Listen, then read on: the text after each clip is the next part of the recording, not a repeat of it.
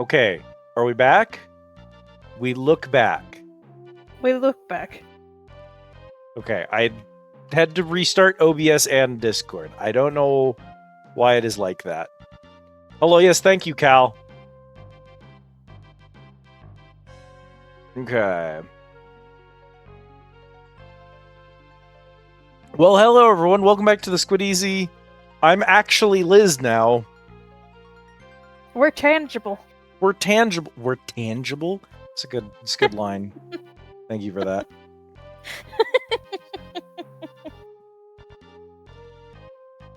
Here, just in case your Twitch decides to act up.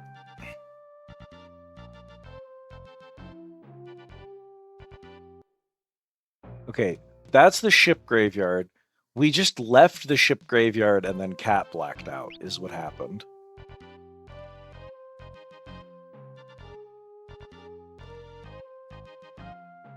I did be clocking the fuck out about then, yes.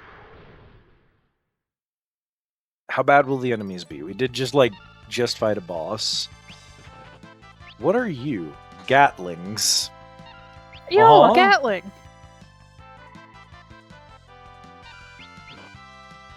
Yeah, you know, them funny little mole shits from 14? No. I forgot about... With yes! the ugly little noses? With the ugly little noses. They sound... the shape of that enemy looks familiar, but I don't recall it being called a Gatling. I think around East Thanaland they're called Tucko-Tuckos. Yeah. Gatling is like the mini-boss one. Oh, yeah, you're right. I do know the Tucko-Tuckos. Interesting. We seem over-leveled for them.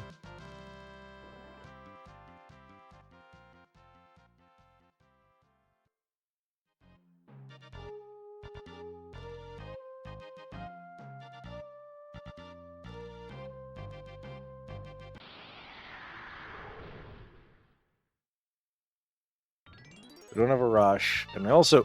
Hi! Hello! The man's name is Tattoo. It sure is. Tattoo and Bighorn. Well, I can only assume that Bighorn is the one with horns. Yeah, my guess would be Bighorn would be the one with horns. Yeah, so whatever the spiny dude in the back is, he's apparently Tattoo. Let's see if that's an error, shall we? Yeah.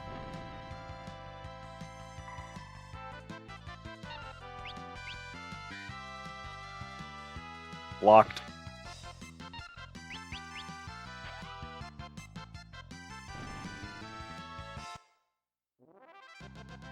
Dee beep-a-dee.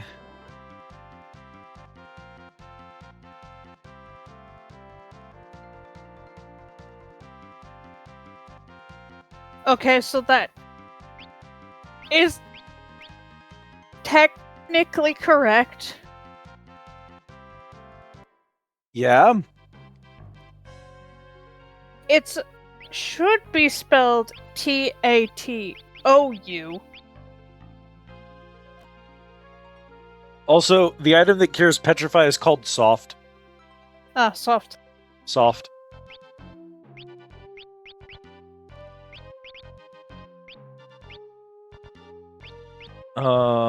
Let's cure Ferris.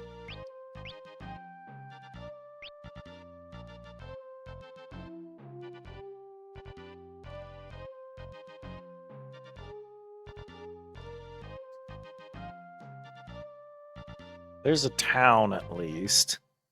Fascinated that tattoo wasn't necessarily wrong, they just spelled it.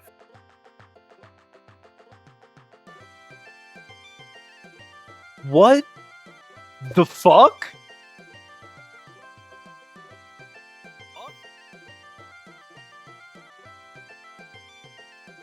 Does a shit-ass Highland jig at you? Hang on, I got a full moon vibe in the fucking chat real quick.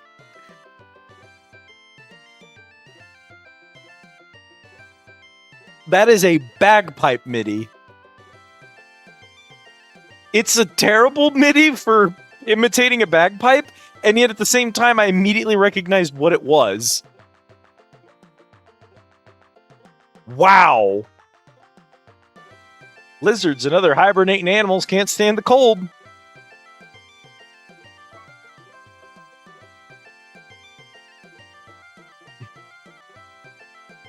Our town's port is #1, but there aren't any boats anymore. The Kingdom of Walls is south of here beyond the sea. There is a machine there that amplifies the power of the water crystal. We've got to stop it. How can we get to Walls? No more boats around here now the wind's died down. And no Hydra either. Sorry, Ferris. A little insensitive there, buddy. Chad, can't you think of anything? Let's see. Wind's out. Ocean's out. Wind's out, boss. Ocean's out, boss. Sorry, boss. Ocean's out. The whole ocean's out. Hunger?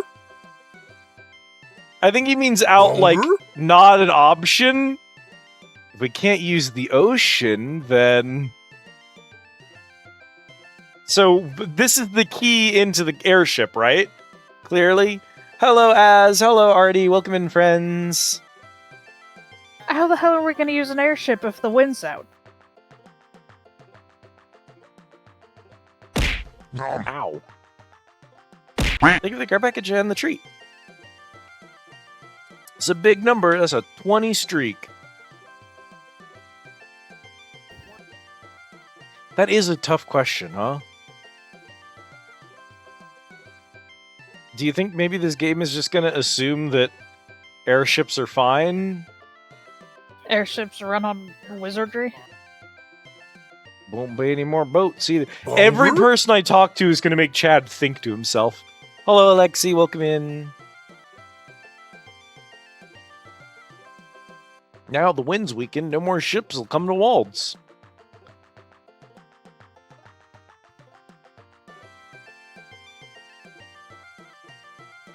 Came from the ship graveyard, right? You're not spooks or anything, are you? No one believes my hubby saw a dragon fly into North Mountain, so he's drowning his sorrows upstairs in the pub. As you do when people don't believe you. Yo, nice pump room. Hunger?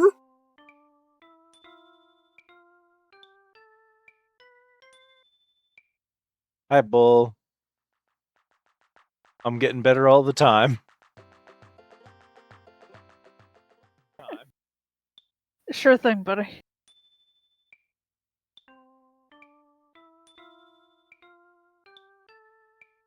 Trading post. Bunk room.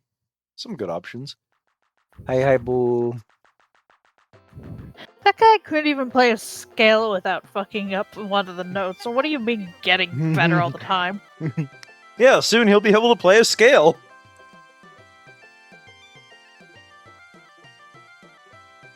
Boxing Day isn't an American thing, so I don't know. Yo, nice secret garden in Cloister? What the fuck? Got a world map? Press the square button to view it.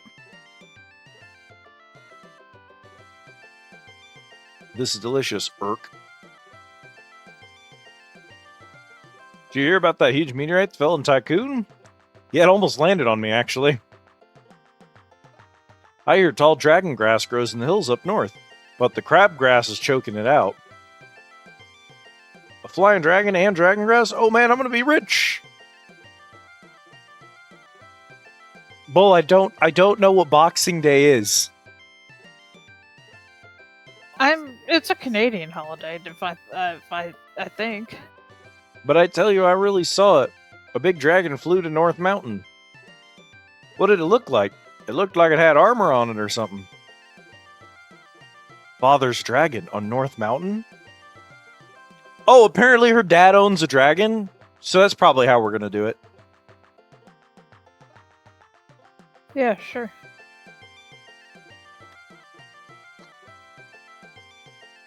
What be wrong? What be wrong? You can't see.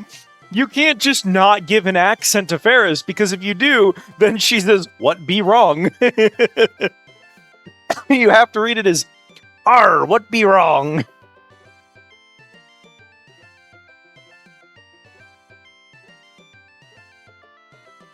They say dragon grass grows on North Mountain. It's the only thing that will heal the dragon's wounds. The dragon might be hurt. If we can't go by sea, then we'll go by the air. We could make it to Walls if we had a dragon. Genius! Then let's go to North Mountain.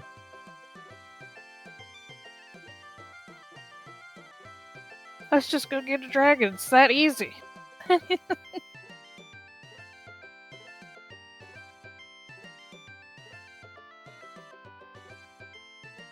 Oh, Jesus, the game falls apart when you run into town.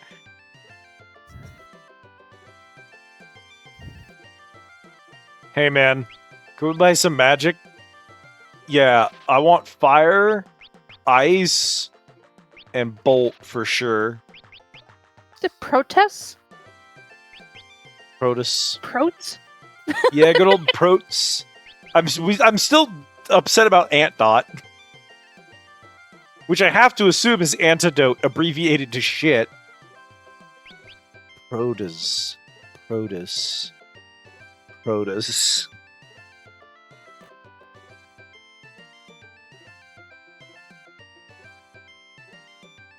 I got nothing for that one.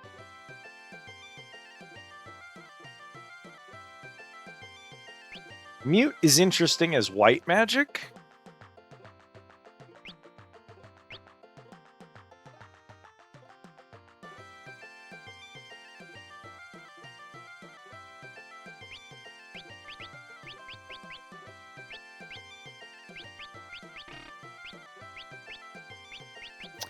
So, Antdot is in fact antidote.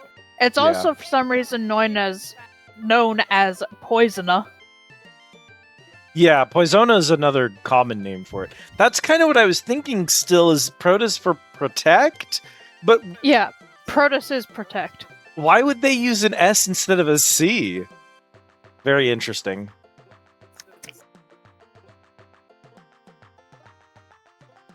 Celebrated in many Commonwealth countries. So, like, Australia, Canada, and Britain are all possible options, but...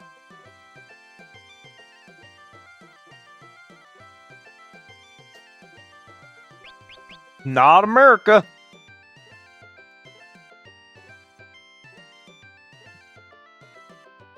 I guess protect would be okay to have. Can I AoE cast protect? I wonder. I have the money for it. We'll get antidote and we'll get protez. We've got plenty of gold right now.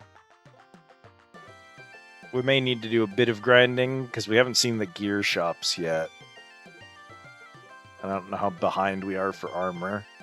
The enemies outside weren't really beating us up, so I'm not too worried about it.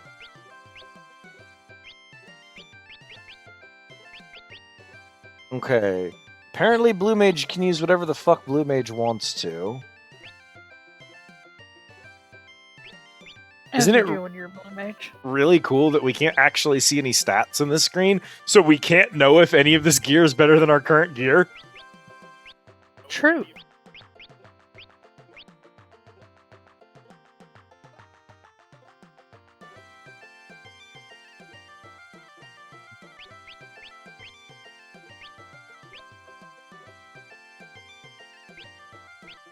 Can't say I've ever seen a game that makes you just kind of wing it when it comes to gear.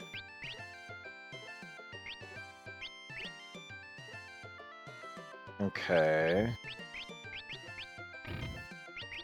I really like that they couldn't fit leather shields. Leather So they had to shield. take out the eggs. Boxing Day was originally for servants to get gifts from masters, and for churches to give charity boxes to the poor. But now it's famous for huge post-Christmas sales like Black Friday, and big sports events, soccer, cricket, horse racing. It's also St. Stephen's Day, honoring charity, but today pretty much means shopping sprees, leftover Christmas feast, and relaxing before New Year's. Yeah, in America, a lot of folks give money for Christmas. And so a lot of places do not have sales the day after because everyone's got stacks in their pocket. People are willing to pay more for stuff they want. So all the like Black Friday type deals and Christmas sales go away the moment that it strikes midnight on the 24th. Because once it's Christmas, everyone's going to have cash in their hands, and none of these places want to like have people run around with that cash in the middle of a sales thing. So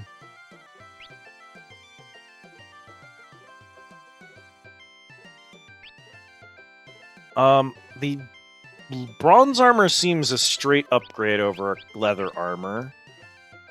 Well, I would assume. I mean, I can't know if they have hidden stats, and the leather armor is lighter, but I don't know what weight affects in this. Possibly how fast you generate AP for your active time attacks.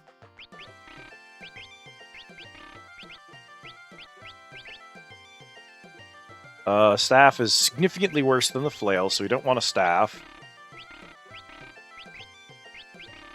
We don't want to put anything on our monk, which is good.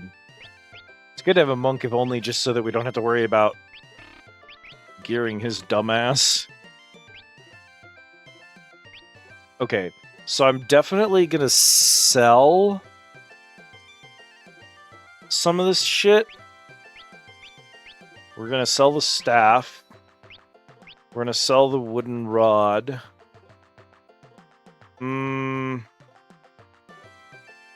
I don't do anything for it. My winter holidays are very long anyways. Plus I'm broke, so I ain't buying stuff. Gonna sell the... We have 3 dirks for some reason. The leather armor. I think we can keep everything else. It doesn't look like things have hidden stats aside from perchance weight. Weight was shown on the thing, so I don't think that's hidden. Oh, alright then. Yeah. Other than that, I guess some stuff has special properties, TM. Yeah, on a description screen it would show that, but I... Doesn't appear as though I can view a description here. Okay, so the only thing we'd possibly want is to get a longsword to give to...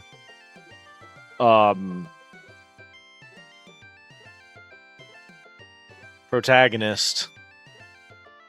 But I don't know if that's going to be better than a broadsword. Can use two-hand...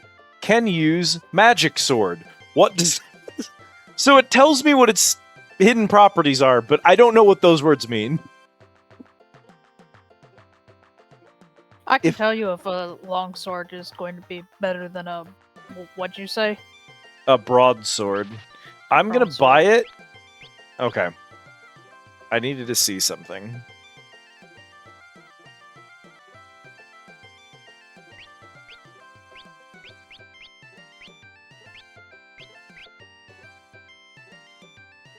Yeah, it is better than a broadsword, at least. So if I unequip the leather shield, which I...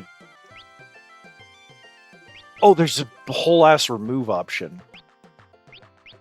Then he should two-hand the longsword.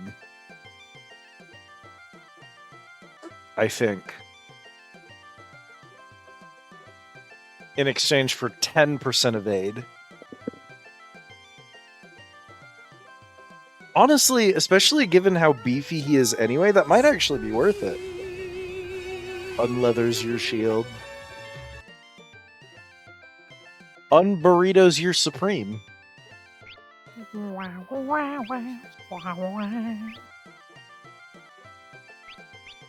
I guess I don't really see a reason not to give the blue mage a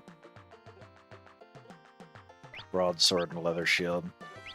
I don't know what can use Magic Sword is. Maybe Magic Sword is a specific ability or class feature or something. It enables that.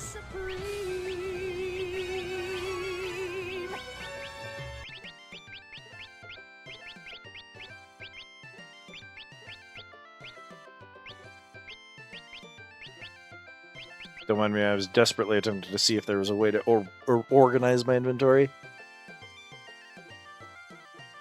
Gotta go on an adventure to supreme your burrito.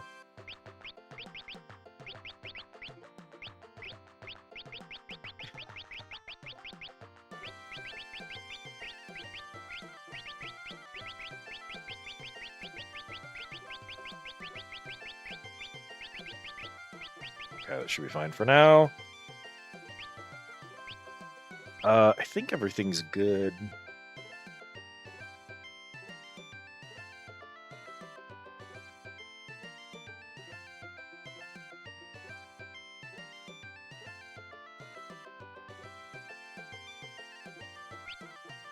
Okay, I don't necessarily want a better shield. Helmet for Protag, who I don't believe has one. Apparently, bronze plate is fine for monk, but not bronze armor? And the plate is cheaper, implying they used plate for a lighter armor set, which is not really how that works. So that's interesting. They're doing their best. They're doing something. I'm gonna buy 2 cotton robes.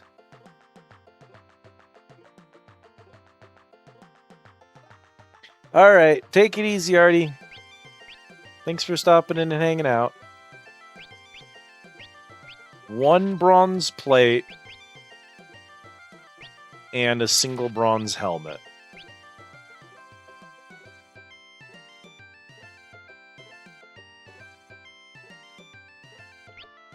We're gonna put the helmet on me. The bronze... Hang on. I'm gonna scooch me just a little bit while I'm doing this game so that I can see better. So bronze plate is slightly lighter than the bronze armor. Okay. Strange, but whatever. You should be good. The cotton robe is better than the leather armor. Interesting. Just like outright better protection. Bronze plate.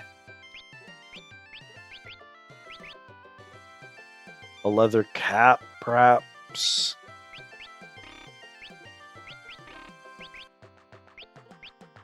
Cotton robe for you.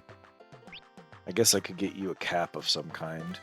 It's interesting that Blue Mage seems to be allowed to wear a lot of armor and have a lot of weapons, which isn't very Blue Mage-y to me, but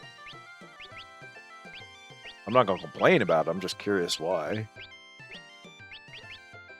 And then I can't buy a helmet for you. Okay, I think everything's good right now, then. We're pretty geared. This music is going to actually make me go insane. 50 years ago, flying dragons were used in battle. Now the only one left is in Tycoon. The purple flowers on North Mountain are poisonous. Okay, Cat, don't touch the purple flowers. We've been explicitly told. But Urple. No Urple. Okay, 10 GP for an inn at the night is pretty good. I know what I said.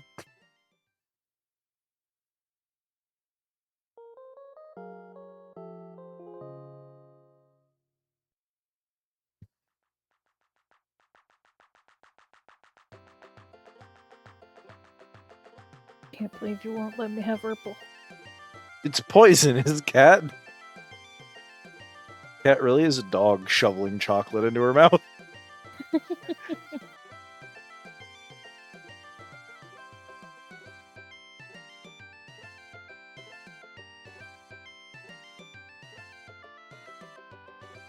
Why would they make an upstairs if there's nothing in the upstairs?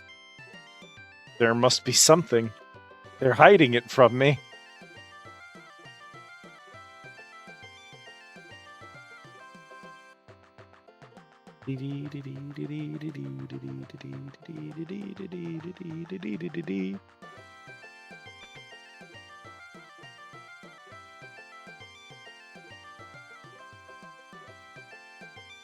Hey man, what are you selling?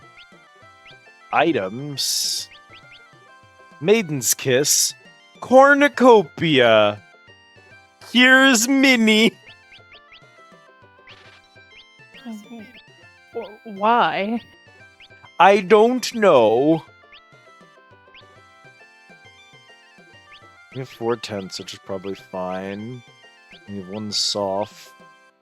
Maiden's Kiss cures frog. Eye drop cures darkness. I don't have a ton of money, but I need to have at least 1 Phoenix down. I think we're gonna buy a second one. I think we're just gonna have a couple of Phoenix downs for now. And then we'll just go and get some money doing some battles. Fill our pockets with cash. Fill our socks with river water. Boy, they put the item shop in the worst place they could have found for it, huh? Like, oh, right. You can't save in town, you have to save in the wilderness for some reason. The exact opposite of how every game ever made by man does it. I think my original plan was to have Ferris be a black mage and get black magic and then move to blue mage, partly because we realized halfway through the dungeon that we didn't own any black magic. Correct. So let's make Ferris... Fuck me, dog. Let's make Ferris a black mage again.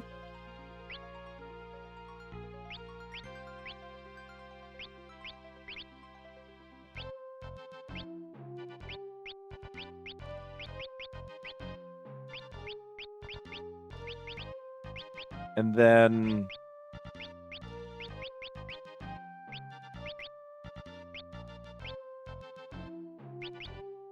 Ferris can maybe hopefully just unlock at least black magic level 1 and then go back to blue mage for a while.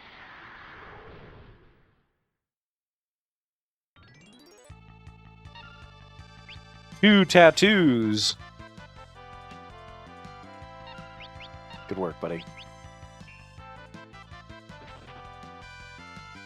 1 damage. Brother, you have to land at least some of your attacks. I'm out here doing 84.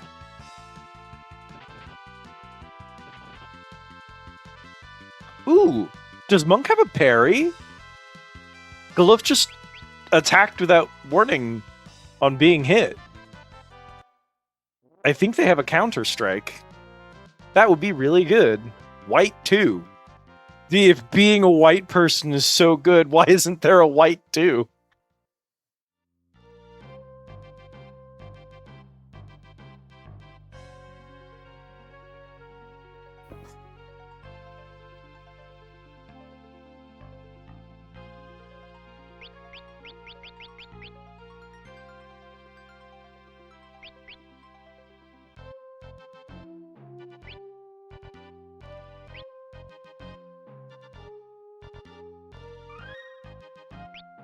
Yeehaw.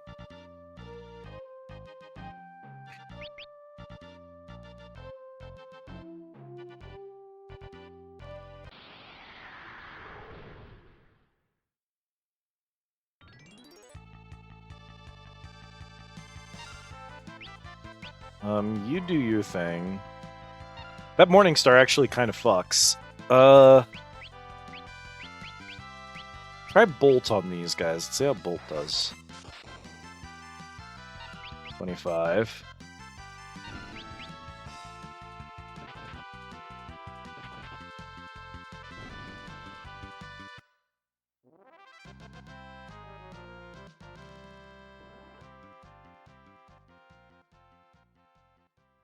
Monk is such a funny class. I love them just being like, basically, if you don't equip a weapon, you'll do more damage than anyone with any weapon, no matter what. But then the drawback is you can't equip a weapon, which means that, like, whatever damage you're doing, that's the damage you're doing, baby. You are not doing any better.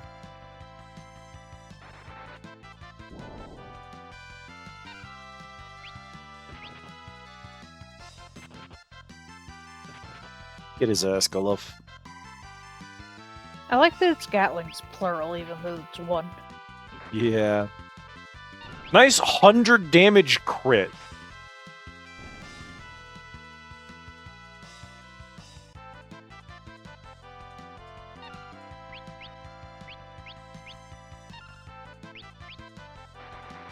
Club his ass.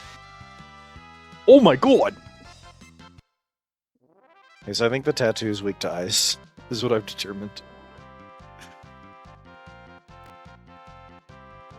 Yeah, see...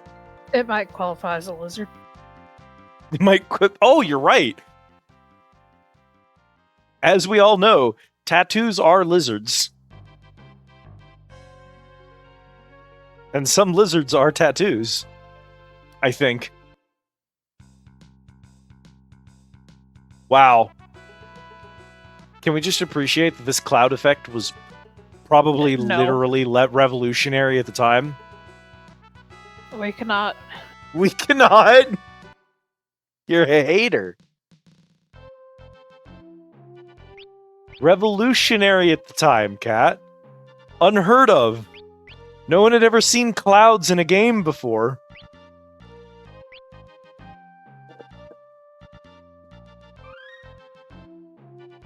This is well before lighting engines.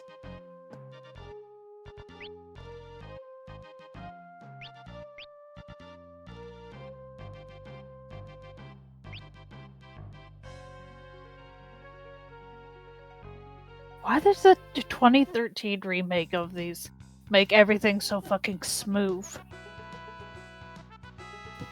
Yeah? Yeah, I was just looking at freshly peeled.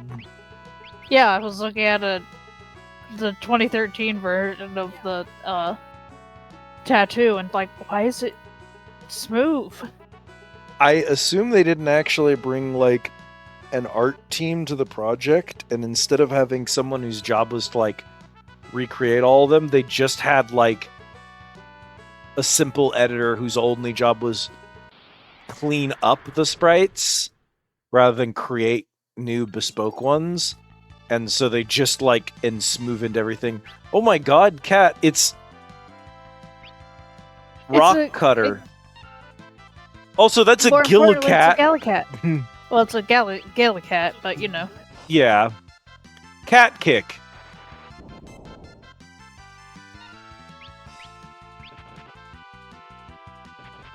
Oof, ouch. Rock Cutter, sir, that's a slug. Yeah, I'm pretty sure that is a slug.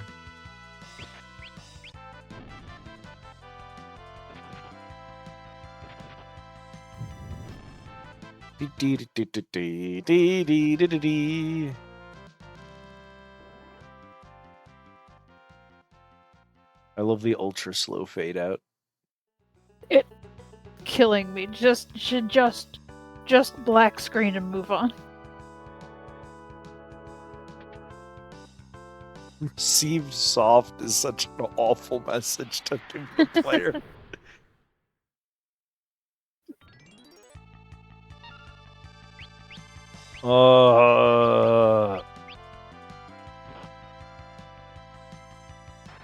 Bolt! Okay, that sucked on everyone.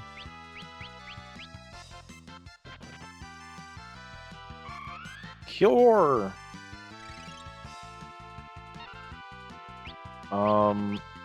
If you fight him.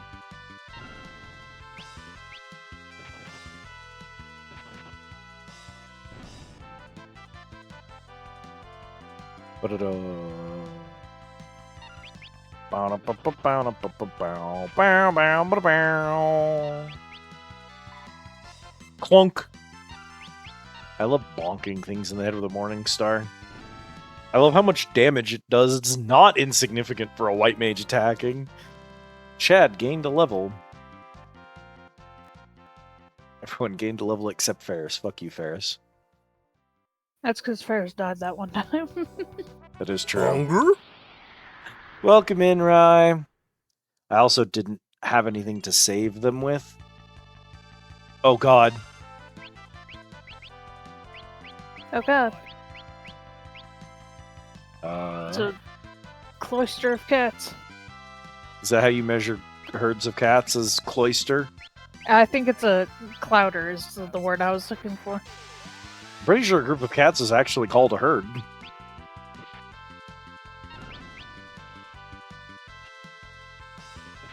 You missed! You clown!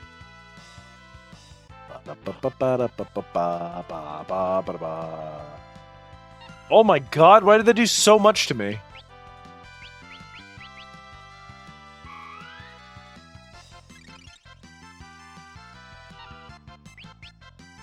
It seemed like that did the most damage. Die.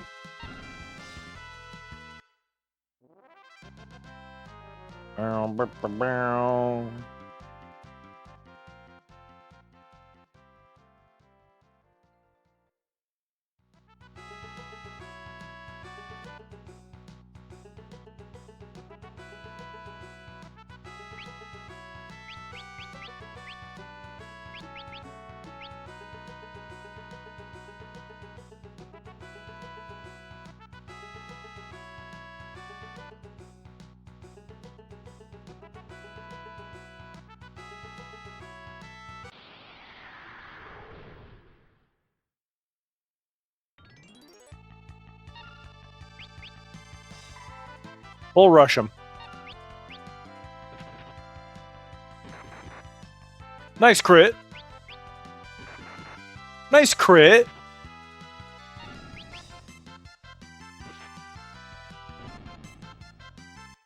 I'm so glad that if Goluf crits, it does the same damage as my normal hit. It's still pretty balanced because he can hit twice, and he definitely has a higher crit rate than I do, but it's just very funny.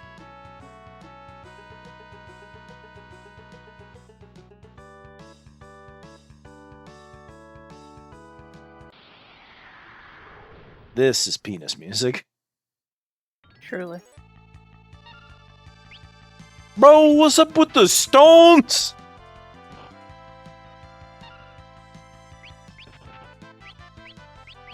Fuck, dude, those sure are stones. That's just... It's exactly what it says on the tin, dog.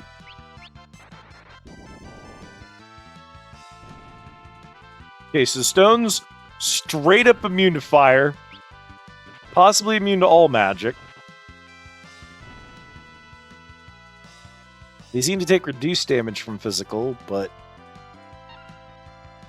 I'll take reduced over immune.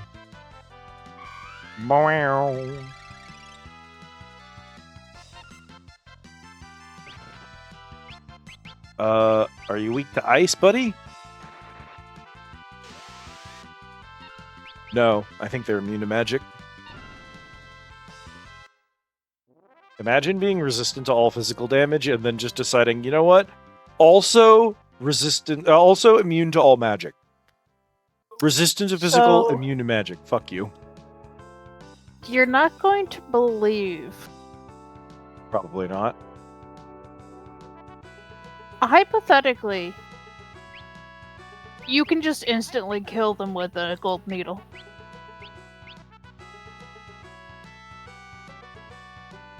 Because, you know, it cures stone. That's really funny.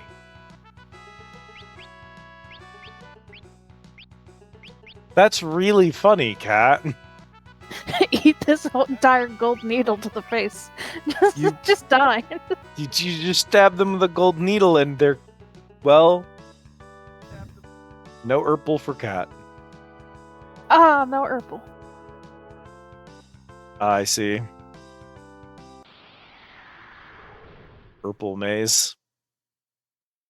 Ah, the Urple maze. Cock!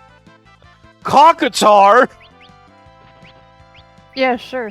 When the screen first came up and their name was being blocked by my cursor, I saw cock, and I was like, my brain is trying to determine what I expect to be the next set of letters after yeah, cock. of course, cockatrice.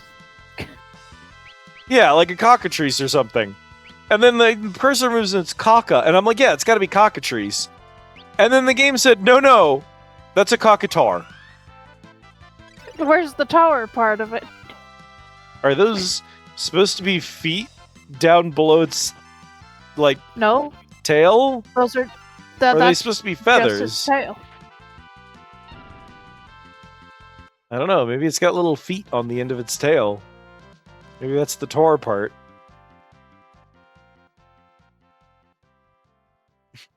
Mods, ban Bull for me. Okay, so the good news is that I'm not insane. That is supposed to be called a cockatrice. Yeah, I know. I was pretty certain that all of us were not crazy.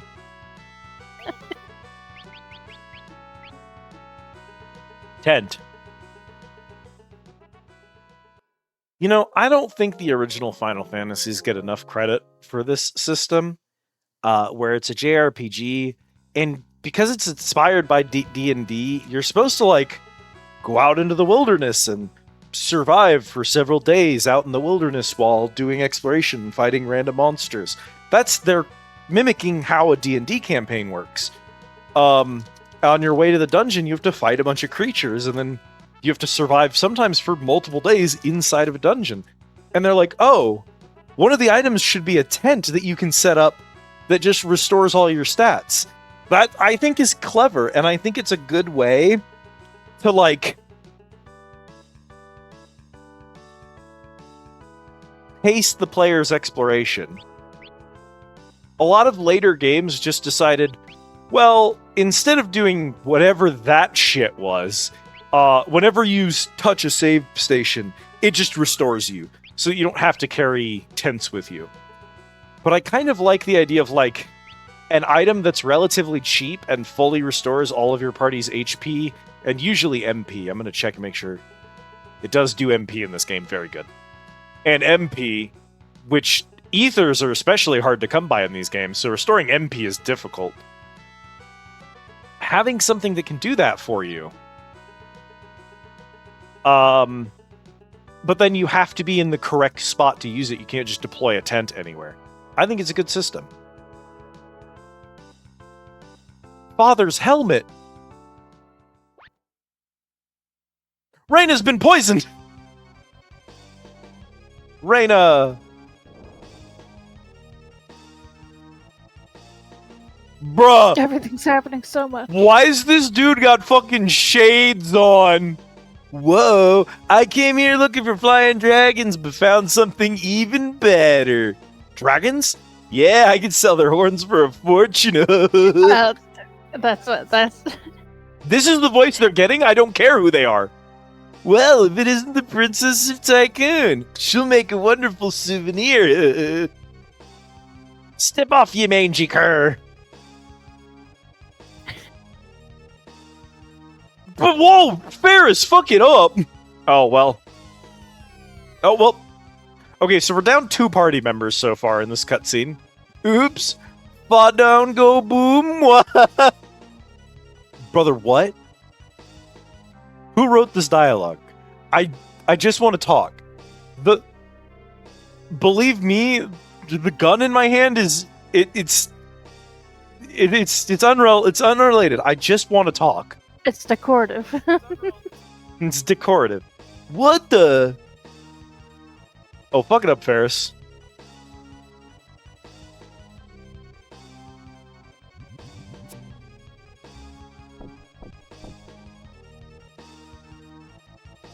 Okay. I am never, ever going to let any Final Fantasy game ever live it down when a small chasm stops our party. Because Ferris just jumped the equivalent of 50 feet across, climbed up a sheer cliff face, and then automatically set up a rope walk.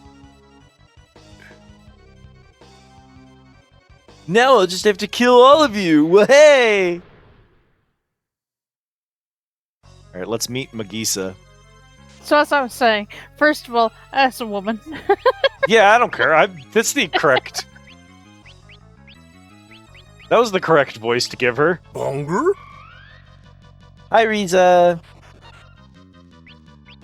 What do you think she's weak to?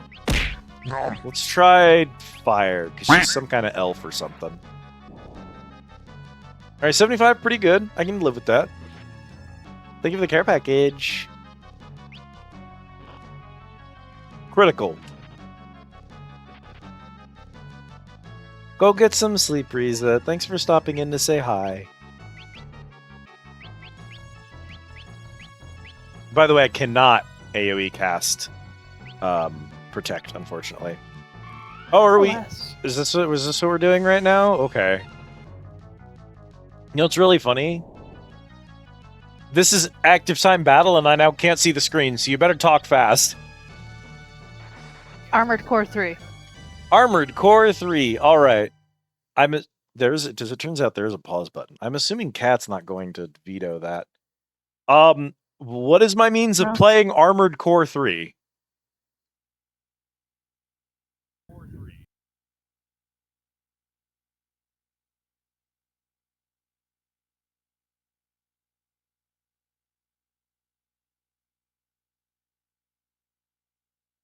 Yeah, I have a PS2. I mean, But that would require owning Armored Core 3.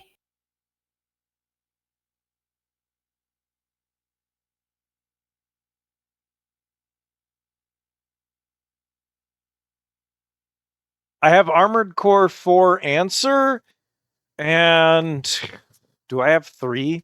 Keep an eye on chat for me for a sec, Cat. I'm gonna go check my...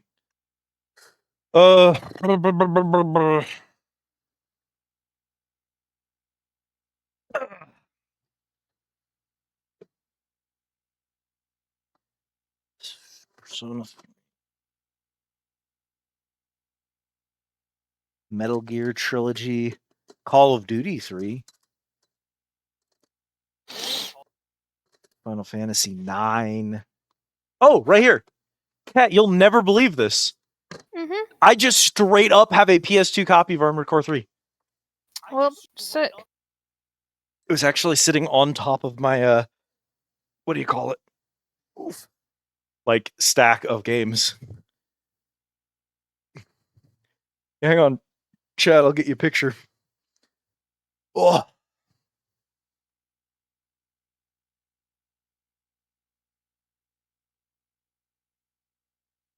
I'll post it in the, I guess in the counter.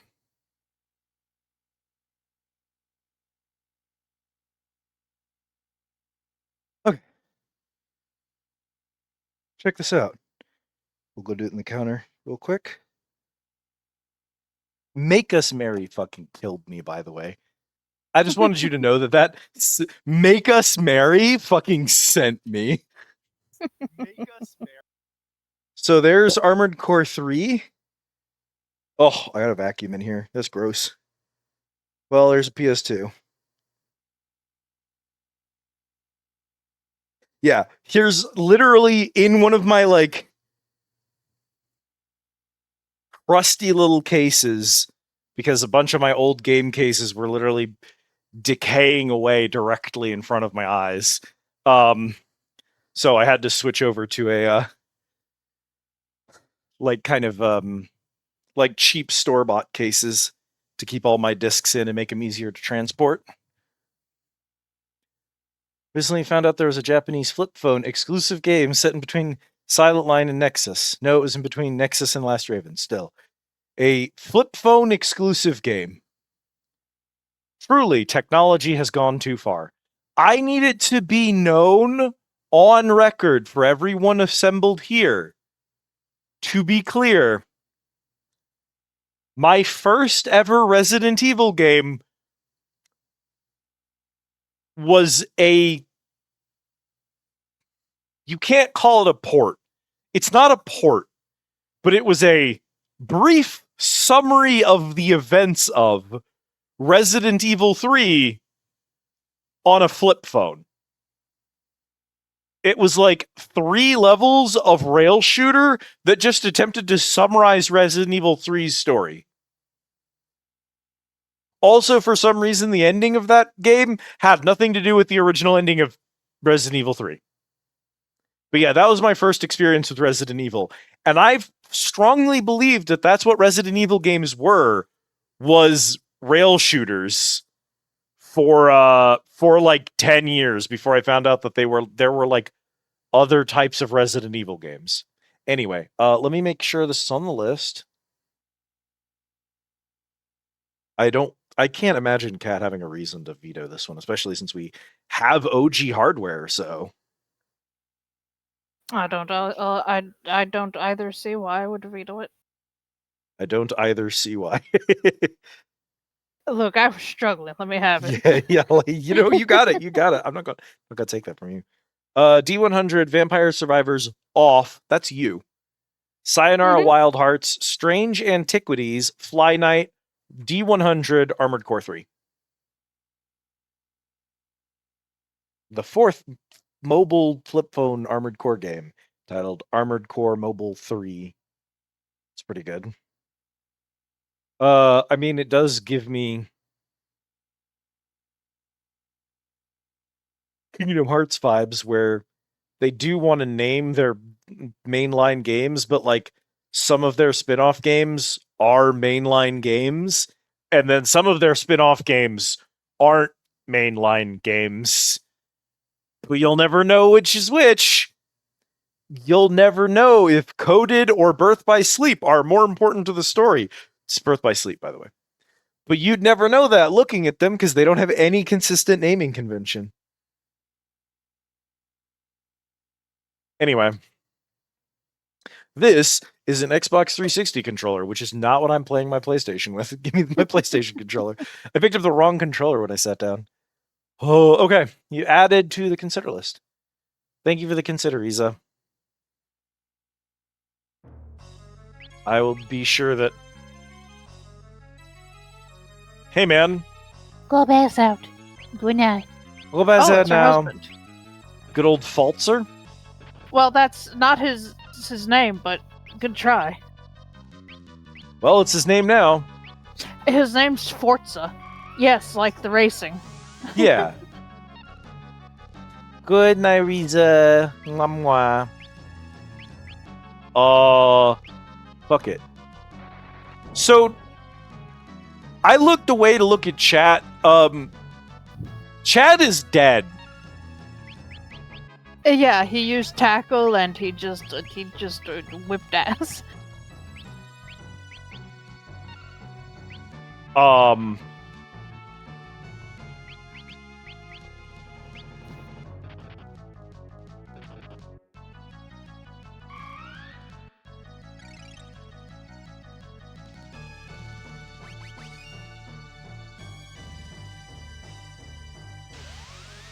You cocksucker. He has 1 HP. He has 1 HP. When Why are you...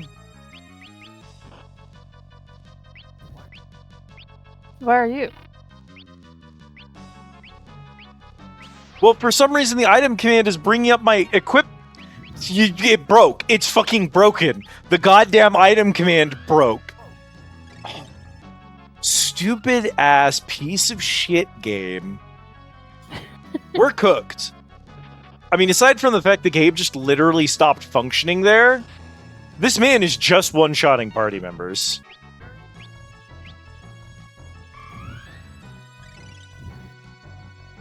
Fascinated to know what, quote, the Morbius Final Fantasy card art of Forza and Magisa means. He has a drain move that does all of our HP. That's not like a scripted loss, right? That was...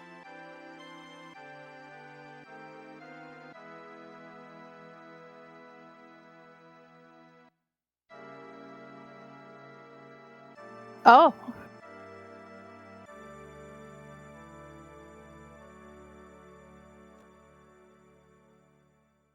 That sure is her and her fucking jacked rock husband. That is also what just hit me like a truck, to be fair. So, okay, the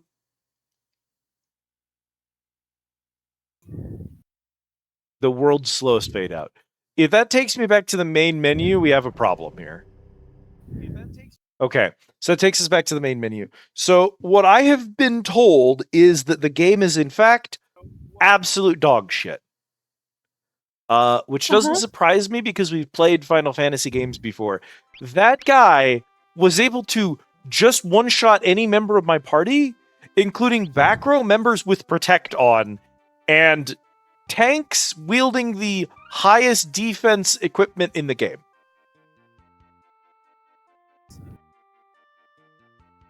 Back row party members with shields equipped, with Protect on. I am gonna try this real quick.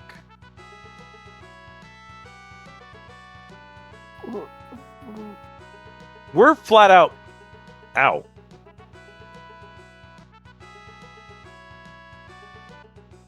If you step on a purple flower, everyone in the party gets poisoned immediately. Hang on, because I've just read the most fascinating sentence in my life.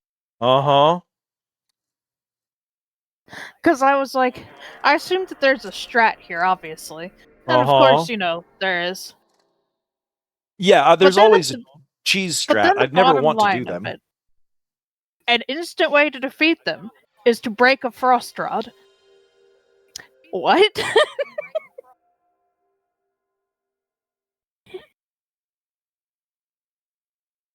Those are words. I didn't know that you can break things. What does that even mean? Anyway, Oh. so what was happening was I had my Black Mage selected. I went into items, I went into tonic, and I went to use the tonic, which, because this game is absolute nonsense dog shit, in order to use an item, you have to click on the item to select the item, and then click on the item again to use the item, which is, I think, so that you can rearrange them. God only knows why they think I'm going to be organizing my inventory during an active time battle, you stupid cocksuckers. Have you never played a video game before? You've made 4 of them. You have to know better than this by now. But they just never learned. So you have to hit the button twice. I hit the button the second time, and instead of pulling up the Restore HP menu to target my player, for some reason, it pulled up a list of my right hand and left hand, both of which were unarmed, and then it wouldn't let me interact with either of those. And I backed out of the item menu and then went back into the item menu again, and it was still doing that. And that prevented Ferris from using a heal, which, because it's a fucking active time system, meant that Ferris got killed while trying to do an action, and then I lost control of the fight. Frankly, we might have been okay if the controls for the game hadn't just literally come apart at the seams mid-boss fight. Alas, probably one of the many reasons that they remastered it. Alas. I need you to... Kat, I need you to remember something. Yeah. This may not be a remaster. This isn't the original game. This is a Yeah, I know. re-release that came out 10 years later on a different console.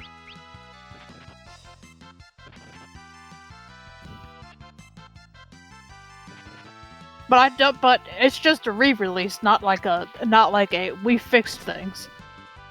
I can't imagine releasing a game 7 years after the fact and needing to spend the time to sit down and develop out a full re-release, which even if it's just a port, because it's moving to a different console, it's moving to a different engine, which means you have to move everything over, and just not attempting to fix anything broken about the game.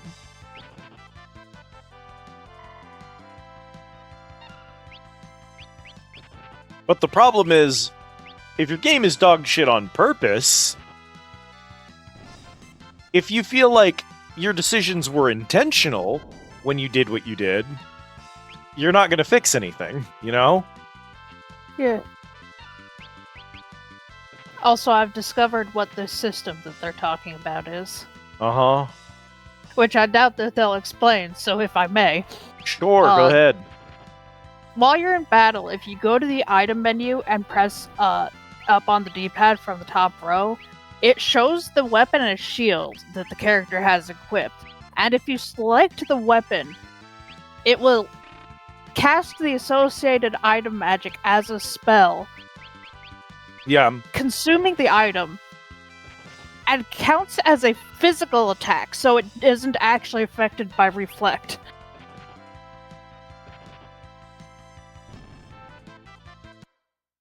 But So- also apparently it just does hella damage. In the previous games, some weapons would allow you to cast a spell.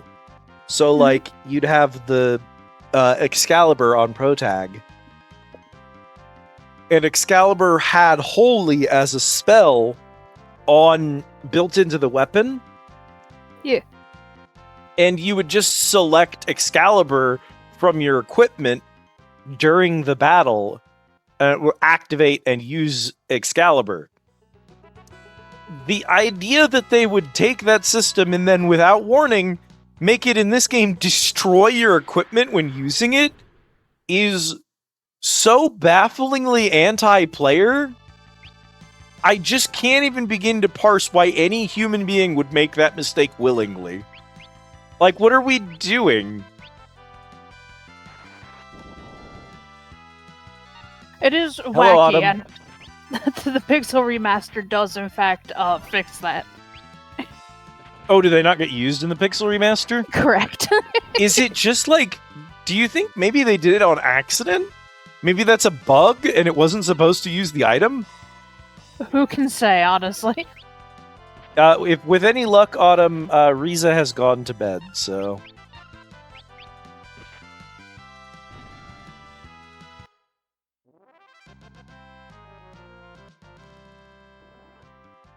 Welcome home. I'm truly confused. Yeah? No, just You mean about all on- that shit. Oh, why they made it so it consumes the item? Yeah, that can't have been intentional. That's terrible. Who would destroy their own equipment that way? I mean, and here's the thing. Thank you for the care package. You may say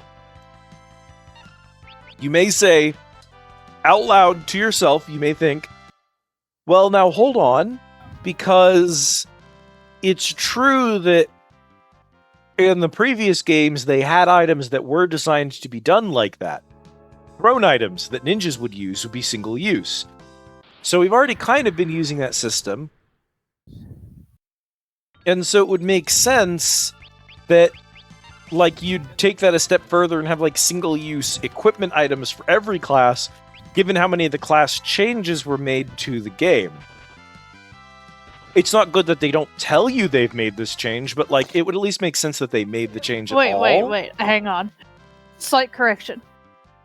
It's only the elemental rods and the staff of light that are consumed if you do this. Well, I guess that's something. You know what they're doing? I know what they're doing. They think they're so fucking clever. In Dungeons & Dragons, if you snap a wand, it automatically discharges all the remaining casts that it had left in it. They're mimicking that. Interesting. But like so much that Final Fantasy does, they are randomly aping traits from Dungeons and Dragons without giving any consideration as to why those things worked in the original. I admire the attempt.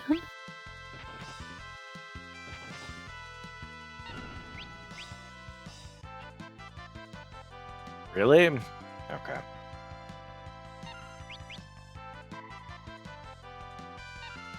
Donk.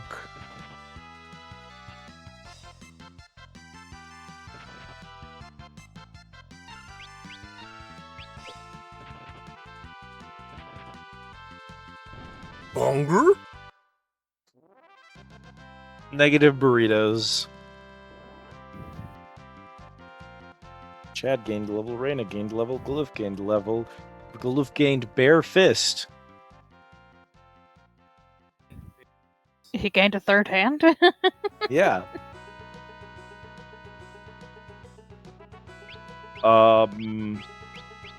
Is that... Okay. So what does Store do? It's a monk.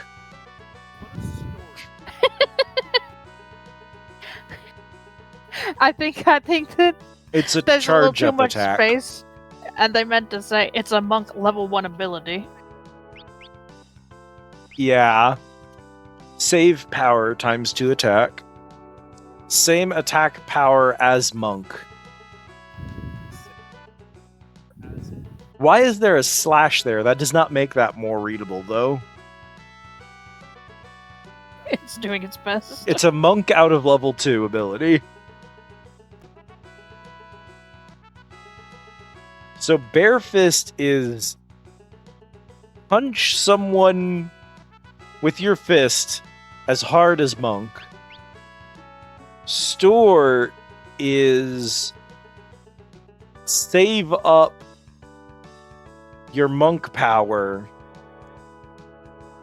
and then hit someone for double damage. I'm not sure why you'd want that in this case.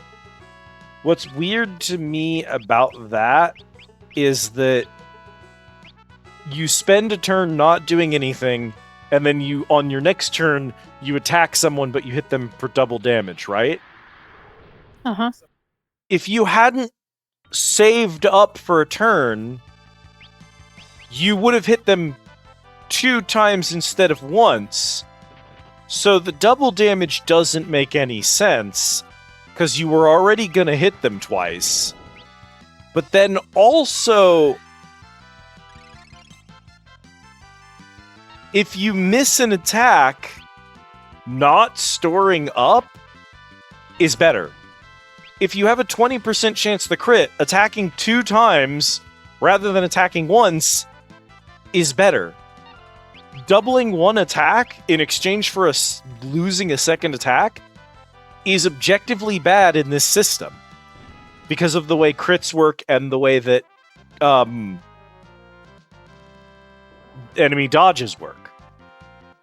True. There's And yet here we are.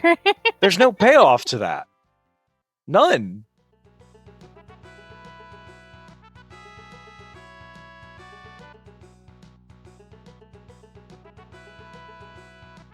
Yeah, that's just like mathematically a bad decision then. Spare Phoenix down. Glad I missed that the first time. Oh yay, rocks. Yahoo, rocks. What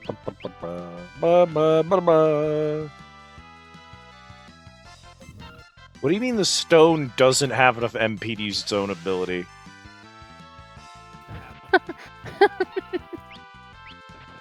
It Brother, doesn't have the MP boss. You start without enough MP to use your own ability? Are you okay?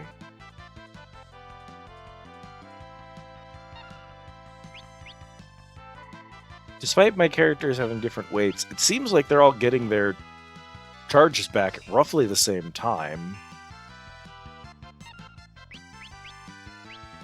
So, yeah, actually, they have 0 MP, and they cast Flash, which requires 7 MP. Why do they do this? Why the fuck would I know? Okay, I now understand why Store is good. The punch actually comes out before your next turn. So it's not one punch in exchange for 2 turns of punching. It's just that your punch takes a few seconds, so it puts you slightly behind in turn order in exchange for double damage. So that's actually good. Fair and reasonable exchange. I needed to test it to be sure. I will say I'm assuming kick does something. I don't know what that something is, but I assume it does something, right? Presumably. Presumably it does. Goodbye, Bighorn. Oh, he leave. She just said nah.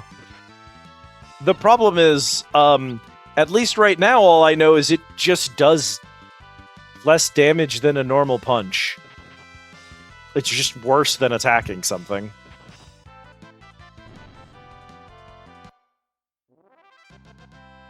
I think I may know what it... I think I know at least one possible... No! No, that doesn't make any sense.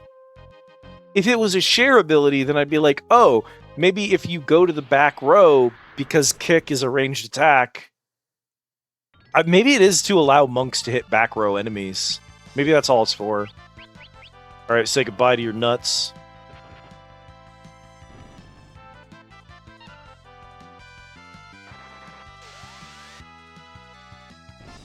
Oh god.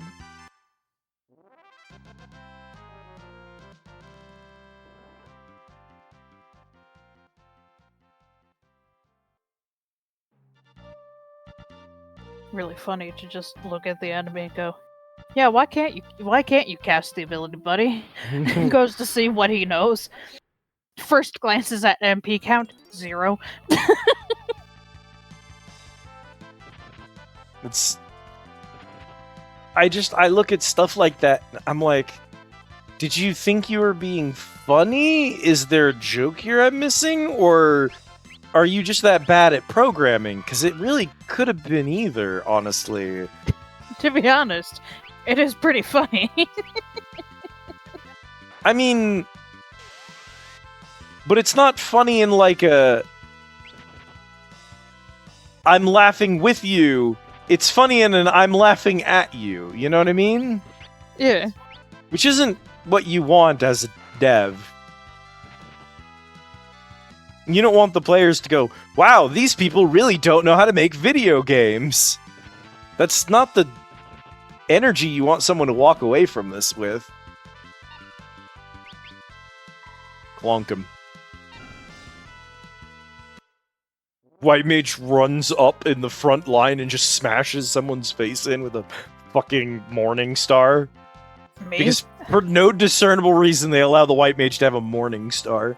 They're like, yeah, flails? Oh, yeah, those are, flails are definitely a White Mage weapon. Approved. They should allow you to have a flail in 14. They should. What the fuck? It should just straight up give you a melee attack. Da ba da ba. Ba ba ba ba ba ba ba da da da. Ice. Bonk.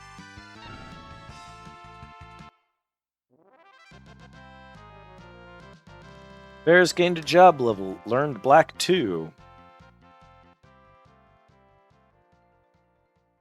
How many job levels are there? What's the efficiency of staying with one job versus switching and working on multiple jobs at a time?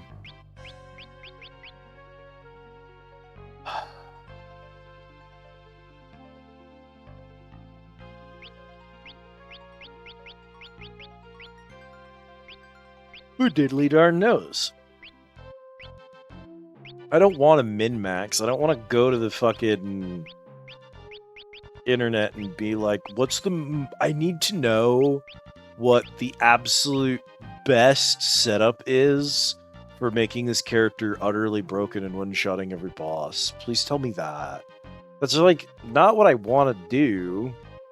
But there's a problem with some of these old games where they give you so little information that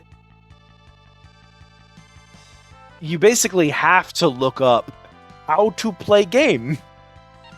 How does game work? And you go to look it up, and of course you're just going to find a bunch of people who are telling you like what the meta is for it. They're not going to say, oh, here's some things to keep in mind while building your character. They're going to say, so what you want is 4 black mages. Here's why. You know what I mean? No one makes builds online to be fun. People make builds online to win, which sucks balls. And it'd be fine, because I can always make my own fun builds if a game is designed well. This game's not designed well. Mostly, it's just not giving me the information I would want.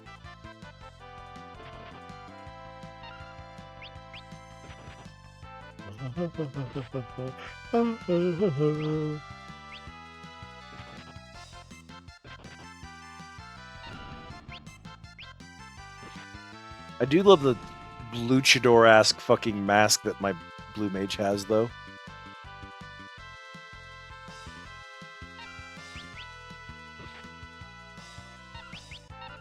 It is a good mask. I also love that we just hand her a longsword and be like, go, my child, cause harm.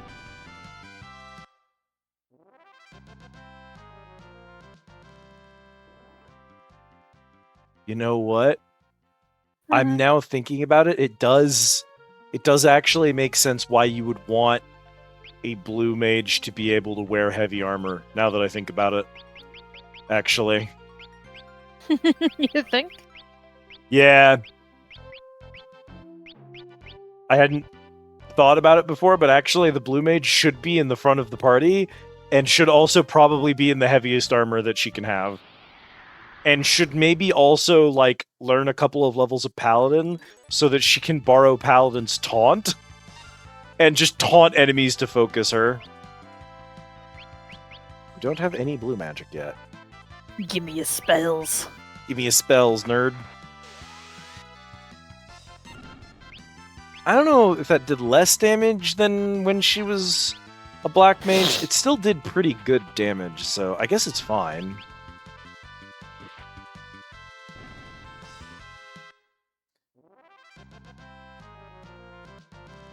I mean, we've kind of been changing her around anyway, Bull. Yeah. No red mage. She'd already be a red mage if the game let me do that.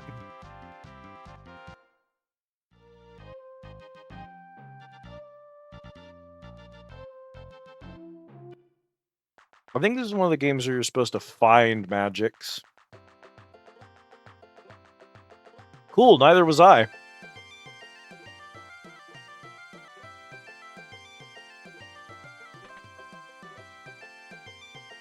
Like, I think that the reason we don't have certain classes is we're supposed to find them in the wild.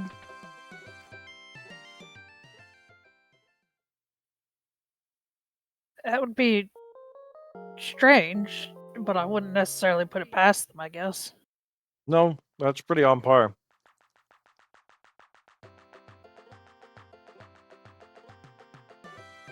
I can actually think of several JRPGs where character special abilities, character transformations, character classes are just treated as equipment that you can find out in the open.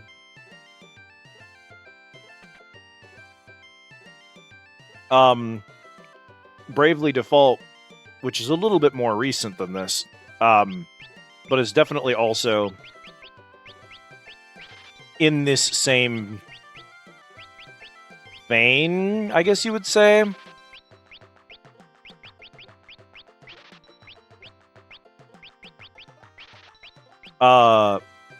Does in fact just straight up have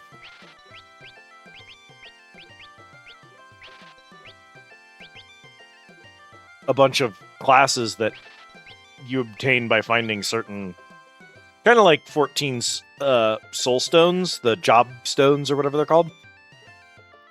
But in Bravely Default, all of those are like held by someone who basically inevitably ends up being a boss fight. So you fight against one of these job people in order to, like, unlock the job. And a lot of them are optional side quests. So, like, if you want to play the thief class, you have to find the thief super boss and beat them up in their thief side quest in order to unlock thief type beat.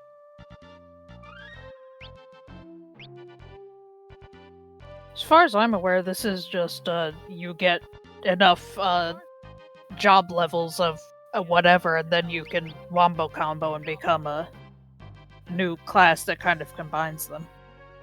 Well, but we have... Oh!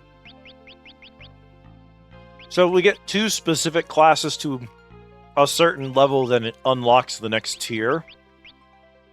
Yeah, like I Mm. glimpsed that I'm pretty sure one of them is called like a Spellblade or something.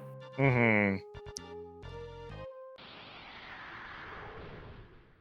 That's really unfortunate, because that probably means I'm going to have to look up a guide of what all of the fucking classes are.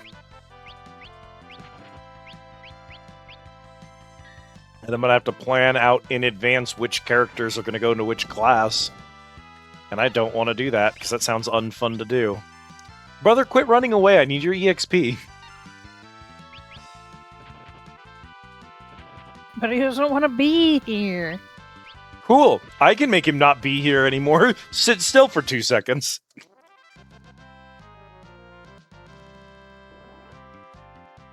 I'm power grinding EXP for a boss fight in a 20-year-old JRPG. I also don't want to be here.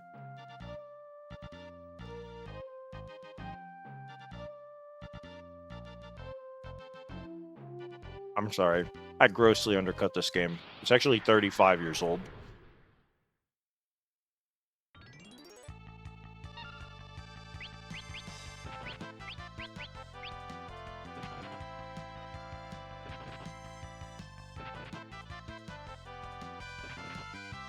Okay. So we filled our pockets with a bunch of extra items. We leveled up our classes some. Finish casting the damn spell.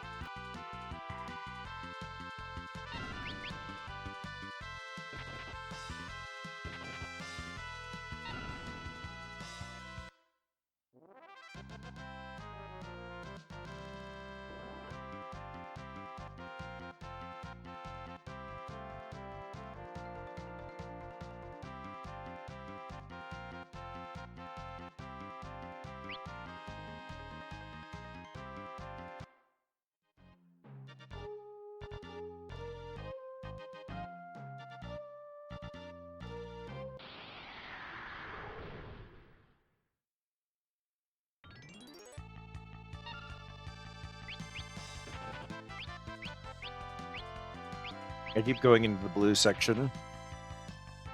We don't have any blue magic. Tragic. It's really sad. When Blue Mage was first added to 14, I got so excited at the idea of, like, traveling around and having things punch me with abilities and getting to learn spells from them. Honestly, it's just not. It's not well made. It's not a well-made system. There's a lot of problems with it. One of the big ones is the game is just really not good at telling you where you're supposed to go and what you're supposed to do.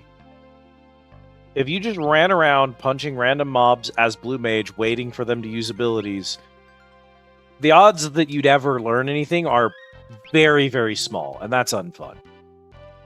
An incredible number of things are in dungeons.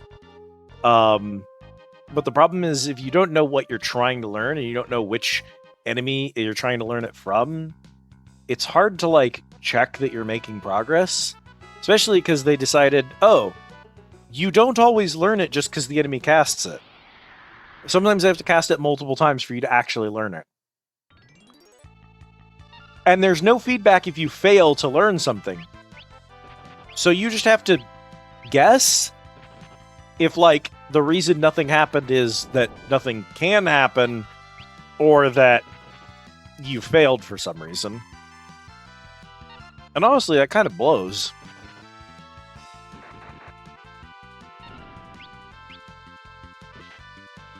I mean, they do kind of at least tell you where you can get the things. They're just way too vague about it, in my opinion. Yeah. Telling me that I can find some attack at Brave Fox's Long Stop hard mode. Great, thanks. Did There's- you want to narrow it down? 20 enemies in there. Not all of them are going to cast their ability during a fight with me. I don't know which enemy I'm supposed to be focusing on. I don't know if I need to sit there and let them punch me for several minutes, waiting for them to decide to cast something. And when they do cast it, you don't say, that's a learnable spell. There's not like a shine and sparkle in your eye that lets you know, oh, you just spotted something that can be learned. In Yakuza 5, when you're traveling around outside, there is a special animation and sound cue that lets you know that somewhere nearby is a unique ability that you can pick up. Because of course there is. Why would you not have something like that? What do you mean the blue mage ability to get attacks is something you have to equip?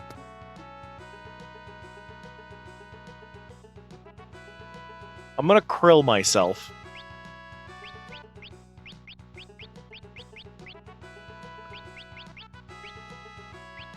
Fucking wacky.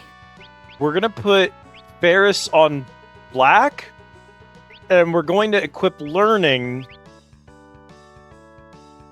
so that I still have access to my spells, but then I also have access to learning, which will mean putting Ferris in the back row for a bit, but that's okay.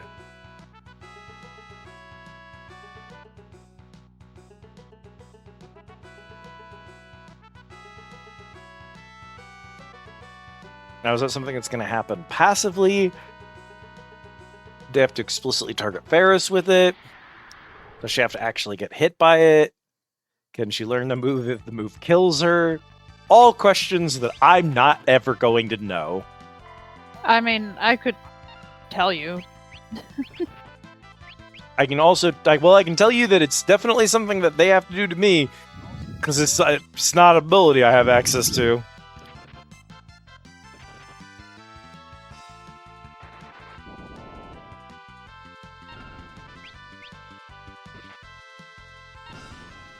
I'm definitely doing less damage one-handing than I was before. Ferris gained a level with everyone else. Yay!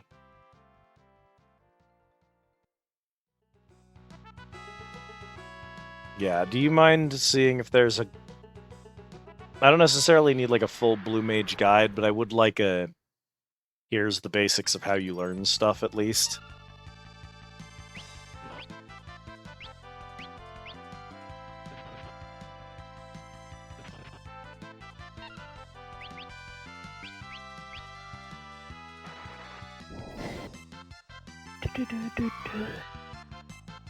So, you need learning equipped, I believe. Makes sense. Blue magic is learned when an enemy casts a blue magic spell on the blue mage, or any non-blue mage character that has learning equipped. Yup. Character does not need to live. You just have to win the battle. Okay. And only one character needs to learn a blue magic spell for any other party member to be able to use it. That's useful. That is how magic seems to work in this particular game. Spells are party-wide.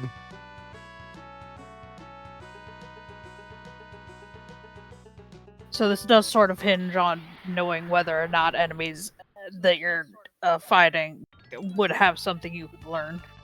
Yep. And you know what the ultimate problem is going to be with that, right? Inevitably, there's going to be a boss that has a very powerful blue mage spell that is considered essential or meta to a lot of really important strategies. And if you don't learn it from that boss when you fight that boss, you lose out on your ability to learn that move permanently. And that's going to make me so mad.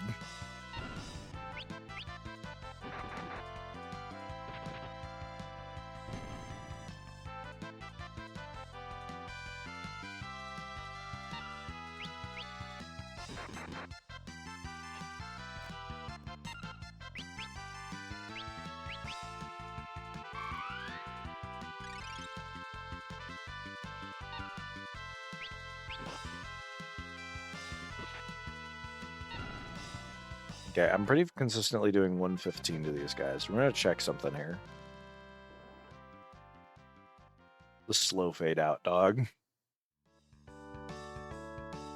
The total amount of time that people who played Final Fantasy V spent waiting for the damn game to fade out of a match is, without a doubt, more time than this entire team spent actually developing the game.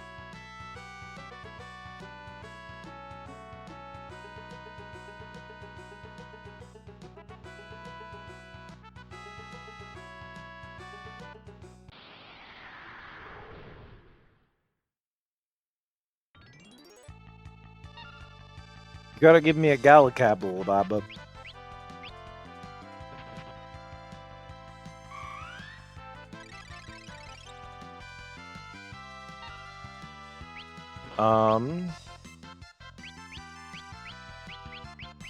Cast Bolt on the party.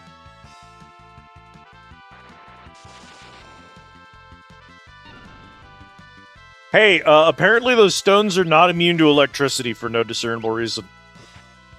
Oh, no, they're not. I hate video games, dude. The guy glimpsed that on their page too, but I wasn't going to say anything. Have you heard about video games? Oh.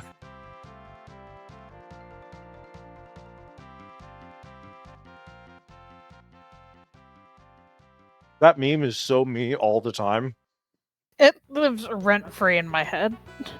I think about that one more than I should. Now I'm getting more snacks. It's Crimble! I filled my house with candies and treats and stuff. Because I deserve it. 'Tis the season and all that. I ate a bunch of cookies. I got some red vines because for some reason they had them like 50% off in the front of the Albertsons. They were just like, please buy all of our red vines. It's Christmas. Christmas red vine. And I was like, I don't think red vine is a traditional Christmas item, but if you insist. And so I bought a bunch of boxes of them. Sometimes you just gotta get rid of your red vines. I like them, so. Happy Sins Miss. Oh man, Kat. That should have been our Christmas movie watch-along. We should have marathoned the entirety of Hell of a Boss again. Christ.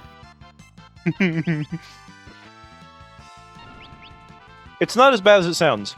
I will have you know, it takes less time to watch the entirety of Hell of a Boss, including all specials and side things, than it does to watch 2 of the Hobbit films. And if you add in the 3rd Hobbit film, you can also squeeze in the entirety of Has Been Hotel on top of it.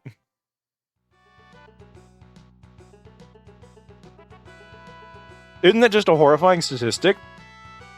Yeah. Can't imagine why you told me that. I spent the last week trying to get you and Kit into a call so that we could, like, vibe in a call and watch Crimble movies or something.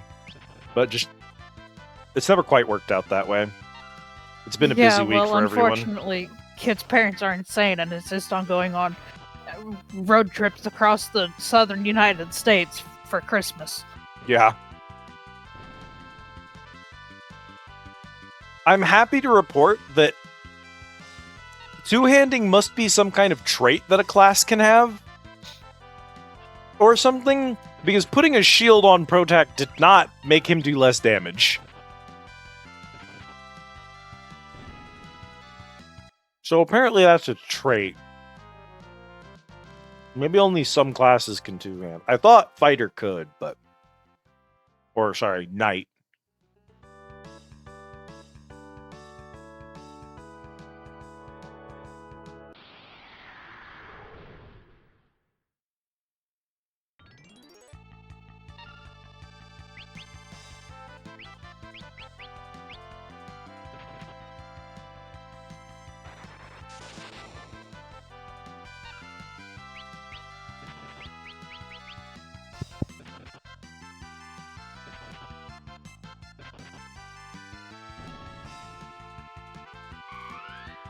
Here.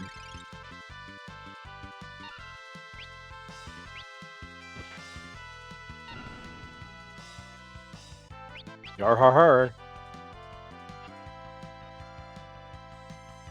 Happy sins, Miss Bull.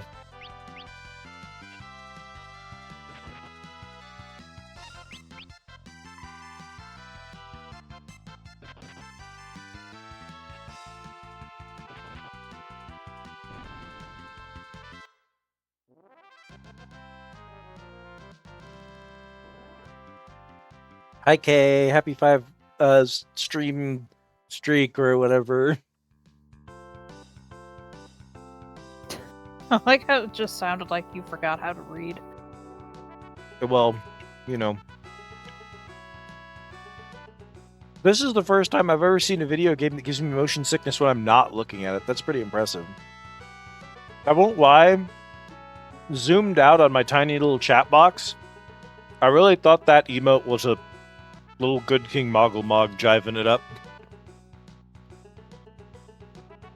It still can be if you believe hard enough. I believe in Good King Moggle Mog.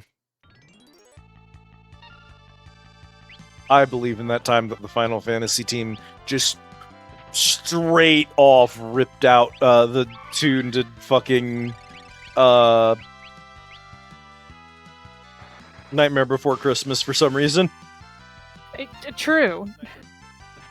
Bum bum ba da da da da da bum bum ba da da da.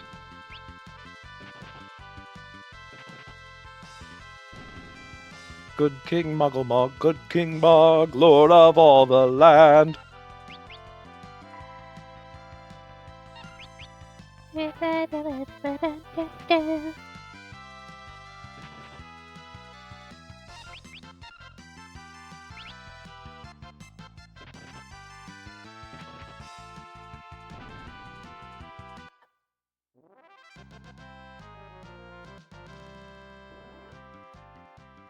Pokemon Emerald traumatized me as a child. Go on. So there's a Pokemon, and I don't remember which one is which. I think the unevolved is Scraggy, and the evolved is Scrafty. Uh-huh. So, I had a Scrafty, who was in my team not only through the entire Elite Four, but also well into the,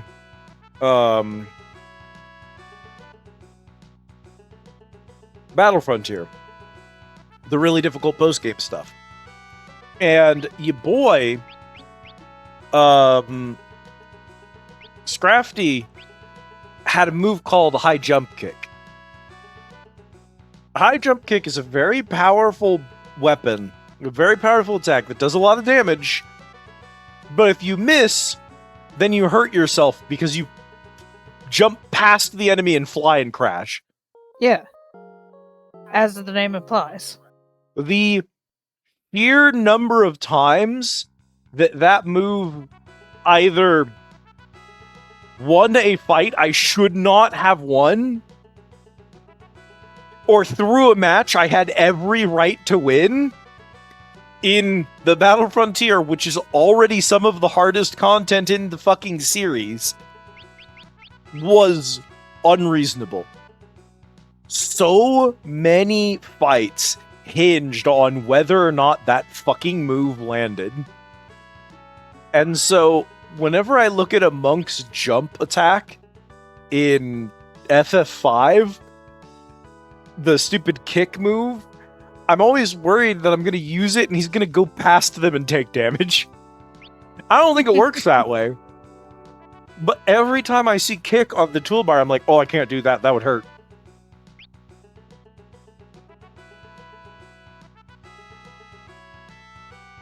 Yeah, I didn't love Has-Been.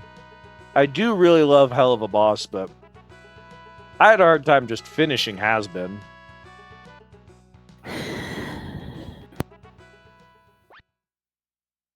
The second season or whatever is like out or something, and I just can't even be bothered.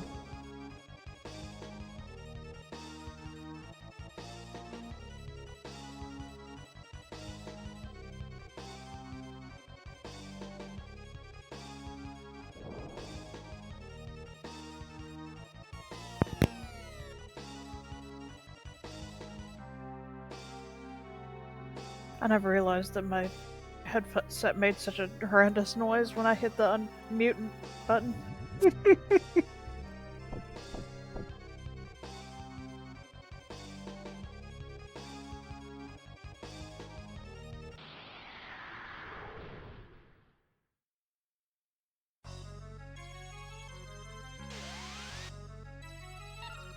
Cocksucker. Oh, poor Reyna's purple.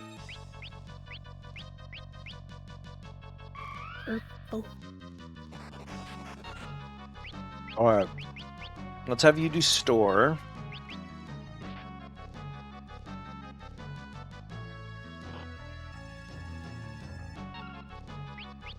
You're gonna keep using fire on her. Oh my god, he did almost 400 damage.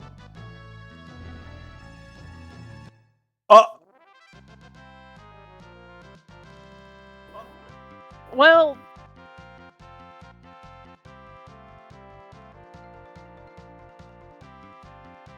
I can live with that if you can live with that. fucking whatever, dude. Fucking whatever, dude. we walked in, we died to the boss because she had a bunch of cheap moves and the fucking mechanics were not playing nice with me. And I was like, well, shit, we gotta go get at least a couple of levels.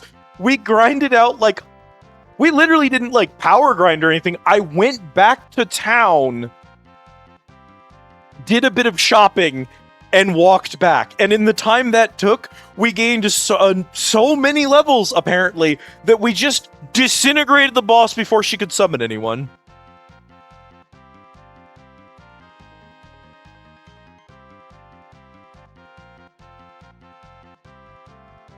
Hell of a Boss is up for free on YouTube, so you can just watch it. It's just free on YouTube. Has been, you do need to go through Amazon Prime, and honestly, it's not worth it. Technically, Hell of a Boss is now on Amazon Prime too, but it is. But it's not free on YouTube, yeah. Okay. Maybe there was a move we could have gotten for Blue Mage from that fight, or maybe you get more EXP if you let her summon her husband first, or something like that. I'm gonna be honest. I don't care. I'm just gonna go. I'm gone. I'm good. I'm done. Oh, don't worry. There's a thing you can learn from her, but it's from anyone else. Not anyone, but a bunch of other enemies too. Okay. Thanks, Ferris.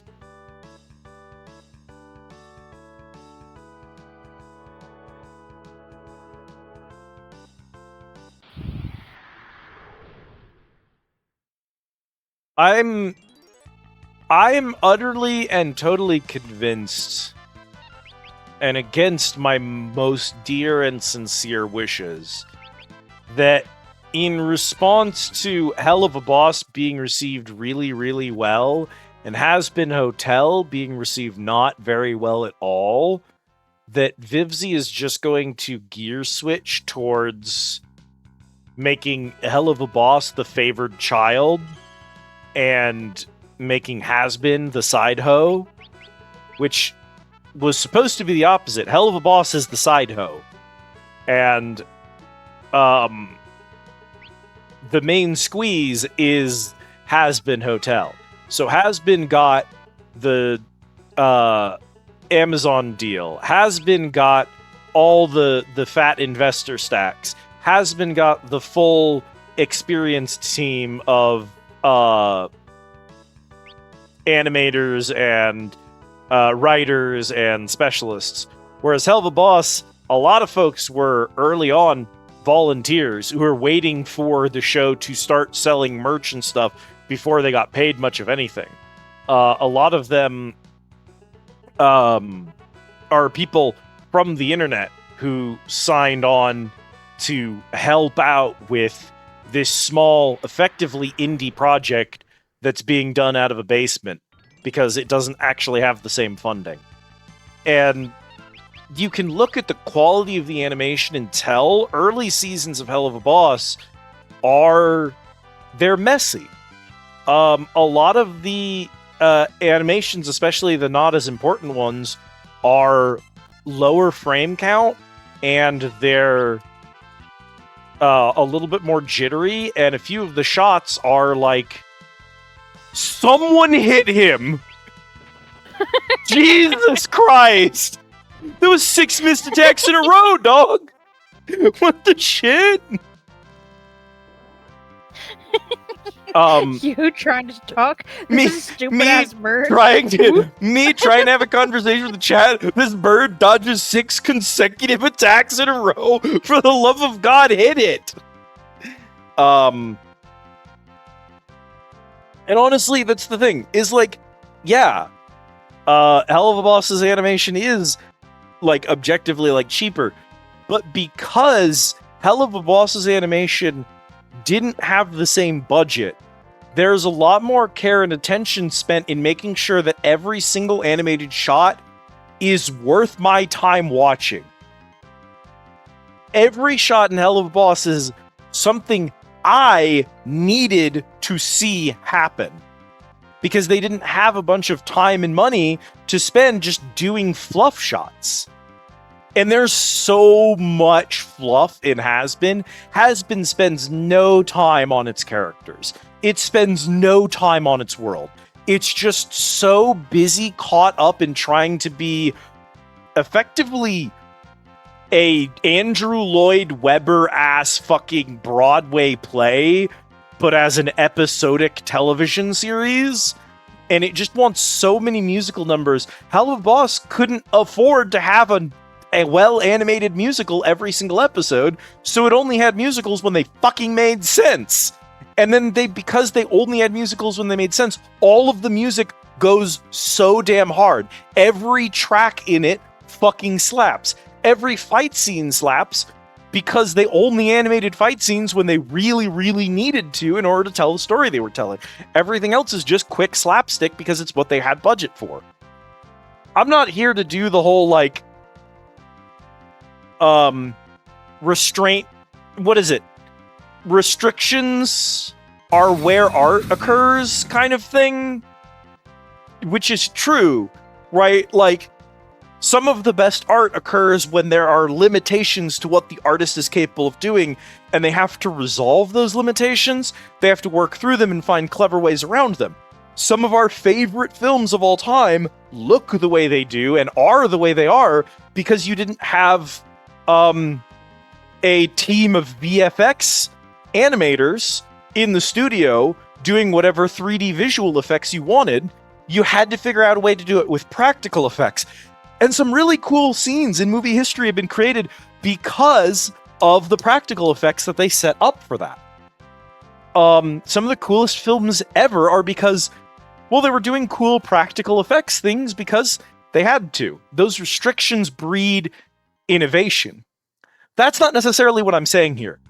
I think that the showrunners, who are definitely Vivzy, but might be other people, it might be that Amazon Prime has its fingers in the pie, so to speak. I'll finish this and then we'll go back to the game. Shareholdered, which are apparently a thing that exists. If you have totally aren't fake. If you have investor money, if your thing is being made with outside finance, you will always have at least one collar wrapped around your neck. How hard the hands holding the leash tug that collar is going to depend on how much money is actually in it. But you'll always have a collar. You always will. But at the same time, a lot of these people, they, can't make these projects without money. Making big, expensive, animated TV series is expensive. It costs a lot of money to do that. So unless you are independently hugely wealthy as a creator, you are going to need some money from the outside. And if you've got money from the outside, you also have outside control. So I'm not going to place all of the blame on Vivzy. I do think some of it's probably fair to place on her, but not all of it.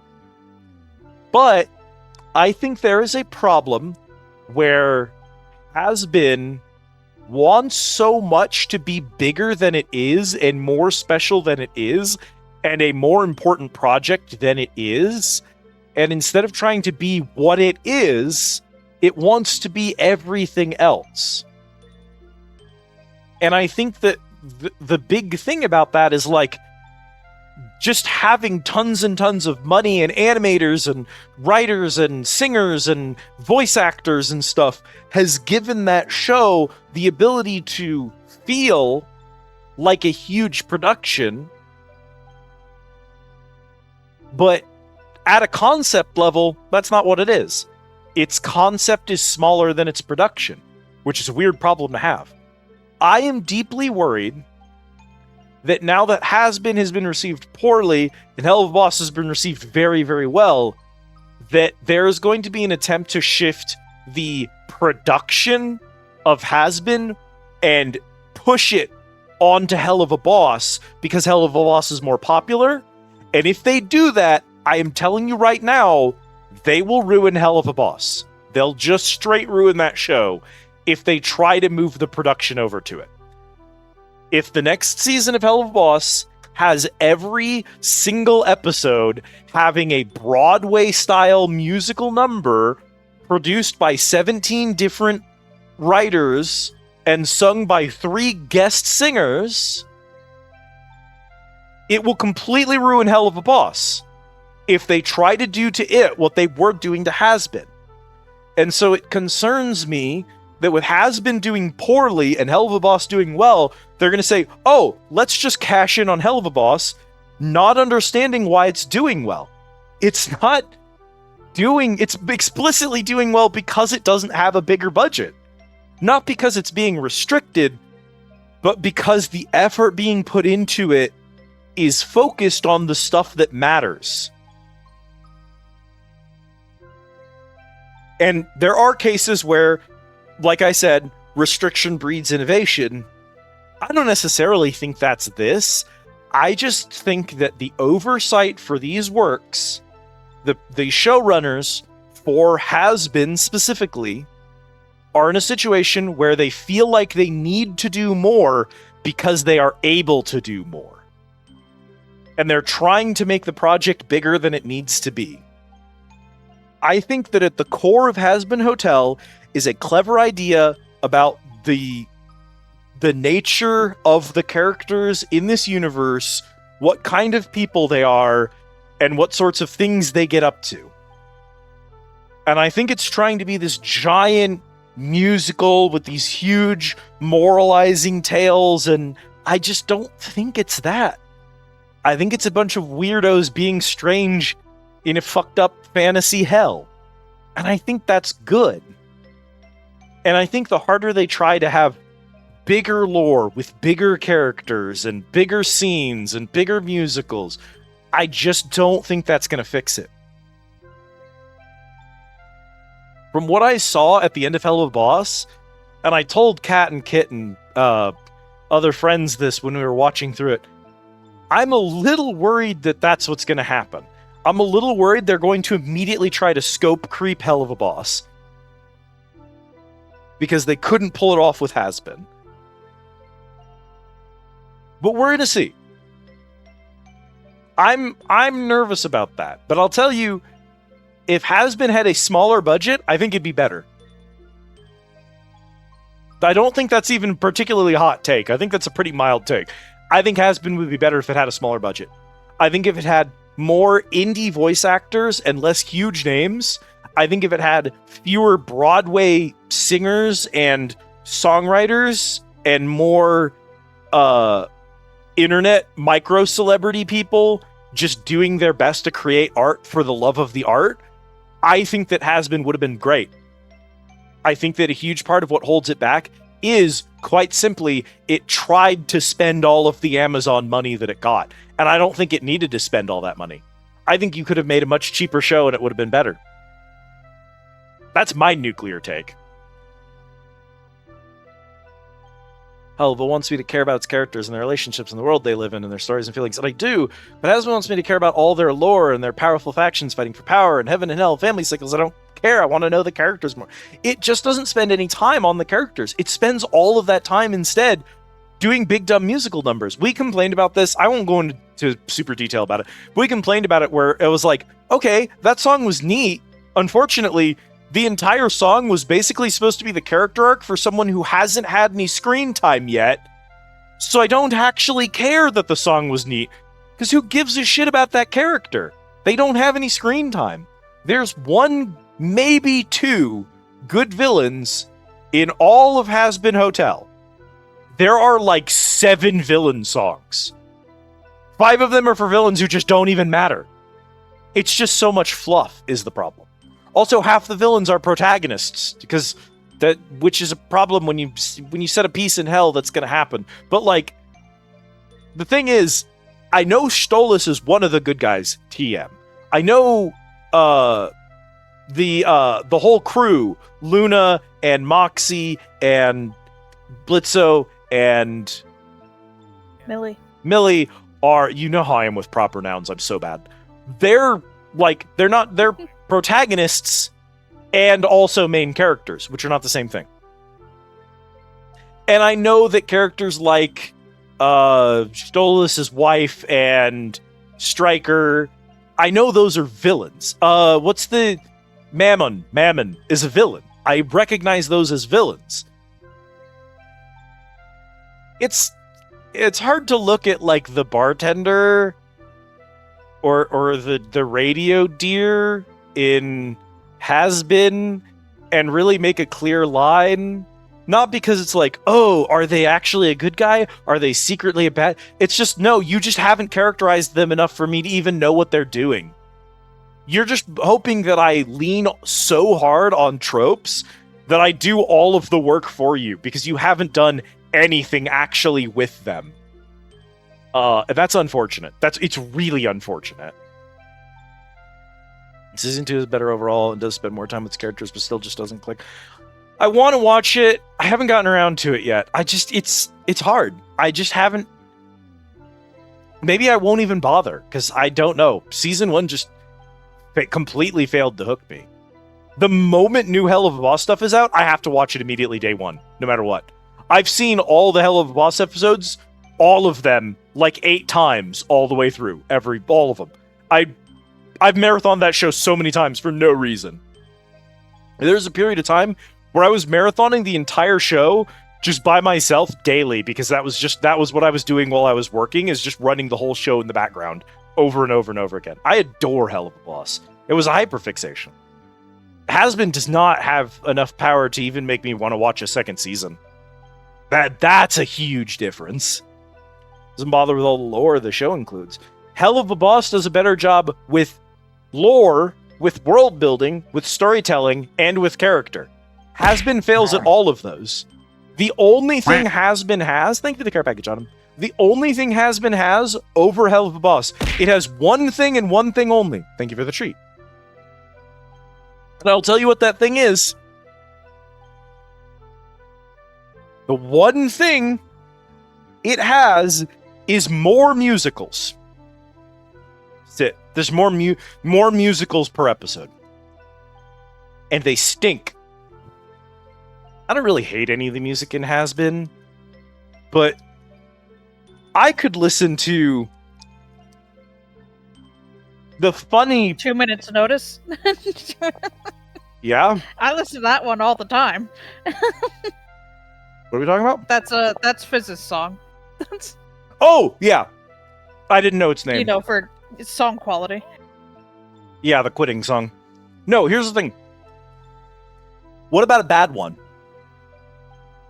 I could listen to the pop country radio tune that plays on the radio during the Stryker fight with Moxie and Millie in the cave in Wrath. I could listen to that track 100 times on loop. I could maybe do, like, I even like Angel's song, and I could maybe do it once. And I would be good and I'd want to move on.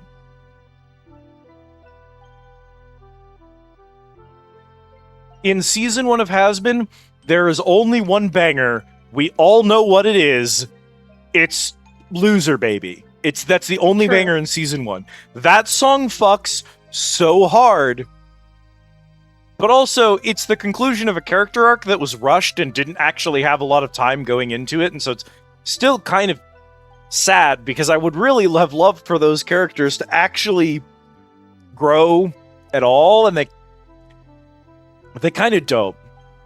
I'm not going to get into my weird... I have an entire, 30-minute video essay I could produce on how the main character of Season 1 Has-Been Hotel is actually Angel Dust, and Angel Dust is the only real character with actual arc and actual growth in the entire thing, and you could cut out the hotel and Vaggie and whatever the main girl's name is.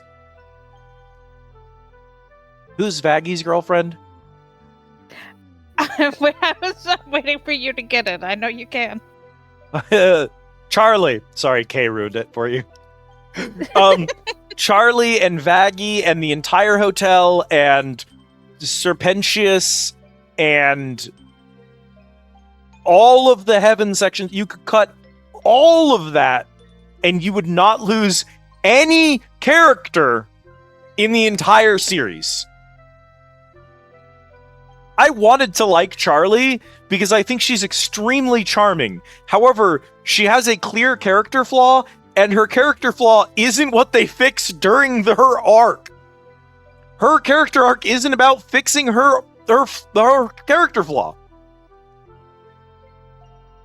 They have a built-in good story for Charlie, and it's not in there. It's a different story entirely, and I don't get it. I don't know how they can't see what's going on with her. But yeah, Angel Dust is actually the only real character in all of Season 1. Everyone else is failed set dressing.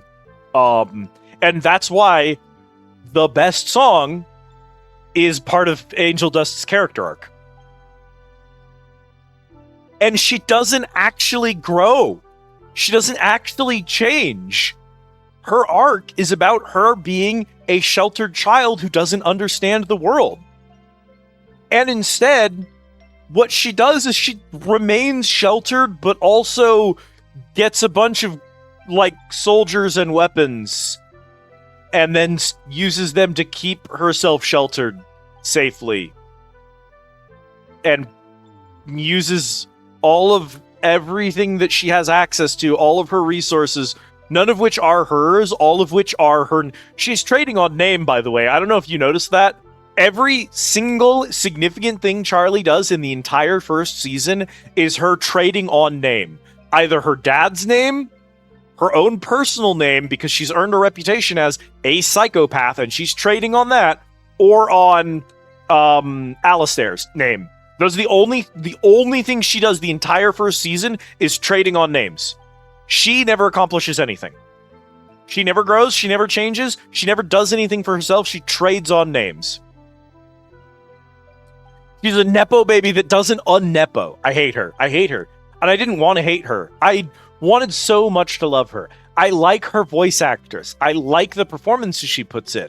I like her relationship with Vaggie, and I think it's fun to watch, but it's just... Her character arc blows. It blows, dude.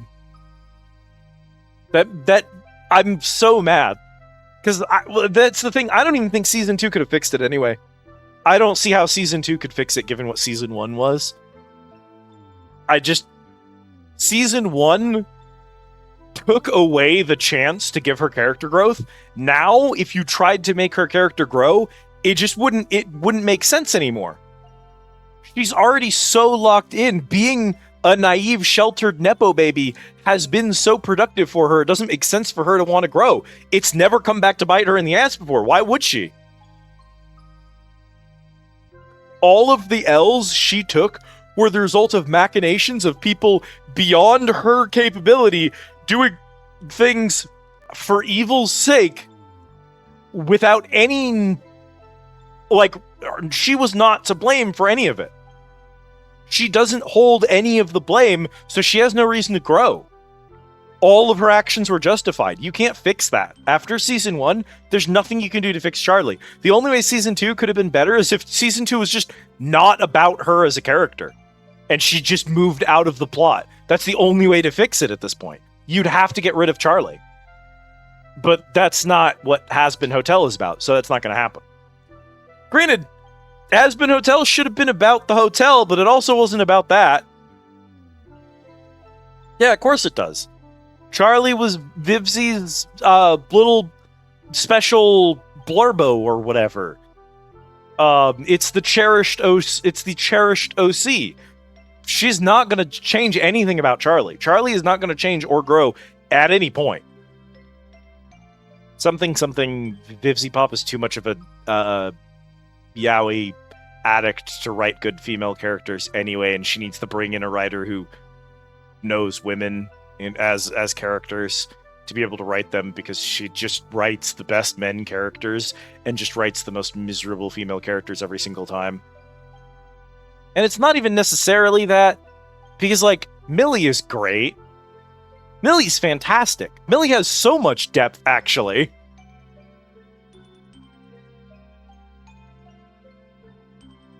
Yeah. I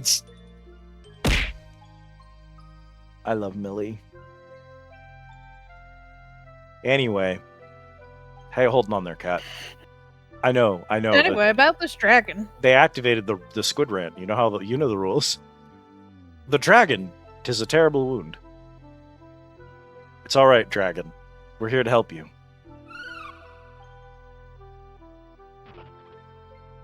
Reyna, what are you doing? It's all right. Stay back. He needs these.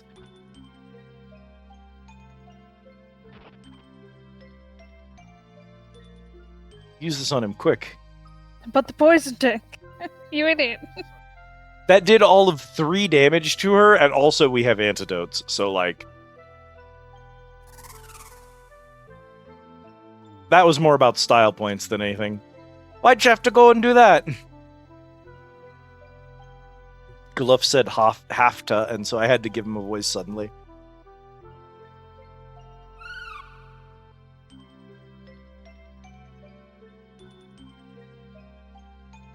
Reyna's poison is gone.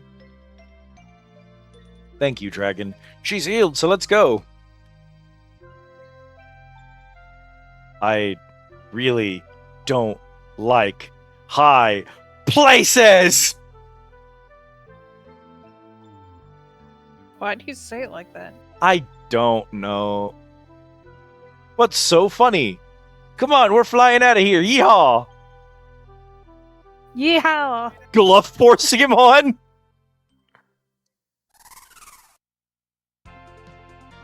No, you can always talk to me about it. I have spent way too much of my life thinking about Has Been and Hell of a Boss. I have like 3 Blitzos and a Stolas in my room right now. Oh my god. Hang on, no, Cat, they might be cooking here. This sprite work might be the best of all time. I guess this is our solution, because why would we have airships when the wind's down, so... I mean, you said an airship didn't make sense, so they solved the problem. I guess, not JPEG. Are you upset that we're flying a dragon? It just feels stupid. Nah, this is the best.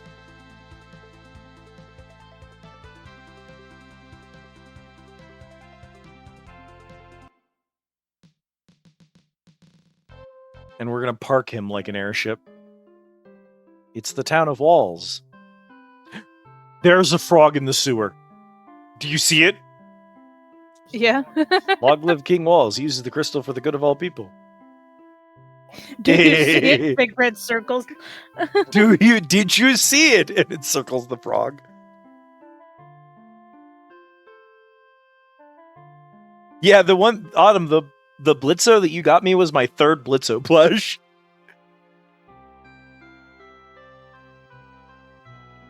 Walls Tower north of here. We get all our water from there.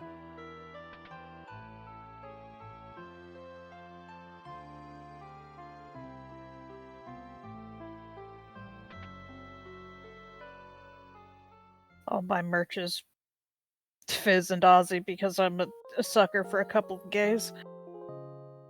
Unfortunately, the character in that show I most relate to is definitely Blitz, and I'm in an unfortunate situation where I really associate a lot with Blitz, and also want to do god-awful things to Stolas. So, like, obviously that's a ship that's going to mean a lot, but at the same time as that being a ship that means ship that means a lot, there's the problem that that ship was really cool when I was a dude who was into dudes, and now that I am no longer a dude,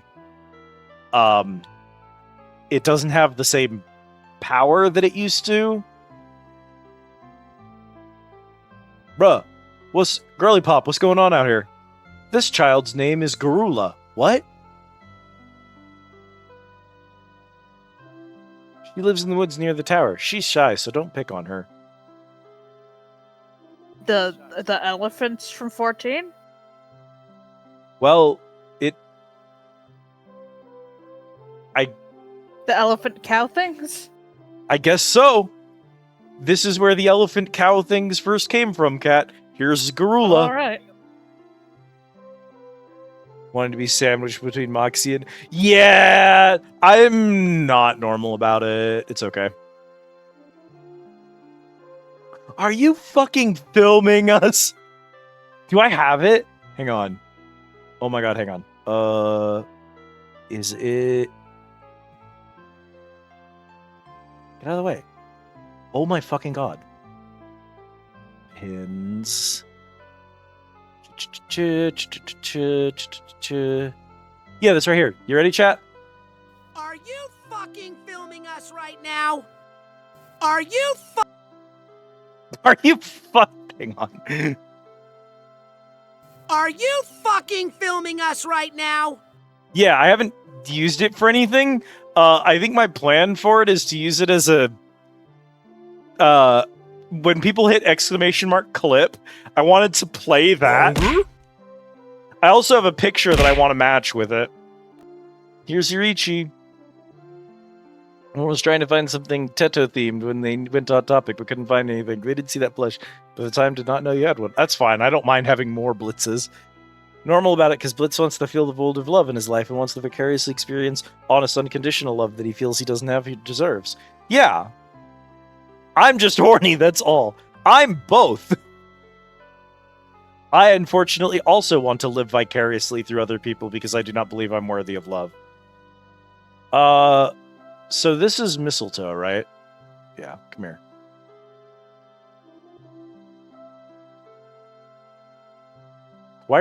Child, why are you so small?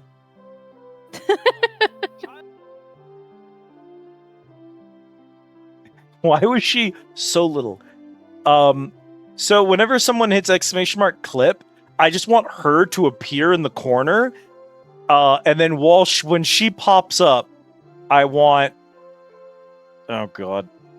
I have to go do this again. So I want her to pop up and I want it to go... Are you fucking filming us right now? And then I want her to vanish back down again. That's my funny joke that I want to do when someone hits ! clip. I haven't actually bothered to set it up yet, but it would be cool. Not me. Nah, I don't know what you're talking about.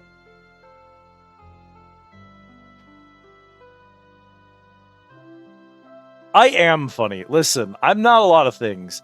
I'm a lot of things, I'm not a lot of... There are many things that I am not. However, I am very funny. I am very funny. You want proof I'm really funny? Check this out. Proof I'm really funny.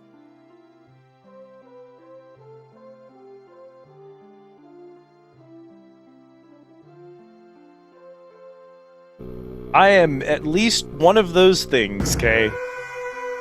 You fucking heft me it like Yeah. football.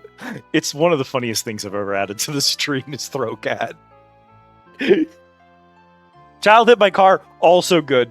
Me manually syncing up the GIF to sit with that video correctly is one of the best things I've ever decided to do. Time magic. Oh, regen is time magic. Cat, summoner magic. Chocobo, Sylph, and Remora. Like the fish? Yes.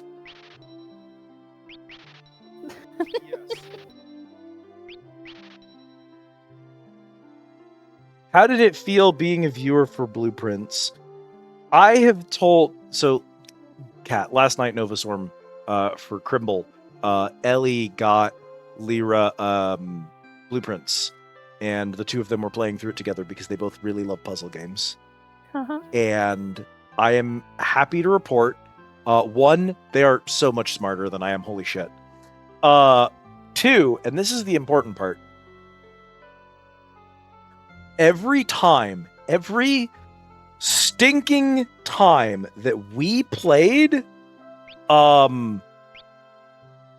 Blueprints, someone would pop into chat and be like, how far in are you? And I'd say, I don't know. And they'd be like, well, let me just look at your map, and then I can know what puzzles you have and haven't done. And I was like, no, there'd be no way for you to just look at a map and determine what puzzles I have and haven't done. I'm like, well, then that's how I would know what was safe to talk to you about or not. If you didn't see me solve a puzzle, then don't talk about it. And I had to argue that with so many people for no reason. Every single person on the planet believed they knew better than me what was and wasn't safe to talk about for spoilers. And so many of them almost spoiled something, and I had to tell them to shut up over and over and over again. Well, you see, now, where the fuck did I get a mithril helmet? What the shit? Now, I've gotten to watch someone play through this game. I can safely tell you, I was unambiguously right the entire time. Every single one of them was dumb and wrong. Just because I can see what day that Nova Swarm is on, just because I can see what puzzles they're trying to solve, that doesn't mean that I know where they're at in the game. They're solving so many puzzles in such a different order than me, there's no way I could reasonably determine, just at a glance, where they were in the game. Yeah, saying that you can tell where someone is by, like, a day and whatnot in the game implies to me that you're following a guide, which is unfun. Get out of here. But also, like, oh, if I look at your map, I know what you have and haven't done, and it's like, no? Wrong? Just because you, like, look at the map and it's like, oh, I can see that you have this room, that doesn't mean that I have solved any of the puzzles in it. Like, I get it. Oh, you have a, let's say, an armory in your thing. In order to access the armory, you'd have to have the night piece, which means that you have to have solved the chessboard, so you know about the chess pieces. That's technically true, but the problem is, that was never what anyone was talking about. When they were trying to spoil something for me, it was never that sort of thing. It wasn't something they could solve. Kung Fu suit. Kung Fu suit? You mean a fucking gi? No, it's a different item, unfortunately. Maybe not in this game, but in at least one of the other games, a Kung Fu suit and a gi were two different pieces of equipment. Hateful. Yeah. To me specifically. To you specifically. What class can use the whip? I thought it would be the same as the same category as the flail. It is not. Beastmasters should I know that that's not going to help you, but Beastmaster should be able to use it. Wild. I think I'm gonna sell it for now, and if we get a Beastmaster, we'll find another whip. You know? Yeah. I don't even know how you'd go about unlocking Beastmaster as a class. Yeah. I'm just fairly confident that that's one of the classes. Which is a thing at some point I may need to ask you about. Nice den. Veranda's okay. May be something I need to ask you about. I think what it's gonna happen, Kat, is I'm gonna just look it up myself. After this stream, I'll just go and read up on it and maybe write some notes for myself on Notepad. Yeah, by all means, peruse the classes, see what you maybe want to do with characters. Yeah, I'll figure out which classes I want to... Because I'll want to go down a rabbit hole and read a bunch of forum posts about what classes are and are not strong, and try to gravitate towards some of the more fun classes. If there's a class that's like really broken, good or bad broken, brother, if you don't get out of the fucking way, I'm about to turn your pronouns to was, were. Forgot to order lunch. No, you gotta eat food, bull. Closet to hide in. Your boy getting curry katsu, hell yeah. Okay, I think we're done in this town, actually, weirdly enough. I'm broke, but like, that's okay.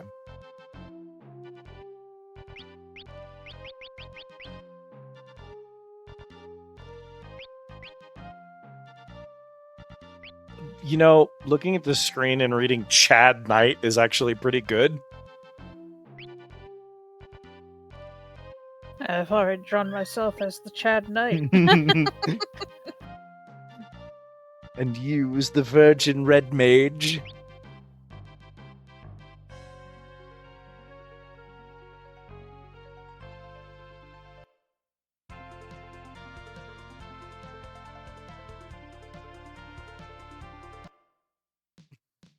Yeah, I gotta go bring the dragon around.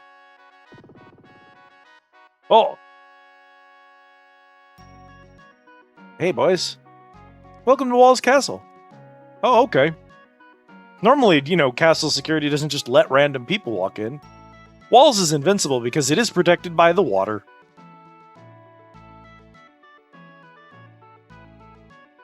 So, We can pretend that's true.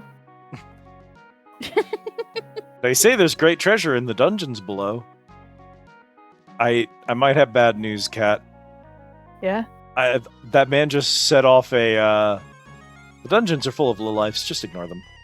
The man just kind of set off a, death flag for the entire kingdom. True. He did just say we're invincible, haha. Haha, we're invincible because water exists.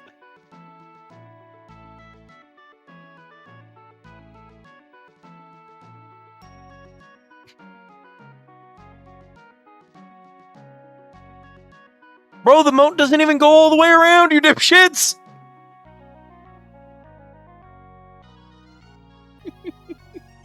What do you mean the moat doesn't go all the way around?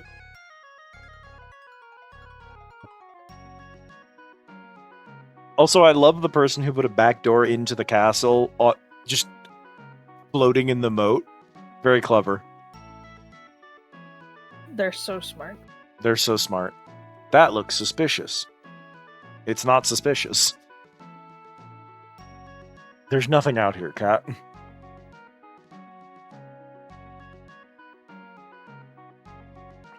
You ever seen a hard plastic container of 4 in the Aussie sun? I've never seen the Aussie sun. Well, okay, I suppose technically I've seen the Aussie sun. Because I kind of have... It's the same one for me, as it turns out. Just logistically, I have seen this... I've seen the same sun you've seen, Bull, as just... Technically speaking.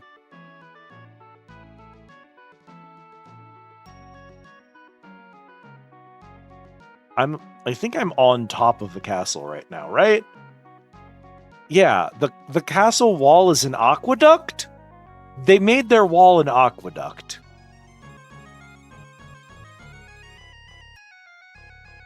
Also, they made their theme song penis music.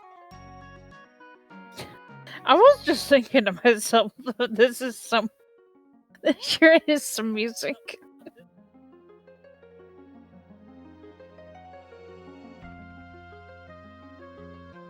Oh man, I wish the people who were here yesterday who were desperately attempting to figure out what causes a Shoggoth to trigger were here right now to see Bull trigger 2 Shoggoths in a row. Elf Toad and Ice Soldier. That... I've never seen an animal in my life with a face that more screams, "Please kill me." Look at these miserable ass frogs.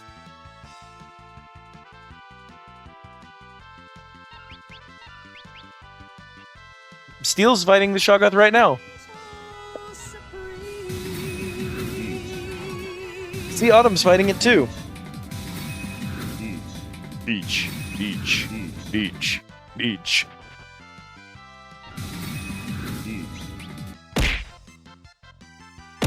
Oh god, I'm about to get hit by so many treats. Ah, duck and cover, cat! They're incoming! Ow!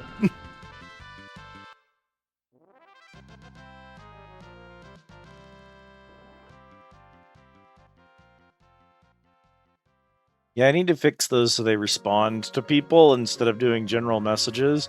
And I need to... Oh, I wonder if I... Oh... I can't do it quickly on stream. I can do it on stream. It wouldn't be quick. It would take a hot minute. So I'll do it after stream. Gwent. Yeah, exactly. You're just beating him in Gwent. Could I program a full Mahjong minigame into the chat? Yes. Am I going to do that? Fuck no. I'd have to kill you if you did. It would be miserable. Every time someone interacted with the minigame, there'd be so much shit going on. I suppose technically the thing I could do is I could program it so that, like, you know the bottom of the screen underneath the game where there's kind of not anything going on most of the time? Yeah. I could make tiles show up there. So chat could see the little tiles and see what their hand was. And then I could make it so that it draws a random tile, and they have to decide if they want to discard that tile or, if they want to keep it. But like, that would take just weeks of coding. It's not worth it. I am Shiva. Well. Oh, okay. Fuck, okay. Fuck.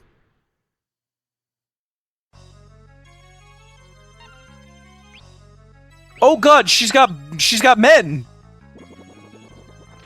Oh god, she has ice too. Okay, they gotta be weak to fire, right?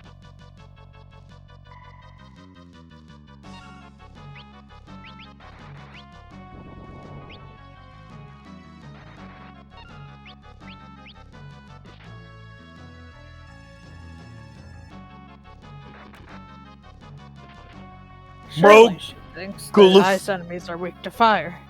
Guluf did not need to hit that man for full-on 600 damage. Reyna is dead. I like how that did 192 damage. I don't think we're supposed to be here yet, Kat. Maybe not. Frankly, I wasn't sure what our... They didn't really tell us what we was doing after we got the dragon. So, I'll take... you know, I could be mad about that. I'll take responsibility for, discovering a secret super boss and getting my ass handed to me by it. That's okay. That happens sometimes when you're exploring. I will say this. At the table in Dungeons & Dragons, you're supposed to encourage people to, like, go out and explore and find things and interact with the world and make it a living, breathing world. And that's cool. But if you were the kind of person who, like... Remember when you wanted to go out into the town and try and find other merfolk to talk to and learn about their culture? Yep. If I had just said, oh yeah, you found a level 15 merfolk who attacks you, and he just killed your character. That I would have been the worst DM ever, right? I would have called you a bitch and refused to play games with you again. Right, correct. That's not how you design anything at the table. The problem is, Final Fantasy just fucking does that to you all the goddamn time because they don't understand how you behave at the table. They just don't get it. Oh, I haven't even eaten the one pack yet, Autumn. I've only eaten the paprikas. The paprikas. The paprikas. Look, I could read that name.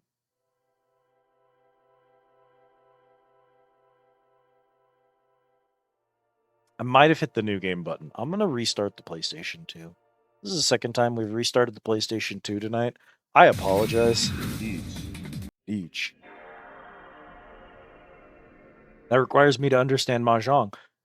Do you know how spectacularly funny it would be for me to program a Mahjong game into my chat that every single chatter is capable of interacting with? So it's possible for, like, multiple people to be here not understanding Mahjong and just randomly discarding or keeping tiles at random? Hang on, Cat. Maybe I should program Mahjong into my chat. About to invent your 13 Orphans Part 5.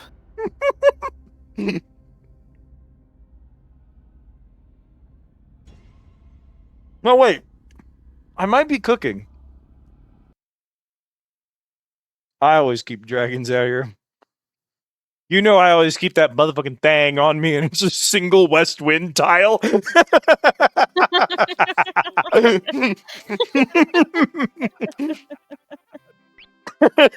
See, Cat laughs, because that's a funny joke. If you've actually played Mahjong, that joke's funny as fuck. Me was constantly trying to get 13 orphans and 14 because I'm insane.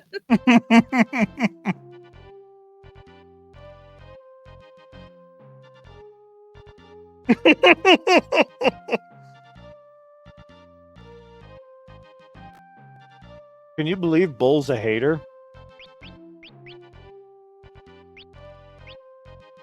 Chat be Imagine out not here. liking Mahjong. Chat be out here hating on me. You know what'd be really funny though, chat? You have to consider this. Be ready for this. I want you to imagine that I program in a system that draws all of your tiles at the bottom of the screen. It shows you all of your current tiles. Each tile has a number above it, 1 through 14 or whatever. 1 through 12? No, 1 through 14. A hand should be 13 tiles until you draw your 14th tile, and then you discard it. So you're 13 tiles with the extra space for your 14th, right? And anyone in chat who enters one of the numbers, 1 through 14, that's the tile that gets discarded for that hand. And it discards that tile. Every time you discard a tile, it immediately plays the animation of Kiryu from Yakuza getting rawed after a discard. So you can do a redeem to play Mahjong. It pulls up all the Mahjong tiles. It allows you to choose one to discard, but regardless of which one you discard, and it gives you 14 random tiles, but regardless of which one you discard, it always wrongs you immediately, and then the game ends.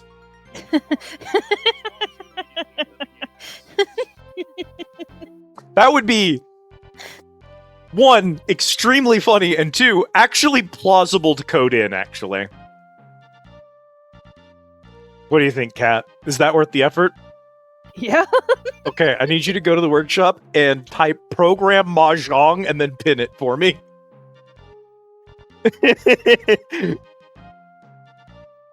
Backrooms. Workshop. Program Mahjong. But Kiryu always loses.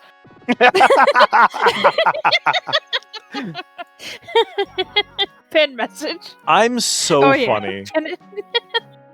I'm so funny, chat. It's the fact that I added on to it with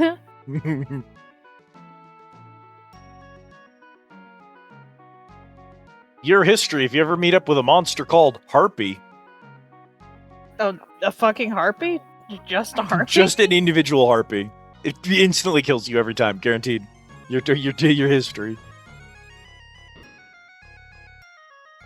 Hey man, aren't you using the sprite from the... He's using the sprite of the prince from the previous game.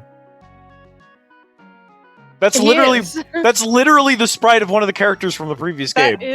That is the Edward sprite. Apparently they have a town of cloned Edwards. Things would be different if I had access to the books in the Library of Ancients to the west. Dude, that was a whole lot of words, buddy. What the fuck are you talking about? Jesse, what the fuck are you talking about? Things would be different if I had access to the books. It says here that Shiva was sealed up by the pure water of the crystal. Oh, okay. What So- are these people talking about? Okay, so here's the thing. We may actually need to fight Shiva. That might actually be our next objective. Because, so this is Walls, and we were supposed to go to Walls to get the water crystal. We need to keep the water crystal safe because something is breaking all the crystals. And if the water crystal breaks, the ocean explodes. And that's probably the end of life on the planet. Kind of can't do anything without oceans. Legend has it that Shiva, the ice goddess, was sealed somewhere in the palace. Apparently Shiva was sealed somewhere in the palace by the ice crystal. Or by the water crystal.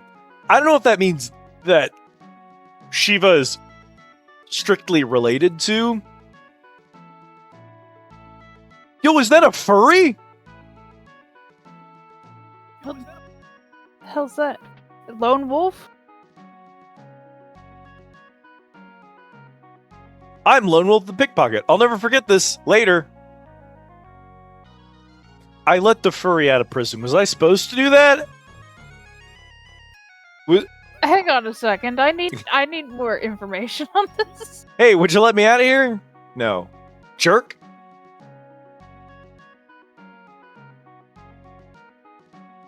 Even a kind king punishes wrong deeds. Boo-hoo. Even a kind king punishes wrong deeds. Boo-hoo. Insane.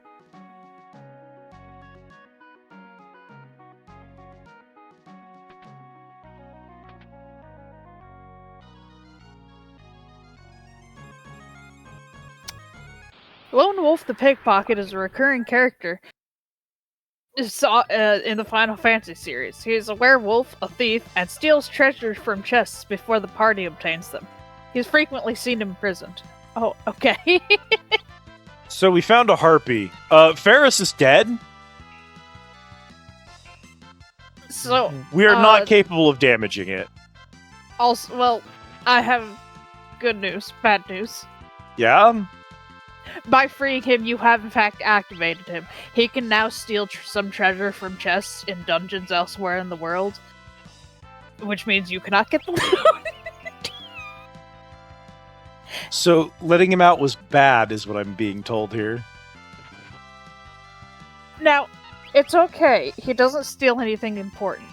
He just steals some cottages from treasure chests, apparently. Is there a benefit to letting him out? No? Well, good news. Harpies killed us, so I guess we'll just not let him out the second time. What a time to be alive!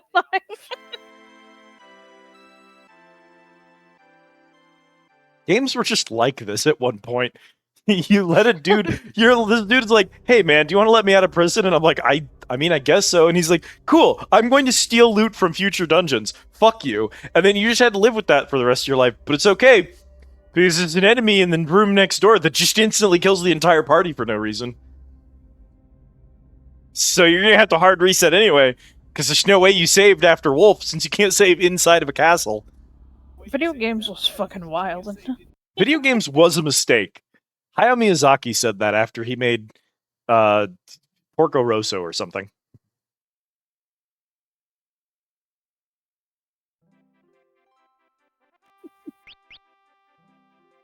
Yo, it's a generic knight. What up, bro? Yeah. Shout out my boy Default Knight.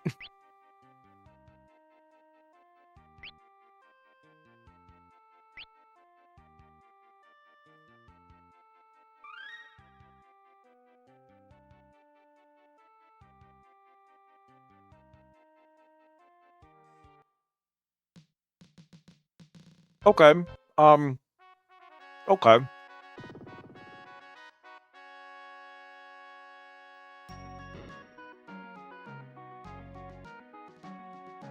So anyway, now that we've learned not to unlock people locked up in jail cells. You say that so judgmentally, but for what it's worth, I didn't make the decision. That dialogue box just auto-completed itself for no reason. So, I didn't even get to read what he said. He was just already out. Princess Reina, this is a surprise. King Walls, how well you look. I'm afraid we must ask you to please stop amplifying the water crystal. My dear, that's something I cannot do. The crystal makes our entire way of life possible. But at this rate, the crystal will shatter. I heard about the wind crystal, but the water crystal may not react in the same way. Furthermore, I am certain the people would object. Listen, there's no time for debate.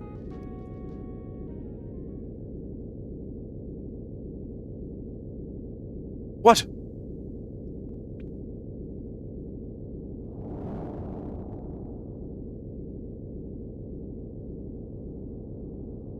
Here comes another fucking boulder.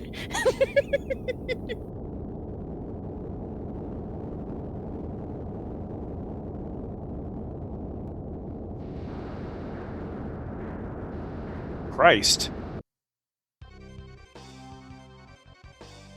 Something terrible happened. A meteor has fallen near Wall's tower. What? Assemble the guard to the tower at once. Yes, sir. You'll pardon me, Princess Reina, but an emergency has arisen. We'll speak again later. I will not pardon you. Let's go! So I assume I'm supposed to head for the meteor now to go find out what happened. Well, of course. Which is fine or whatever. But there's no secret treasure in the king's chambers? That's fucked up, dude.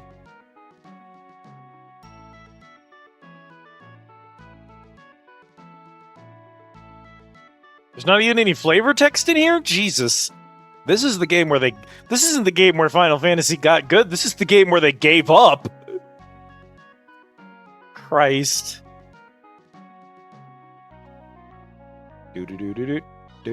Oh, I love the dead-end corner in the king's chamber. Cool, thanks, buddy. What a dog shit castle. Nobody invited you. That is technically true. There's Cat, I need you to know this king has a problem with left. There's only rooms in the right-hand side of this area. And up here, there's only something on the right-hand side of the throne room, too. There's never anything to the left in this castle. The entire castle's on the right, for no reason. Well, yeah, he's right-handed. That sounds like a king. Treasure would be in the mattress. Arr, that's where I keep all me money.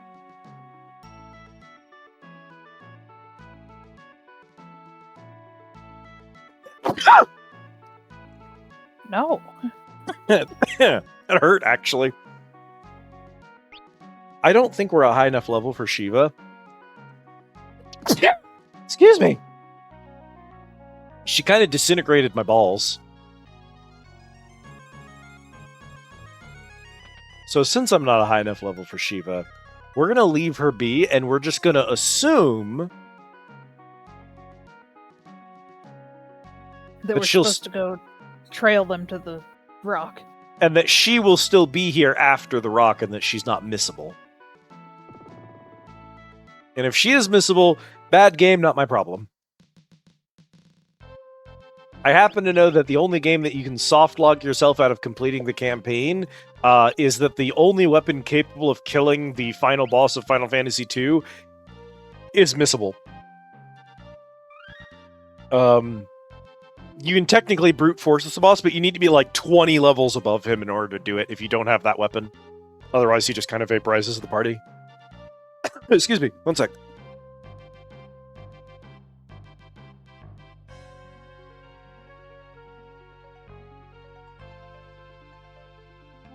Blow my nose real quick.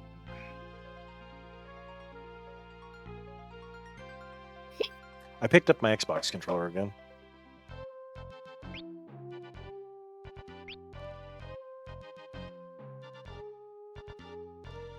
Did I save the... Whatever.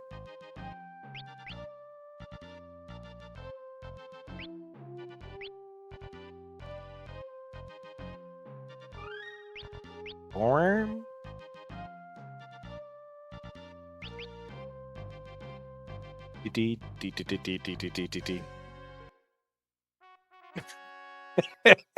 I was on the left tile of the castle and I moved right to try and leave it, but that's also castle, and so I re-entered.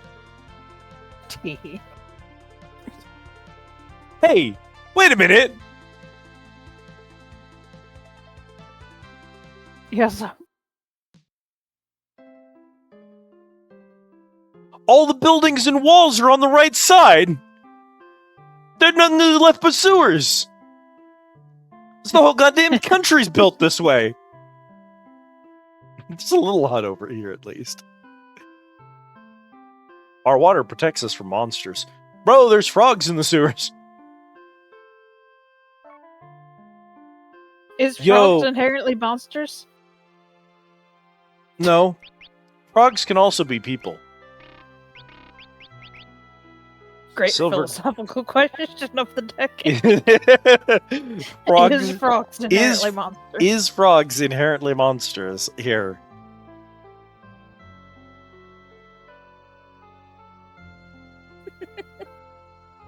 Are you adding that to catechisms? I could, but what I was going to do was post it in the chat and then pin it. So that people entering the stream know what philosophical questions that we've been wrestling with. I guess, yeah. If they just give one defense each, then probably protag.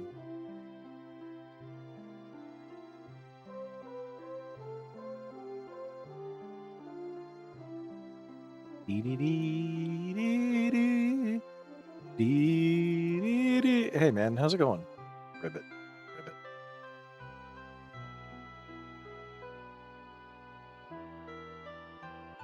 You know what bothers me about those frogs? Yeah, what's up? They've been using that sprite for like 3 or 4 games at this point. Uh-huh. And it's always haunted me how distinctly the frog looks like a little dude frog walking around on 2 legs. Even though we're supposed to believe that's a normal, average, everyday frog. But he looks like a little dude running around on 2 legs with his fists up. That's weird.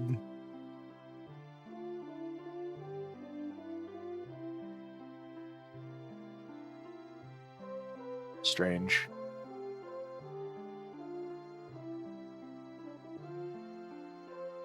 Frogs are lucky.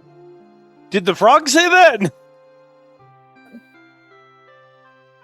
Was that my character's inner thoughts, or did the frog tell me that? Looks you dead in the eyes. Frogs are lucky. And hopes you'll pick him up and kiss him. Truly. Well, I have a Maiden's Kiss in my inventory, so I assume if these frogs were a hidden secret that we would have activated it.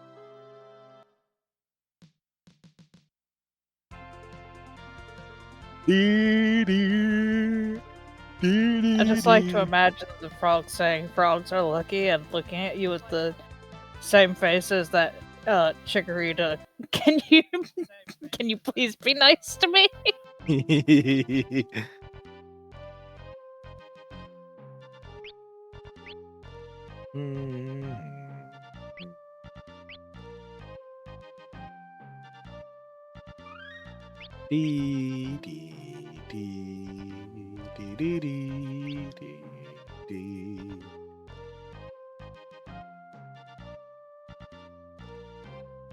Walls meteor. Damn, bro, As that sure opposed to is the a other one. that sure is a really big fucking rock in the ground.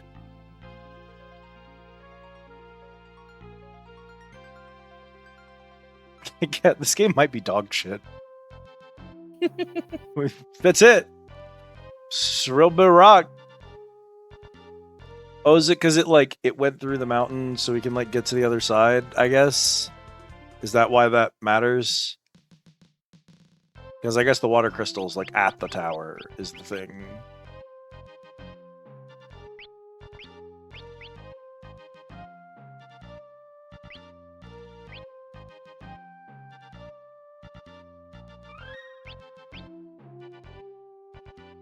Dee, dee, dee, dee. Nom. Why'd you do that? I was trying to make fun of the music, but then while I was doing it, thank you for the care package, by the way. It sort of started to yawn, and when you're making a sound and you start to yawn, you can't disengage the sound sometimes. Yeah. So I was kind of got stuck on the note while yawning, basically. Ooh. Oh, hi. Hang on. Oh. Ooh. Oh.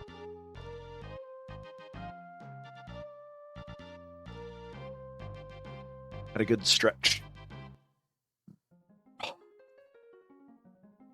Garula went nuts and ran into the tower. Then the king went in after him, followed by a lone warrior. Garula's never attacked anyone before. The generic elephant cows from 14 are plot relevant from 5. Damn, that's crazy.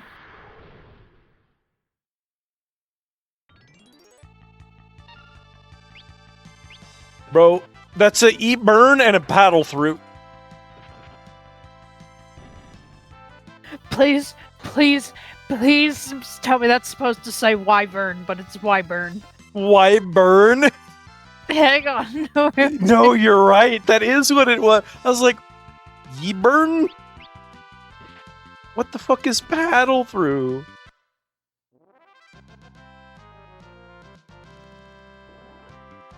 Yeah, also known as a wyvern.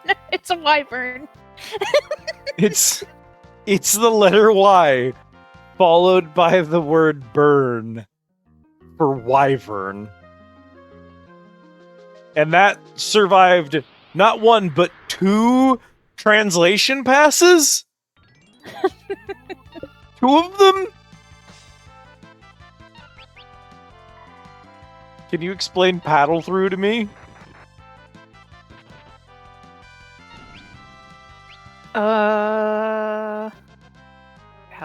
Paddle through. If I'd have to see it again to. It's like a gargoyle bat thing. I'll see if I can find another one.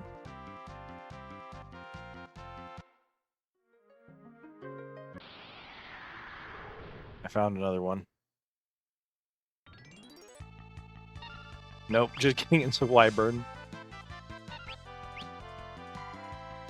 Fucking wyvern?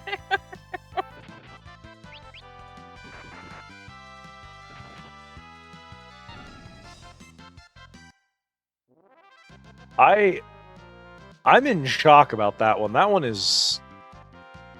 That's something, Cat. It's the fact that I instantly knew what the hell they meant, but like, why'd they do that?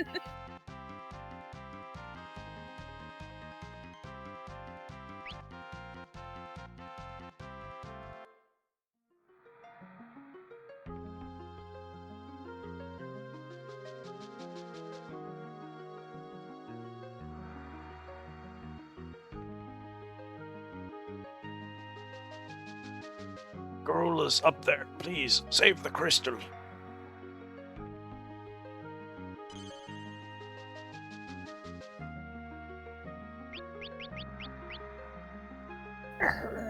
Garula.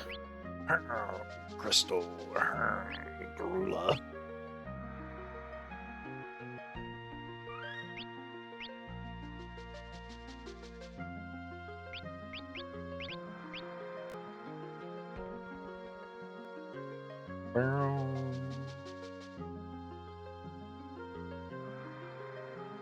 I mean, come on now. Okay, well...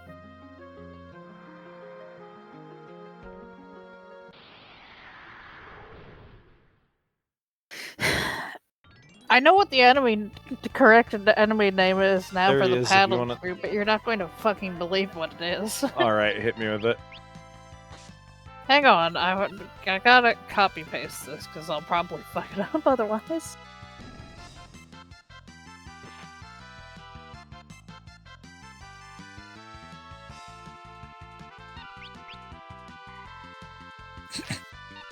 Paz de Sul? Pod... It's Pod de Sul. Which... in katakana would be Pod de through. Kind of. Not close to it. It would be... So it'd be Pa. It pronounces de. it's katakana as Parosuru. Parasuru. I could see how you might think that was paddle through. Technically. Granted, if your job was translation, you probably shouldn't just do that, but like also this is before like translation was like a real actual thing, and it was kind of just like a not a thing.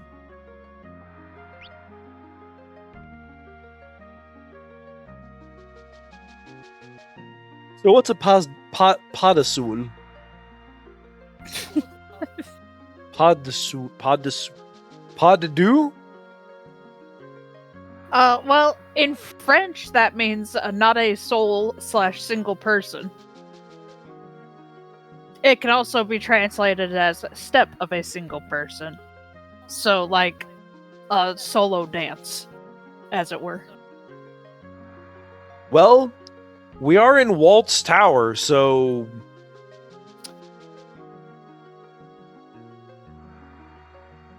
when you think about it... Well, I want you to know that the related versions of it are a Stingray, a Corvette, Uh-huh. and I'm not entirely sure what that other one is.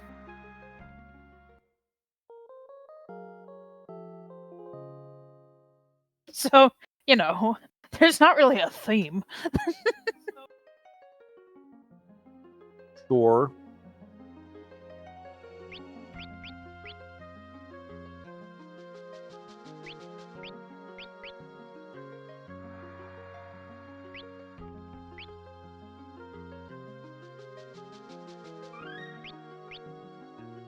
Still, paddle through. I'm not recovering from Wyvern. That's too good. There sure was an attempt.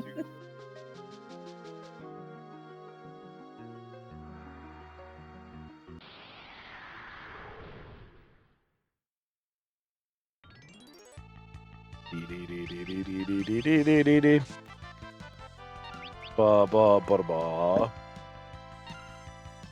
Ba da ba ba ba ba ba ba ba ba ba ba.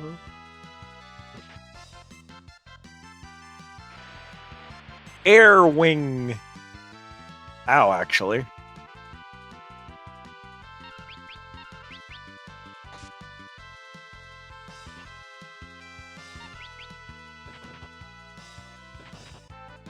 Ba ba ba ba ba ba ba ba ba.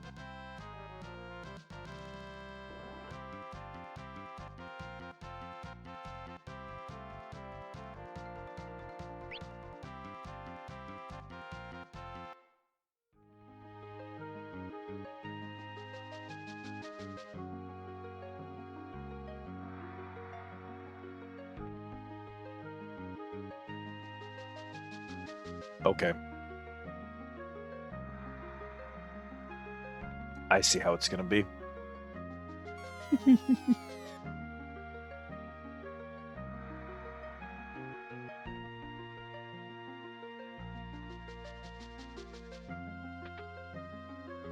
Silver armband.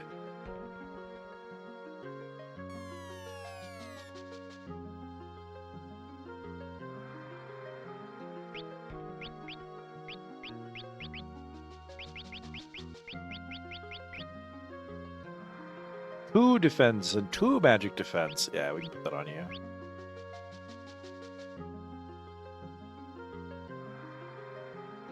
I know what the game wants me to do, but there's just this thing. There's a chest back there, and it's gonna haunt me for the rest of my days if I don't go get the damn thing.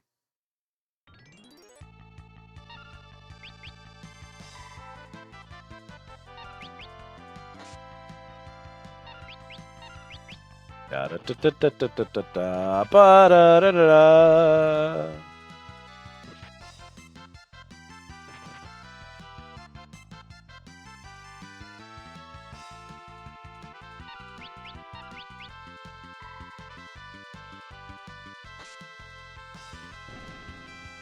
Oh, I- beg your pardon. The other version of the paddle through is Corvette with a B. Like Corvette, but with a B. Yeah, because they spelled it wrong again. Well, but if they did that a second time, wouldn't that... Because it was a different name, so wouldn't that imply that they... God, fuck if I know, dude.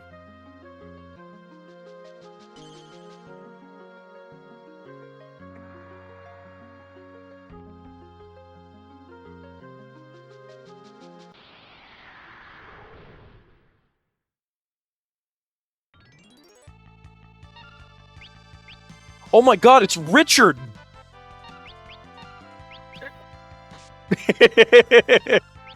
Richard Mage! The furious, Alright. instant furious typing. I mean, Rykard is literally a Elden Ring character. They literally are knocking off Elden Ring right now. Just like Squeenix to just copy a more iconic creator. Battle Mage. So who's Rickard? Fuck if I know, dude. Oh, Cat! We learned Chakra! Oh, Shakra. Chakra! You mean that you didn't have... You had Space for Black 3, but not Chakra? It's the same number of characters. What happened to the A? It literally fits in the text field. Wait, what happened to the A? No time for that, Coco. Restore HP, Poison Dark. Does it cleanse poison and darkness? I assume? Hang on, because now I need that to... I need clarification on that. You're just gonna have a translation guide open the whole time we're playing this, aren't you?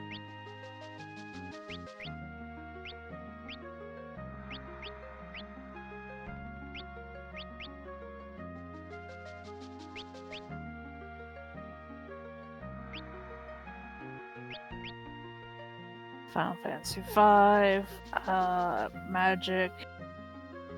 That is... What kind of magic is that? What? It's not magic. Or is it... No, it's It's a it's monk fuck, it's ability. monk ability. Monk ability, yeah.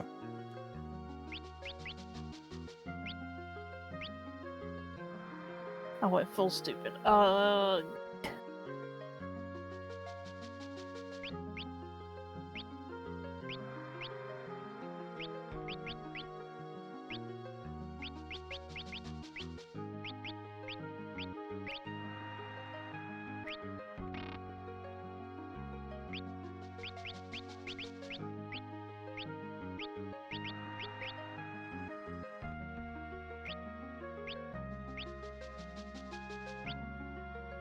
Okay, yeah, it is recover HP and cure them of poison and darkness. Yeah, that's what I thought. It would have been really funny if they cured HP, but then also poisoned themselves and darkened themselves. That would have not made as much sense. No one else can equip a shield, so I guess that shield's just dead weight now. Two-hand is indeed a paladin, or rather a knight ability that we just got. Oh my god, what am I missing? I'm going insane, cat.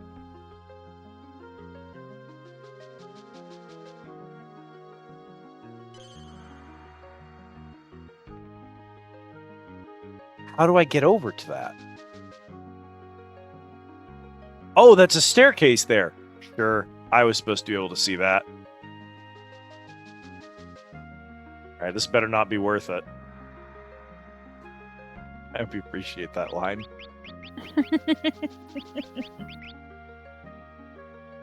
Ooh, slightly better defense on a mage. Cool, it wasn't worth it. I guess it's new. It's new gear, so it is worth it. God damn it.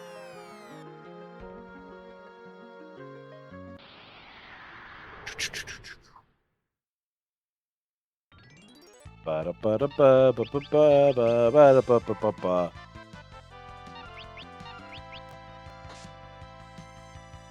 Da-da-da-da-da-da-da-da-da-da-da. I want to make a Final Fantasy music tier list when we complete all the games.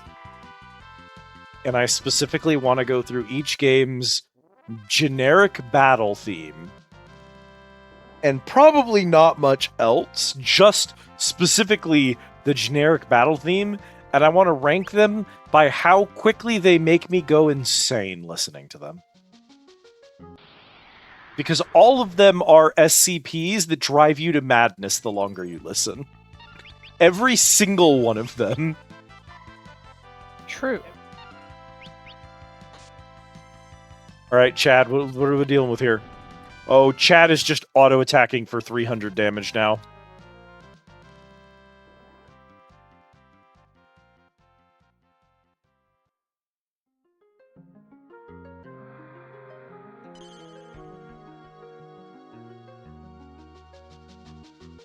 Yeah, we could use a tent real quick.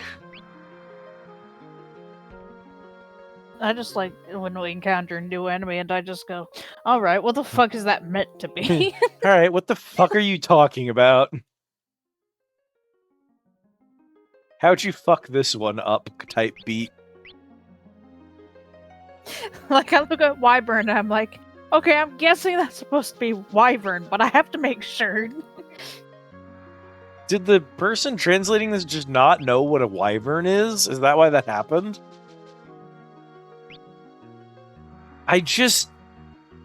I'll never get this. It's a deep, dark, secret wish of mine that I'll never get. I want to be in the room with someone who hypothetically speaks, to at least somewhat, English and Japanese, reading the Japanese characters and going, yeah, wyvern. That checks out. Did you know there are elf toads down here? Because I didn't.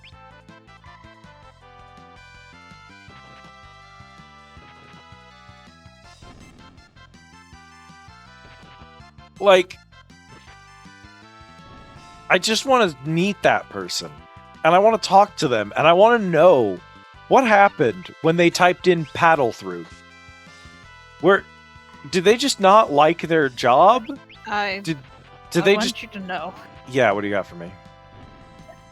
that once a toad, one of them toads is the last remaining, it will cast a thing that turns you to toad, and it is apparently suggested that you learn that.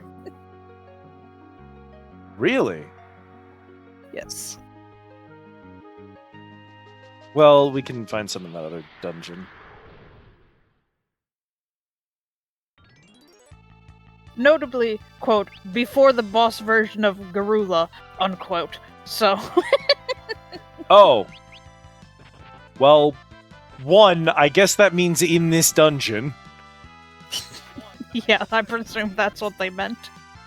Do you think there's a save point before we reach Garula at the top? I mean, surely. I keep thinking that for some reason they intrinsically mean Garuda, but they spelled it funny again. But I know that that's not correct. No, they just called those...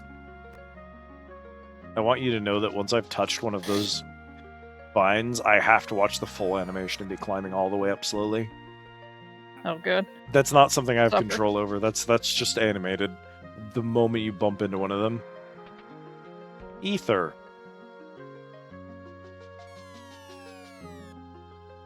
What? I was so positive that I was on the square underneath that. Those vines are giving me a perspective problem. This... Weird. Okay. Okay, so that's the boss Garula. Huh. Alright, you good luck with that. So it is.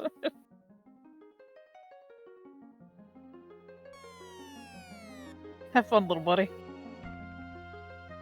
I guess I could be, like, right outside here. Well, no, because if we're going to farm for Toad, I'm going to want to be near a save station so I can save when I get it. First strike! Bolt the mages, I guess. You're still fucking perplexed by Rickard Mage instead of Battle Mage. What the fuck are you talking about? How'd you get Richard? But spelled it wrong. What is a Richard Mage? I've heard of black mages, I've heard of white mages, I've heard of red mages, I've even heard of time mages. I ain't never, in my whole ass life, heard of a Richard Mage. The worst part is that it's actually also known as a Ricardo Mage. As if that's somehow better. There's Spanish versions of them too? Baffling, dude. Ricardo Mage. Oh, my good boy Ricardo Mage.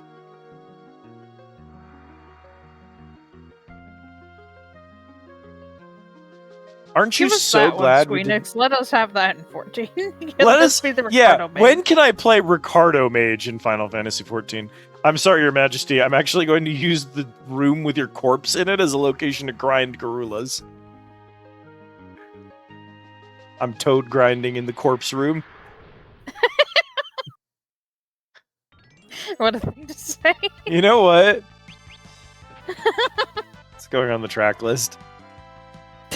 Toad grinding in the corpse room. Toad grinding in the corpse room is going on the track list. It's been a long time since I put anything on the track list. I've been thinking about it a lot lately. Been missing my track list project. Oh my god, hang on. We'll get this entered in here.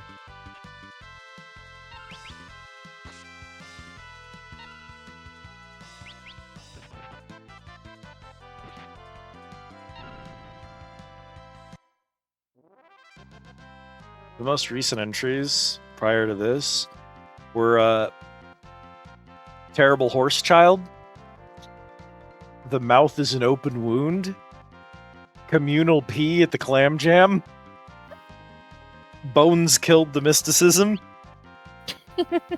Fruit Loop Bug Exorcism. Notably, fruit is spelled F-R-O-O-T, so that must have been you. Specialized Dingo Ejector. Clown Car Panic Attack. Fruits of My Scrunch. Habit to Scrunch. At Nighttime Mountain Skeletons. Italian Bread Woman. Frame Perfect Raid Wipe. The Slug Below Me. Clown Car Ghillie Suit. Observational Jackassery. Plant Damage. Fracture Goo. Diagnose Dinosaur Industry.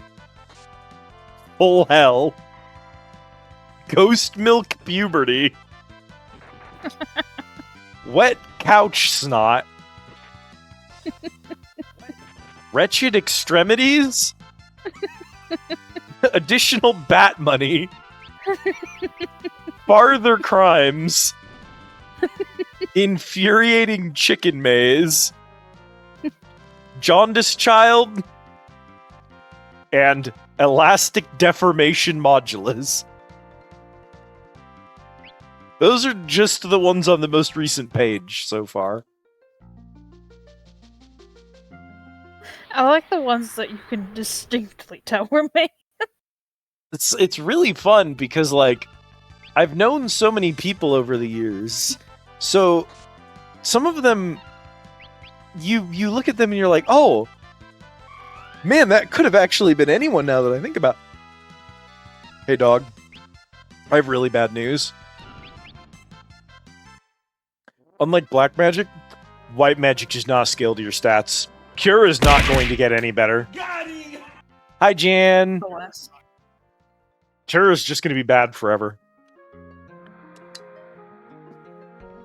Jan, you'll never guess what we're doing.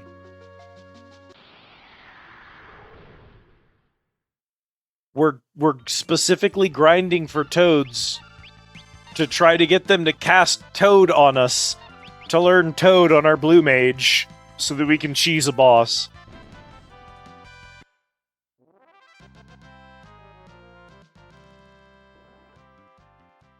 It's the real FF14 experience. Don't croak. I have bad news for you. We have croaked multiple times tonight. We have straight up twice tonight had to just hit the reset button on the PS2. It's been bad. So, there's this concern that I have, Kat. Yeah. And my concern is that it's possible the toads don't spawn on this floor, because they're not showing up right now.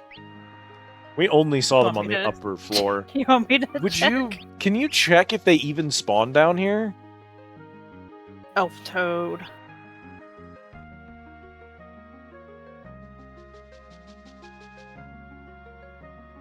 Waltz Tower. I'd like to note that I said waltz. W-A-L-S-E, waltz. Yeah, it's W-A-L-Z in this one. Neither of them are waltz, which is W-A-L-T-Z. Oh my god, it's Richard and Ice. Boy, Ice Soldier is a name for an enemy that did not age well, did it?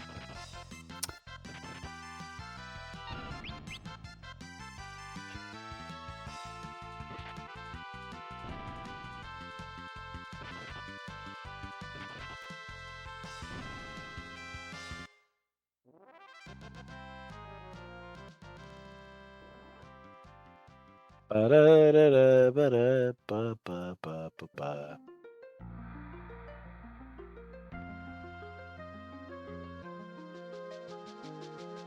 Oh, I love glimpsing things. Anyway, no, it's just anywhere in the tower. Okay. I think Toad is specifically what we're trying to find, right, Cat? Yeah.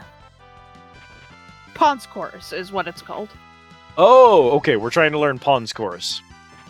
I assume that's AoE Toad? Or like a stronger version of Toad than default Toad, maybe?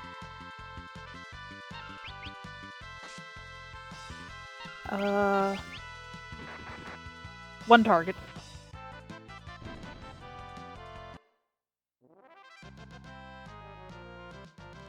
Yeah, it would have been weird if they removed the Toad spell from Black Magic.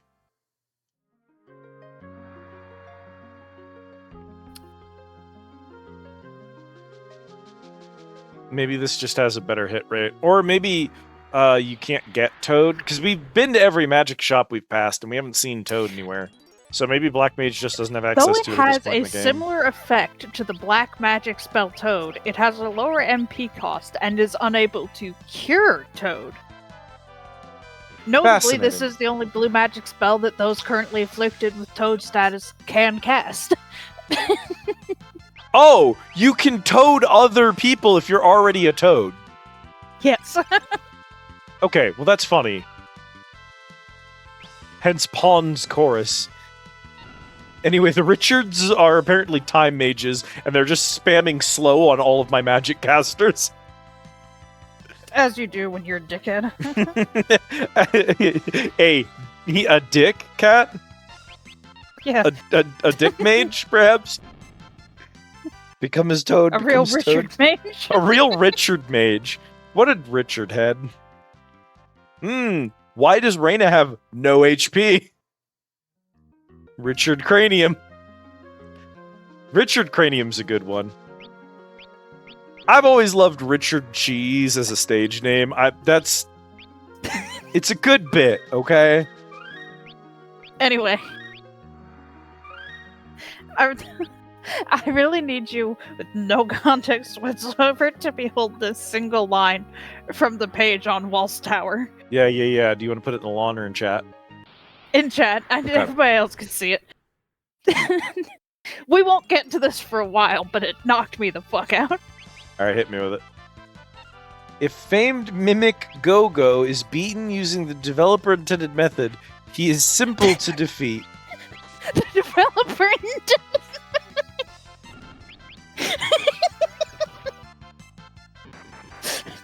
Go fuck you specifically. You better learn the developer method or else. I love if famed mimic Go-Go is beaten. I was delighted to see Go-Go's name on the page because he doesn't show up till the next game, but... Fork this tower. We have been here for a hot goddamn minute and the game doesn't want to give us any frogs. But just seeing that, oh yeah, he's easy to defeat if you use the developer method. If you do this the way that they planned for you to do it, it's easy. That's not normally how this works, actually. He should be easy whether or not I use your method.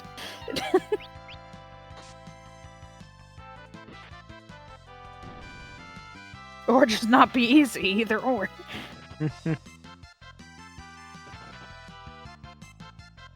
Whenever you're getting paddle throughs in Final Fantasy XIV. I feel like we probably have them, they just look better and are stood upright. We have mantas, it's the same species. But I love this skeleton-ass fucking face that these ones have. I also just love that they're called paddle through.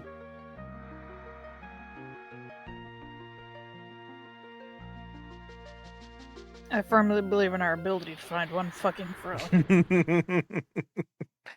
You know what's insane? That we fought like 10 frogs so far, and none of them managed to cast anything before I killed them.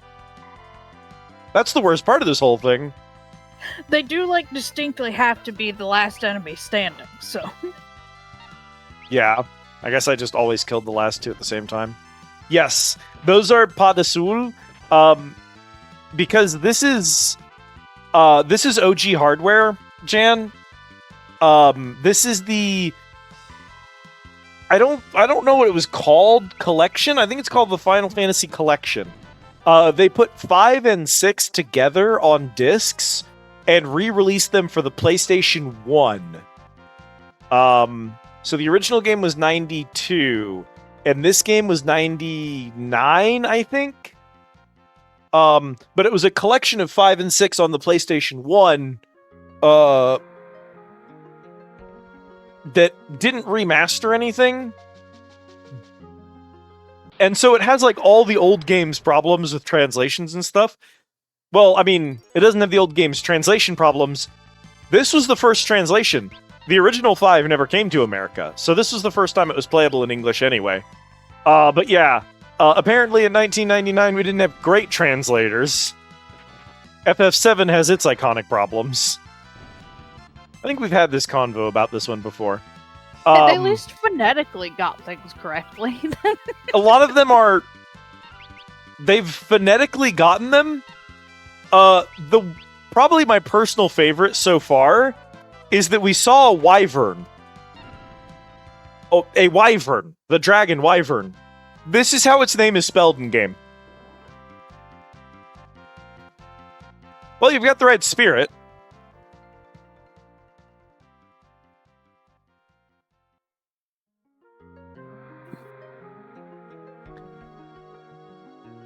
Wyban.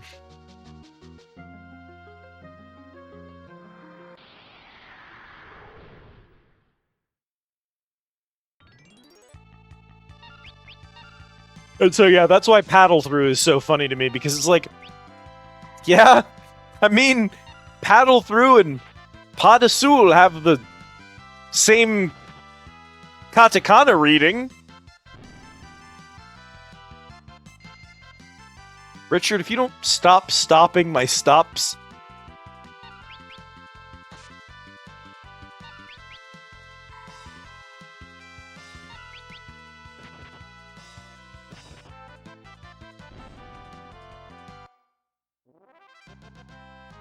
I'm still red. Please tell me I'm not still stopped.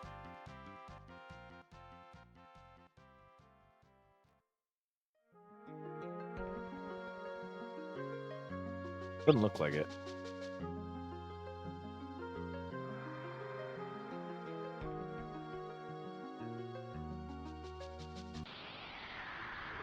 I love my Naruto run looking fucking animation when I'm walking, by the way. Oh my god. I might throw myself off the tower. One frog. I beg of you, a single frog. My kingdom for a frog. The entire kingdom of Tycoon for a frog.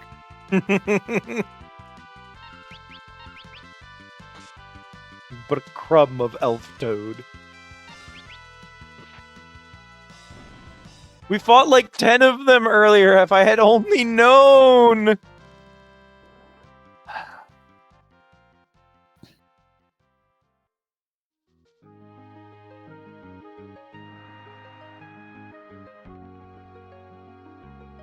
You know what I think? It's in Heavens where do we fight a boss that's just a full-on gorilla outside of the fucking temple? Is that the big mammoth thing that we fight outside the, like, first story dungeon of Heavensward? No, that's not a gorilla. I know there's, like, generic gorillas just milling around as... Oh, all the way in Stormblood, okay.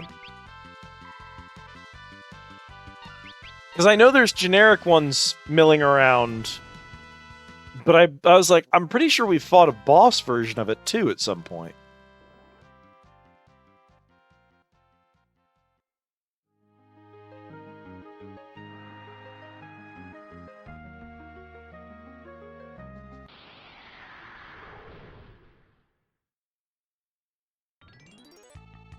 Da da da ba na na na ba na na na ba ba ba ba ba.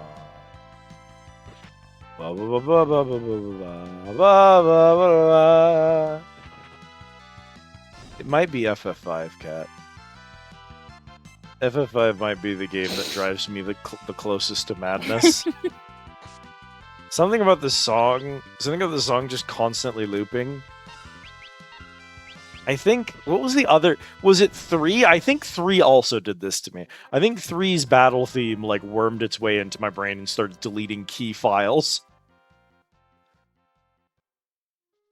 According to the same wiki Cat's on, they're both in SB, Bardam's Metal and Rathalos. Oh, interesting. I love, according to the same wiki Cat's on.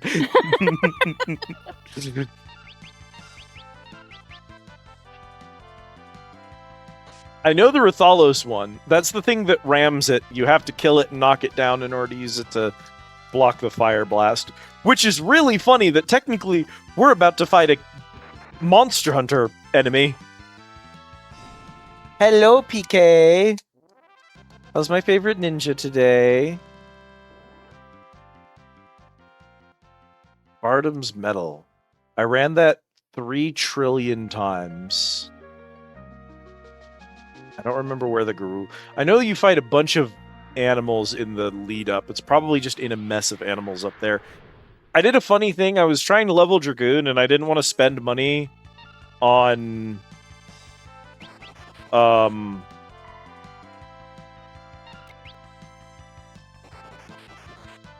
well, that's not good.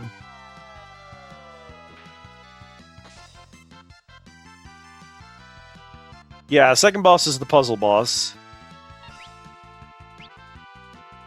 That's not the button I wanted to hit! We may die.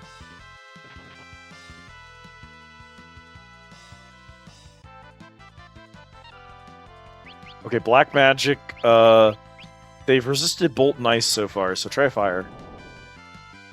Okay, they're probably just resistant to everything.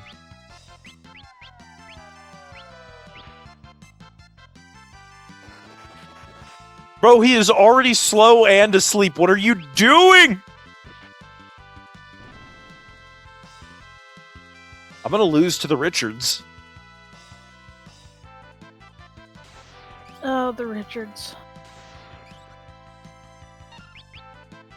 That's you, my favorite ninja.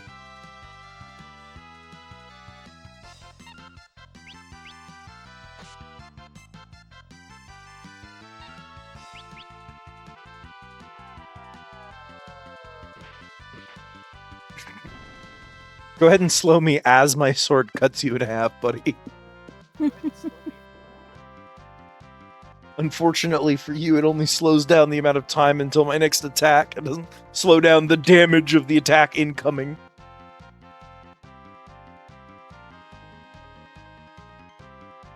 Okay, so I accidentally moved my white mage to the front row instead of running away from the dudes who had slept or stopped my entire party.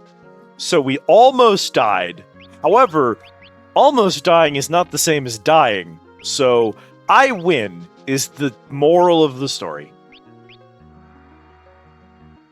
So if I use this fire rod in combat, I will die.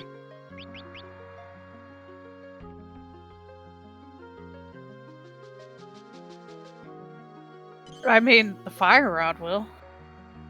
Brutal, dude. Wait.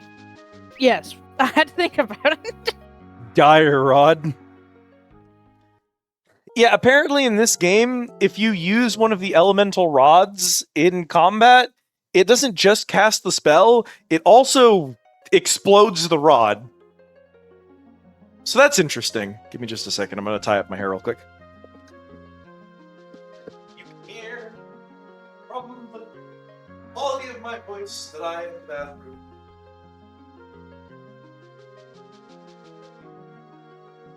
And then my headset is laying on the counter while I comb my hair real quick.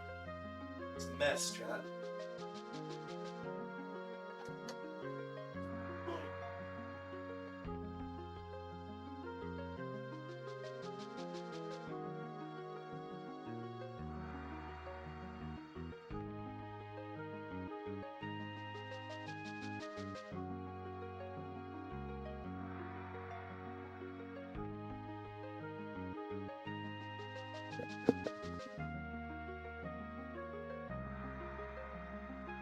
Back.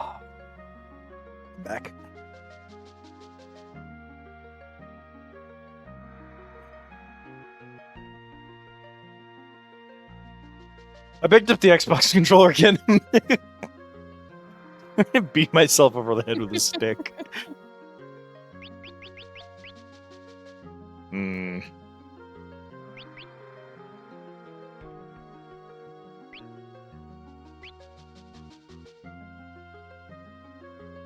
Say 512. What does this say now? Oh, okay.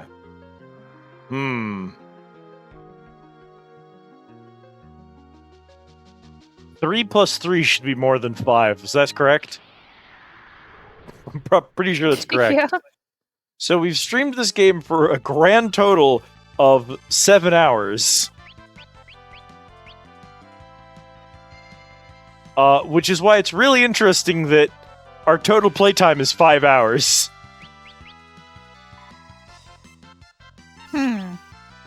Yeah.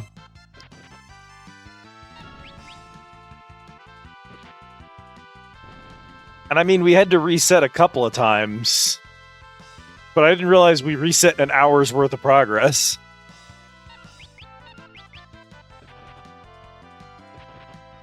But it was like, I think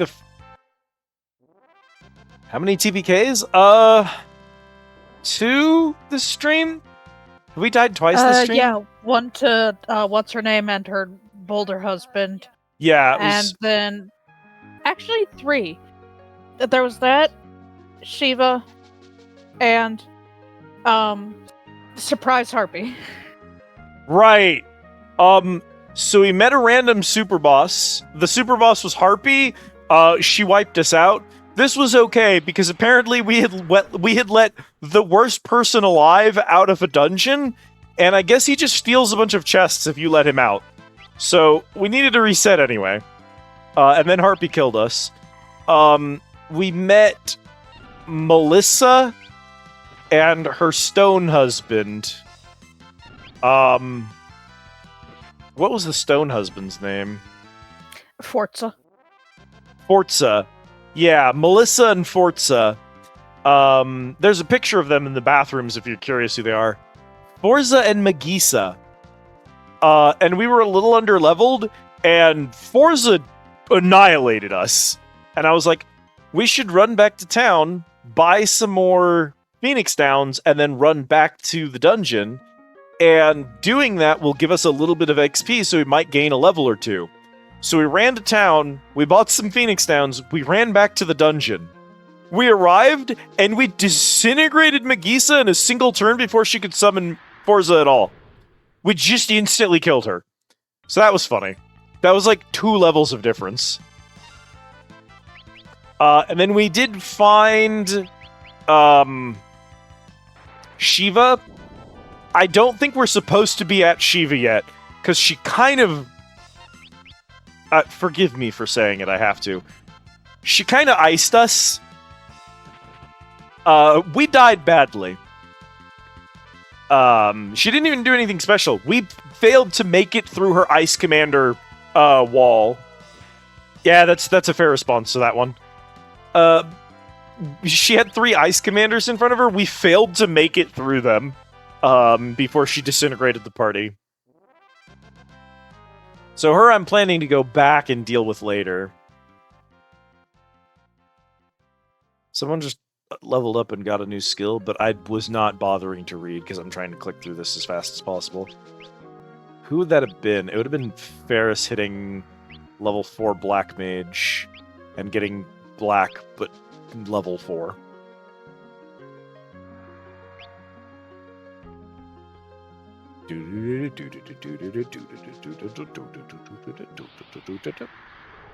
So, yeah, we've had 3 TPKs. Most of them relatively close to a save. So, they haven't cost us too much time. But there are also 2 hard resets. So those have definitely set us back. I guess all of that combined might be close to an hour.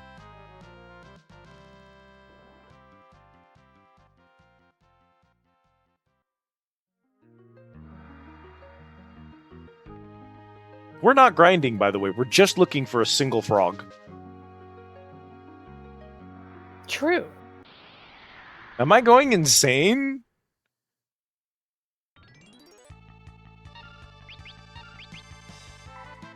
We even specifically looked up if we're in the right spot, and it said yes.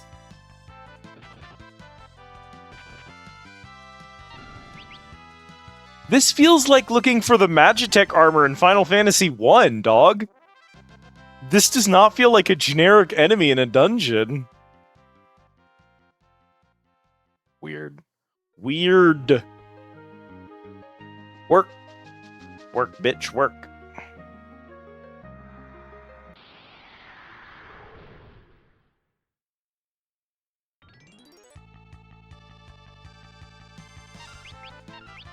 Granted, I've been staring at Richard for so long that it feels like forever since we saw a wyvern or a paddle through as well.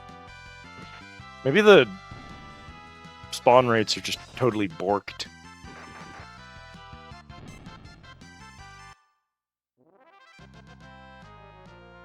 We didn't see Richard until, like, the 5th or 6th floor for the first time. But now we're, like, pretty much only seeing him. We saw wyverns so much and then just completely stopped seeing. We've only seen a frog once. And it was before we knew we needed toad from it. So, like, the spawn rates have been shite.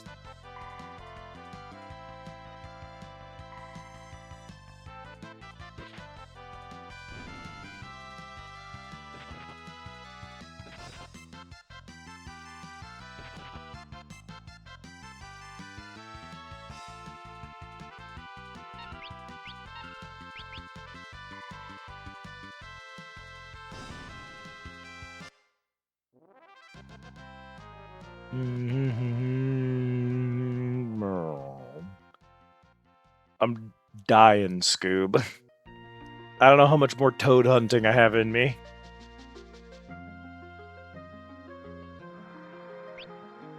I guess for what it's worth, we now have almost 10,000 GP.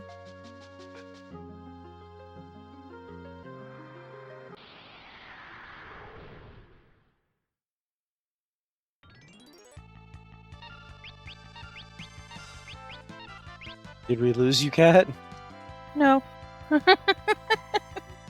That's too damn bad. You just keep on digging.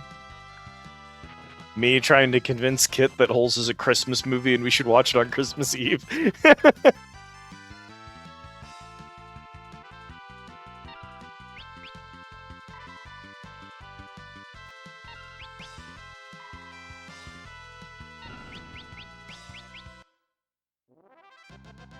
Da, da, da, da, da.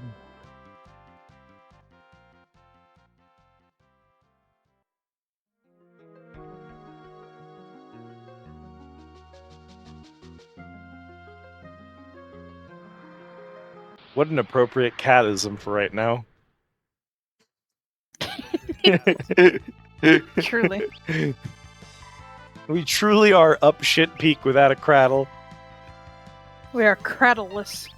We are cradleless.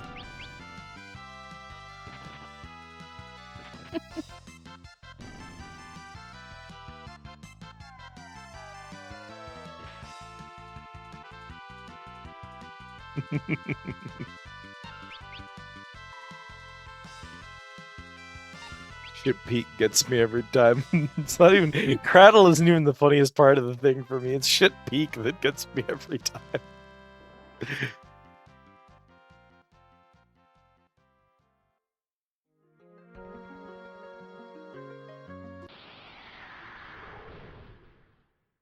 Whee!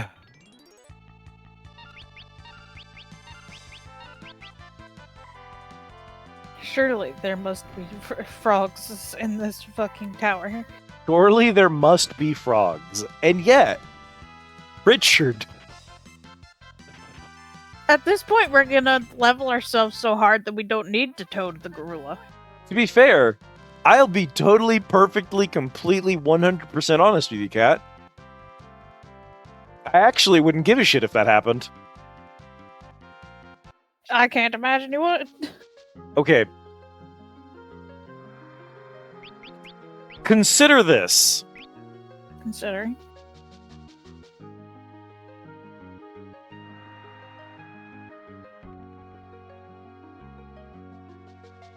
Hang on.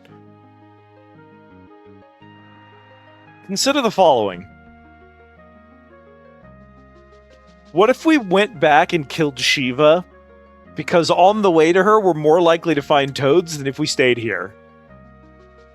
And It's true. that we could just get that out of the way, and then we'll come back and fight Garula afterwards. How's that sound? Yeah, go get him. Fuck it. Okay. Lizmont, how are you? How's the frog leveling? Oh boy, we're not trying to level, Dead Man. I don't know if you've been around long, but we're trying to get these frogs to spawn to teach a spell to Blue Mage. But we haven't seen one in like an hour. They're just supposed to be a common enemy in this tower, and they just refuse to spawn. I'm glad chat enjoyed that. You'll be totally 100% honest. I am totally for real with you right now. I am so frog real with you right now.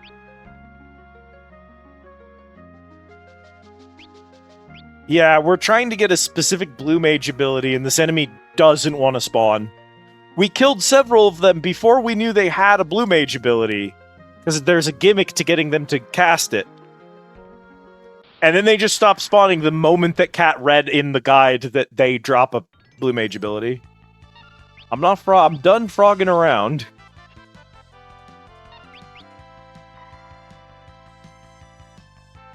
Someone in chat already told us not to croak, and then this happened, so... Die, Richard.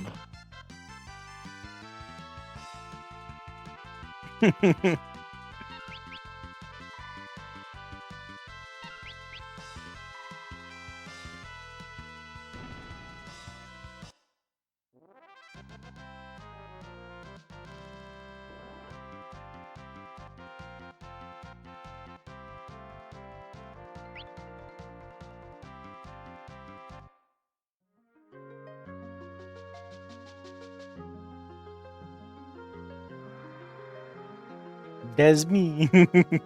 Throttles Jan. Just imagine the meme image of someone strangling Kermit? Just imagine that.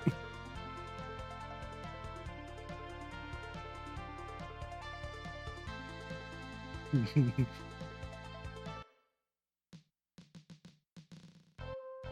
do do do do do do do. It would be really funny if Shiva killed me again. If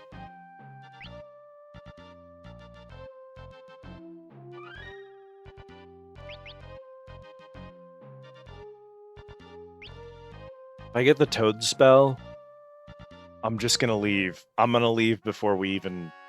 we're just not gonna deal with... We'll go back in for Shiva afterwards, but if we get the toad spell, we're immediately leaving. We're not gonna risk learning it and then getting killed by the boss.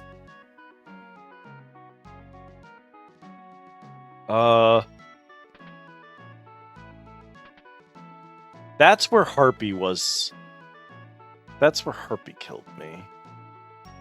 You were... Where was Shiva? Was Shiva behind the waterfall?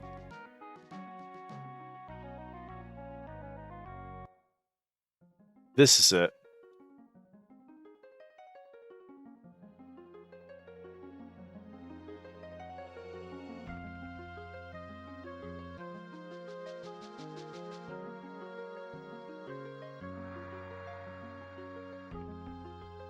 Just Oh, Spiva. Toad, toad, toad, toad, toad. What are you boys doing down here? There's supposed to be toads in here.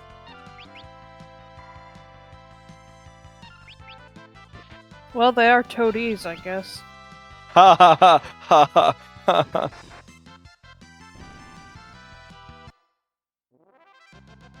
ha.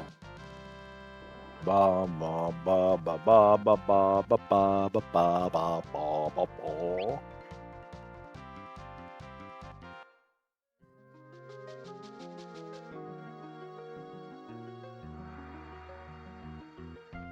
Shiva's just like right there, so we're gonna get this toad first. We'll go rest in town, save, and then we'll beat up Shiva. Come on, man.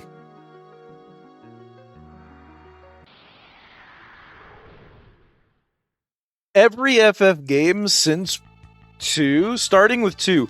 Toads! Okay.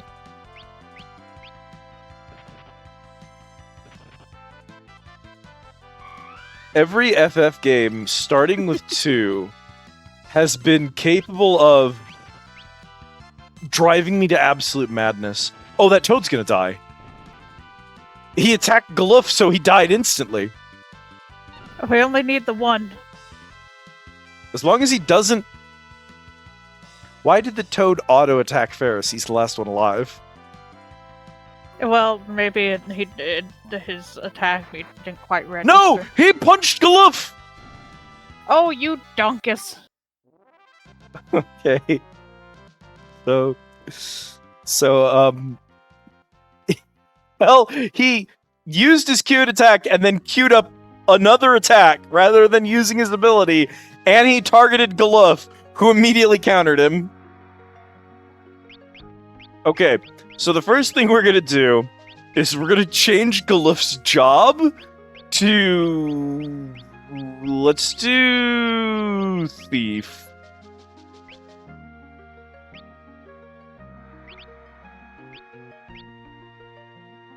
So that Gloof doesn't kill another frog.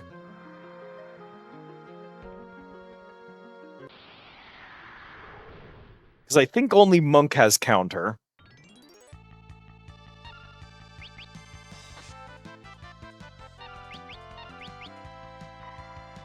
Donk.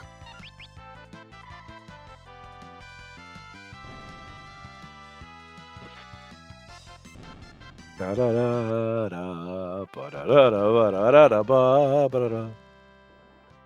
Yeah, I figured there was a chance that they could just choose to auto attack, even if they're the only thing left alive.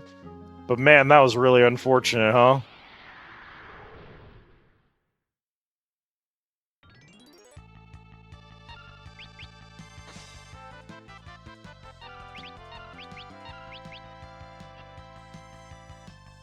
Nice whiff, loser.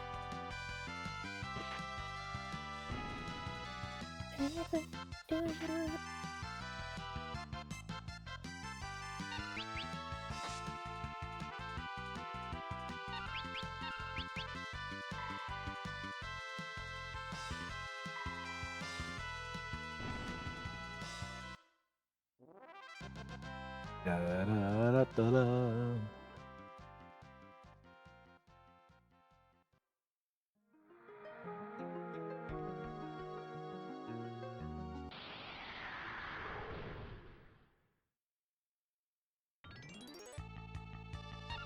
Oh my god! Please. A frog. They gave us a frog and then they immediately took it away using Gloof's own hands against me.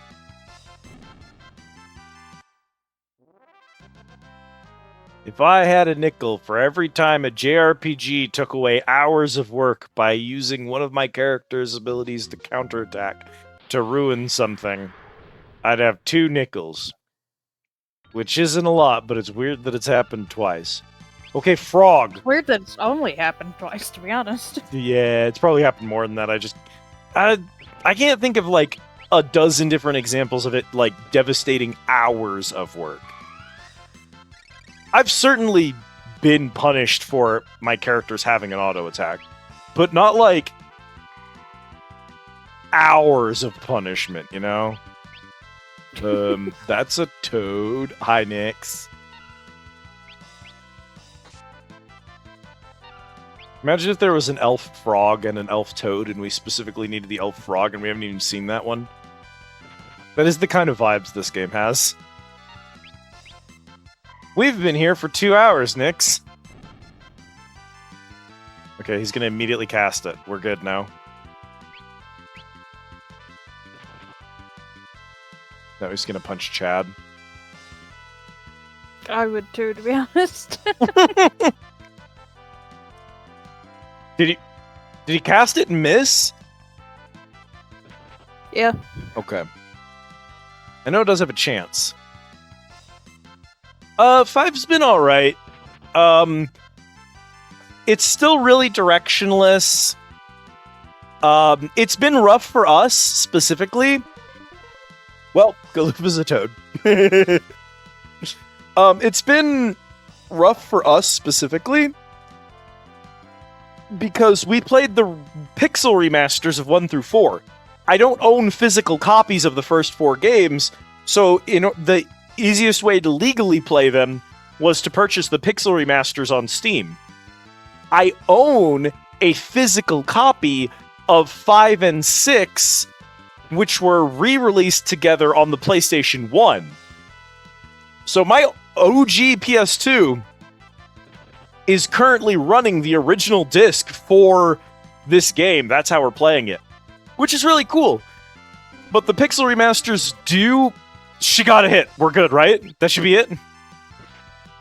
Yeah, well, now we just gotta win, I suppose. Please appreciate the frogs posing on us. Damn, they're dancing. Learned Toad song. We're free. Yeah, I love being able to play old games on OG hardware. I love it. I will always choose to do OG hardware if it's at all possible. And so it's really cool to be doing this. Honestly, the problem is I know because I played 1 and 2's GBA versions first, and then I played the pixel remasters after. And honestly, yeah, the GBA versions are legit better. But kind of part of the joy to this experience for me has been seeing what the series actually was like. And so getting as close to the original experience as possible is part of the point for the playthroughs I've been doing. Even though if someone asked me, I'd immediately recommend, oh, please, for the love of God, do not play Final Fantasy III. Please play the DS version. Please play the GBA remasters of 1 and 2. The OGs for 2 and 3 specifically are not good. They're not. I didn't love 4 much either, and I have heard that one of the ports of 4 did a really, really good job with it, and the original is kind of rough in a lot of places as well. 3 is bad. I know for a fact I've seen some of the stuff in the 3, I think it was on the DS. It's so much better. Back. Ooh, I would not have remembered, thank you. Just beaten 6 several times, so the extras, the GB... Yeah, the extras, I would like to see all of the extras too, but it is very cool to me to be able to play original hardware. And then I think I like counter when attacked. Brother, what? I guess so that you can move it to a different class, but it's just really funny that he has that as an ability he can put on. Thank you for the care package, Adam. I sent Bonnie a picture of the wyvern, and I said, can you tell what translation error occurred here? What monster this is? And she sent me a shmoo hype and then said, wyvern.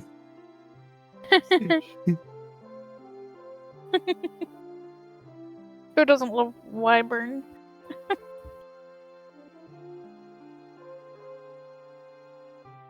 God, you wish that was the spelling of it.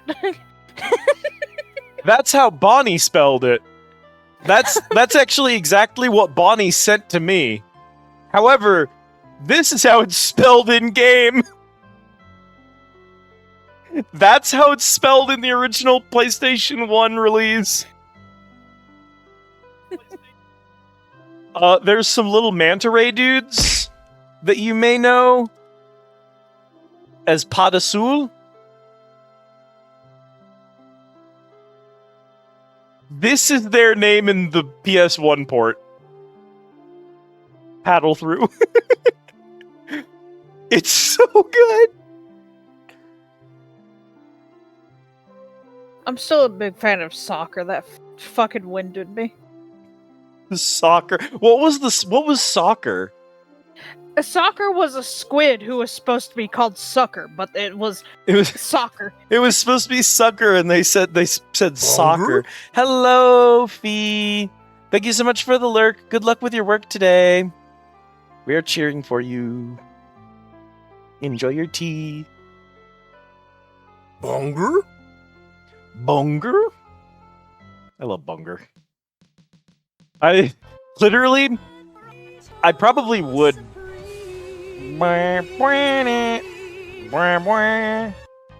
Hot take. Pro tip. The Shoggoth can't eat the last burrito. The Shoggoth can't eat the last burrito in the kitchen if chat eats all the burritos first. You have a stuffed Bunger? I'm legitimately jelly. Bunger is great. Honestly, what was the snack? Bug Snacks? Bug Snacks was like a straight 10 out of 10.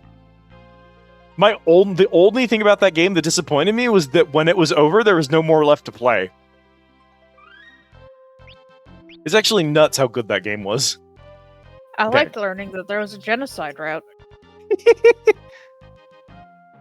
I do not know why Bug Snacks is so fucking good, but it is. Goddamn masterpiece for nothing. Why was it? It's like, it's so clearly a gimmick game designed just to sell a console. What you going back down there for? To kill Shiva. Oh, okay. I thought we were gonna get the gorilla, but... I mean, do you want to go get the gorilla now and come back for Shiva? We were here. I assumed that was the order. Well, I mean, half of why we came here was to kill Sheila, because I figured... Sheila? Oh god, Yeah, I'm the reason the translations are bad. I was gonna kill Shiva while we were here. Sure, if you think you can, go for it. I don't know. She didn't seem that hard. We managed to kill one of the commanders, so we're clearly not, like, super underleveled. I'm doing the thing where I know that they're bad about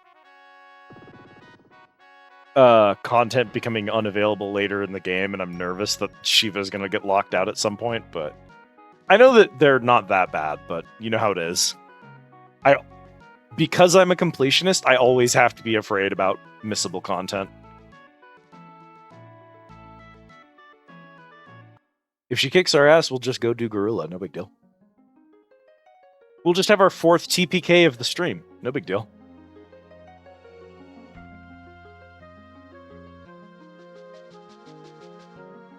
But yeah, overall, so far, part of it is that Kat and I I think we had unreasonable expectations. Now we're gonna never stop seeing the end of these boys because we're done with them. I think Kat and I had unrealistic expectations about the types of stories the old Final Fantasy games were going to tell, where we expected a mostly serious story with lighthearted gags in between, and not an intentionally campy and overdone story that jumps the shark instantaneously and never goes back to 0 once it hits 11. And I think that because we sort of had our expectations one way, we kept being really off-put by some of the absolutely dog shit storytelling decisions that get made. And I think that once 4 completely emotionally broke us.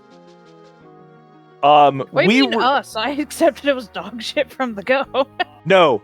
Don't pretend like the meteor, don't pretend like the magma rock was not a breaking point for both of us. But once we had both reached that stage, at whatever point the two of us reached it, because I think you were still annoyed by 3. I know you weren't any happier than me about what's-his-name being okay inside of the furnace in 3. But I think you may have been already walking into 4, like, who give a shit energy because of what 3 had done to you. I still had naivete and hope in my eyes, and 4 crushed it out of me. And I think that was a good thing. I think now that I'm willing to meet the games where they are at, I'm having a lot more fun with 5, and I don't think I would have been able to have a fun time with 5 if I had walked into it fresh. It's because I played 3 and 4, and because they did to me what they did to me.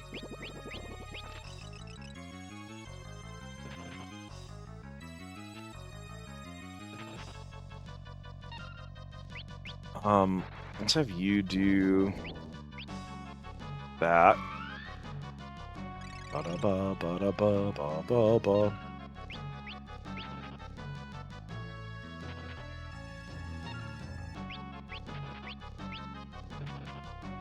OG3 it's tough. Wow, I missed.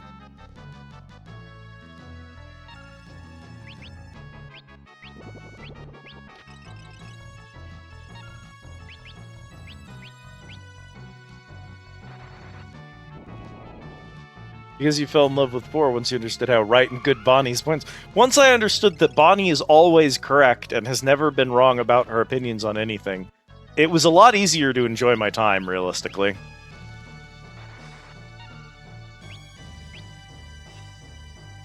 Bro, you've got to land an attack, buddy!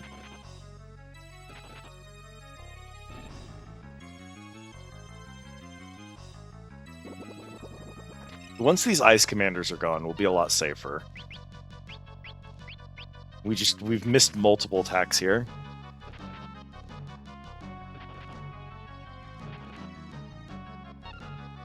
Five and 6 seem to be the ones where, like, there are fans of 1. I'm a fan of 1. There are fans of 2. Those people are just wrong. 2 is bad. There are definitely fans of 3. Most of those people played the remake, which is very fair.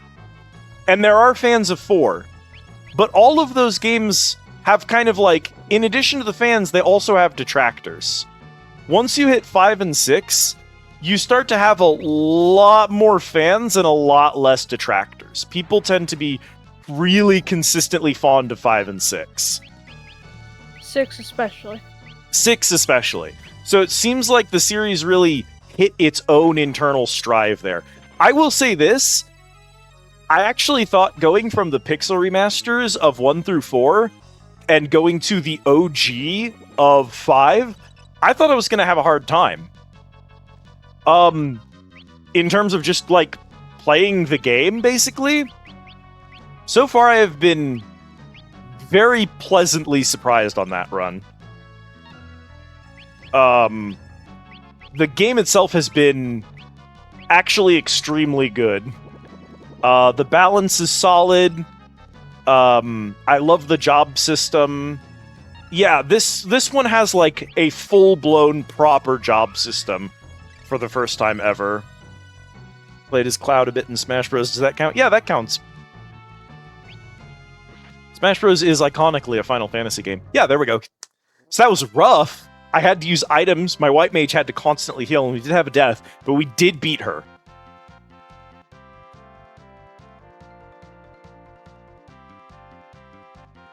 I'll show you the system in a sec, Bonnie. Understand what people liked and didn't like from the first few. I feel like, for the most part, that's definitely true. Also, so far, I don't want to jinx it, so knock on wood, so far, this game's level design has not made me want to throw myself in front of a bus.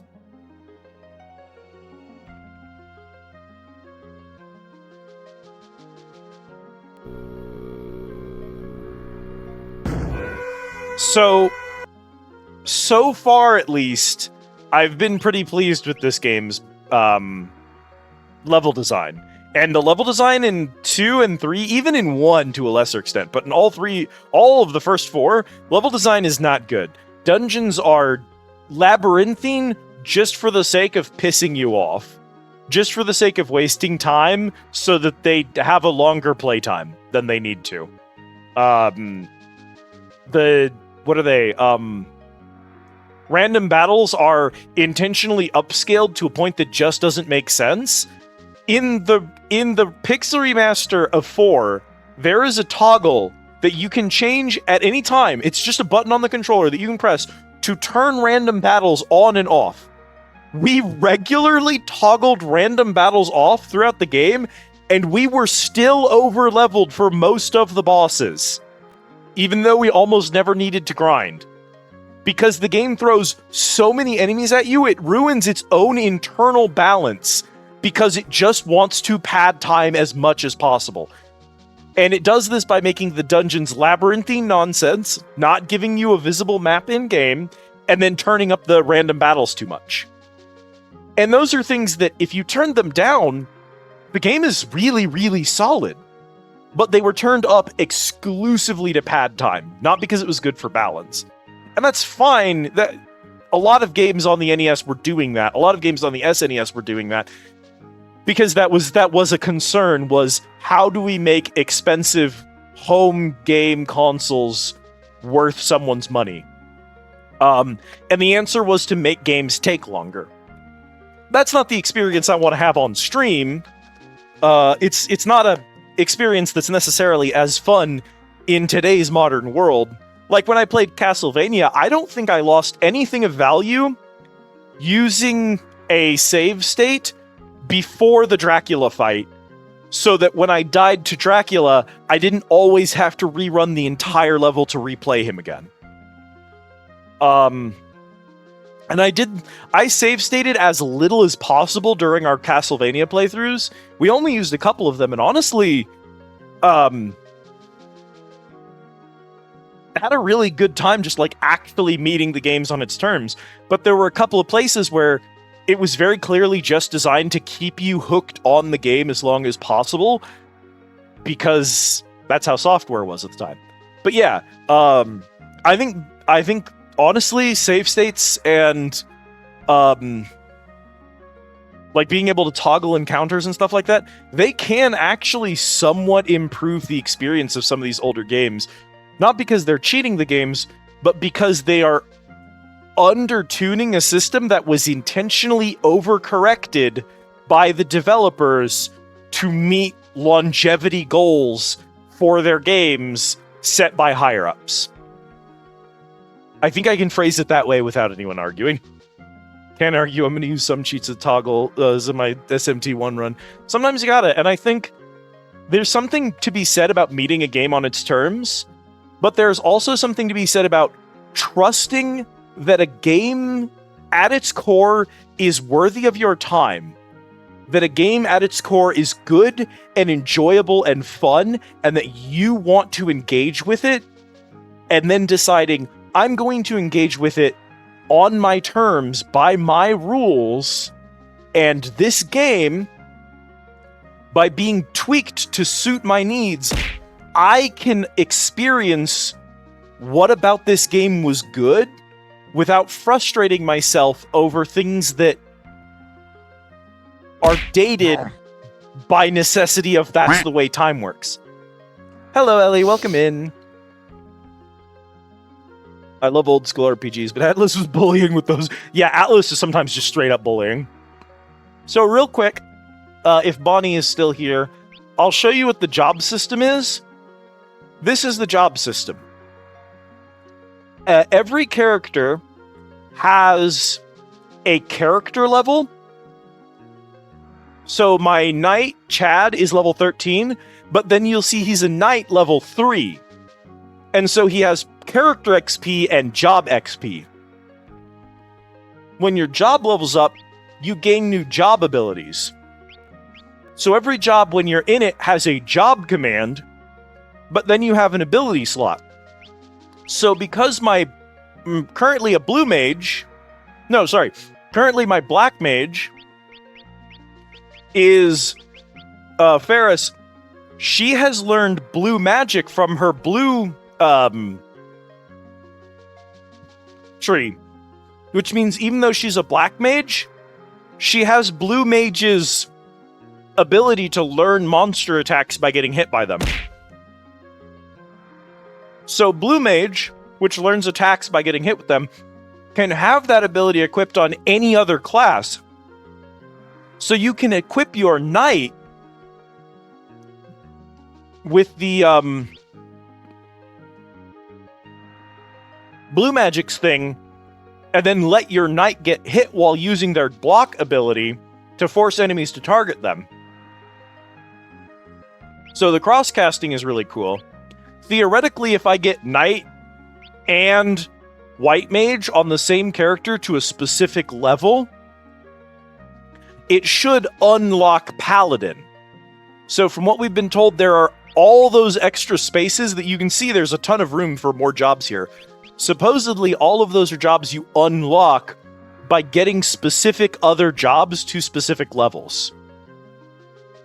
So you get certain jobs together to certain levels, and then they'll unlock combo jobs. So there's a spell sword, there's a beastmaster, and you unlock them by getting other various jobs to certain points.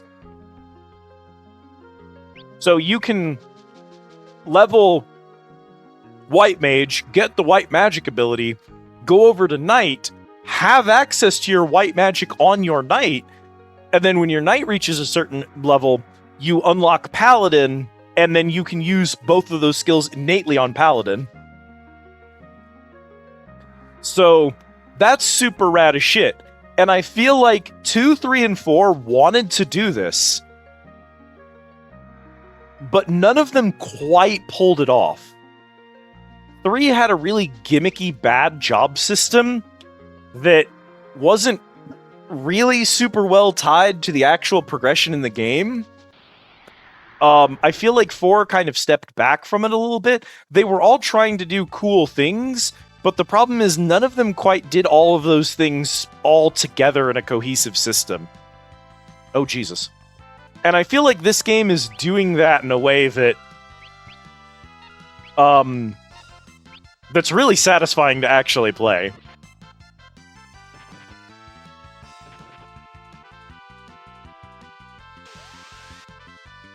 Well, okay.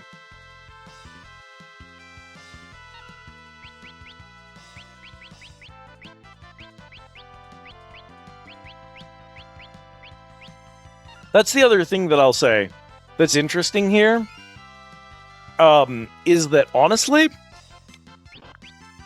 I had a lot of fun playing Final Fantasy 1. I think Final Fantasy 1 is a delightful game. I understand immediately how that game became iconic. Hello, Alucard, welcome in. And I kind of enjoyed all the way through it, even though it's got some level design problems, there's some balance issues, some dungeons kind of spike in level a little bit, a couple of the dungeons go on a little too long. Overall, I'm delighted with Final Fantasy 1. I have not really enjoyed 2, 3, or 4 at any point. 4's camp started to become really fun. Once Magma Stone happened, and I realized I needed to let myself go and let myself enjoy and embrace the camp.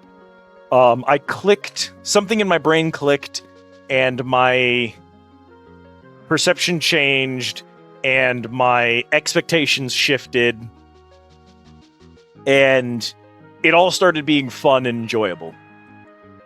But even then, I don't really feel like I enjoyed the gameplay of 4. I think 4 is still... It's still hard to play. At least the original was. But I've kind of immediately started having fun actually playing 5. This is the first game since 1 that I've enjoyed playing. So that's incredible.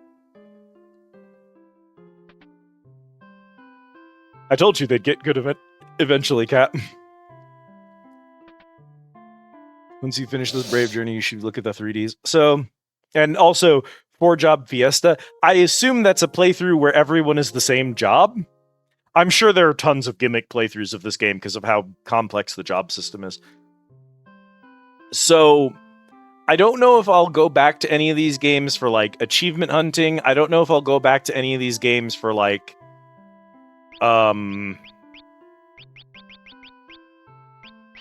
gimmick playthroughs or replays. I may play some of the, like, I might like to play 3's supposedly better version, just because so many people really want me to give that one a try, since the base game killed me. So maybe I'll give that a try. 3, but with a story that, like, makes sense. I think I'm gonna keep all that stuff.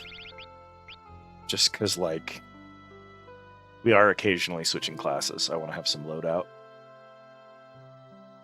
I can tell you that my current Brave journey is to experience the numbered Final Fantasies, which is 1 through 10, 10 to 12, maybe all 3 of the 13s. It is possible I may... 13 is devastatingly bad, and I despise every single bit of it with my entire soul. I may have a guest appearance by a friend. I may bring in a guest friend to play through the 13s with me up in the balcony as a bartender, so I can survive the 13s. Oh, I like 10-2 as well. I will tell you straight to your face, 10-2 is an absolute dog water game. But I kind of like it. I think it's doing so many really cool things that I wish more games would try. I think the idea of a fully enclosed, story-driven RPG with a coherent enclosed plot that you're just expected to, like, play through 8 times and get a bad ending multiple times on it, almost like it's a roguelike. It's like an experimental early version of Hades. And the dress spheres are completely broken. They just do not work in game. They're completely broken. However, on paper, that's one of the coolest systems that a Final Fantasy game has ever given us for jobs. It's so cool. No, yeah, well, Bonnie and I, we've already agreed on this before. The dress spheres are so fucking cool. They don't work in game, but on paper, it's one of the coolest systems they've ever come up with. They just needed to... I think that dress spheres should be on a cooldown. I think they should be same turn action. Instant with a cooldown. Exactly. I absolutely believe that would fix it.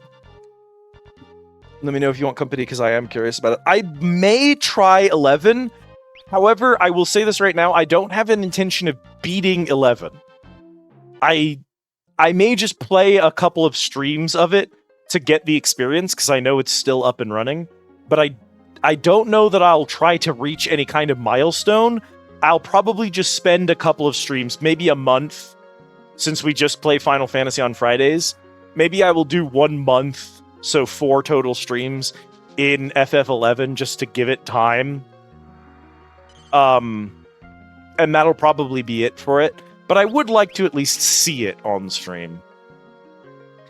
12 is one of my favorite games of all time, and I cannot wait to reach it. I'm so excited for it. Also a dog shit game with one of the coolest systems that doesn't work. Gambits are so cool, and God, I wish we had a 12-2. I wish we had another game that tried to use the Gambit system, because they were cooking. They weren't finished cooking. Someone pushed them out of the kitchen before it was done, but they were cooking. Also, this is going to be a hot take, and so many people are going to pick a fight with me, and I'm just not interested in it. I have a fucking master's degree in creative writing. Suck my whole girl dick. FF12 is the best story writing in the entire Final Fantasy franchise. Just end of discussion. I'm sorry, it's actually the strongest story. And I know a lot of people are going to say, Vaughn is such a boring protagonist, and I'm not... Yes. Vaughn is a huge problem. But he's a character problem. He is a vehicle problem. He is a problem because he's supposed to be our player stand-in, he's our perspective character, and he's terrible at it. But if you are just looking at the actual story of 12, the story of the princess, the story of the fallen knight, the story of the empire engineer prince turned rogue, the story of the how do you even describe Fran?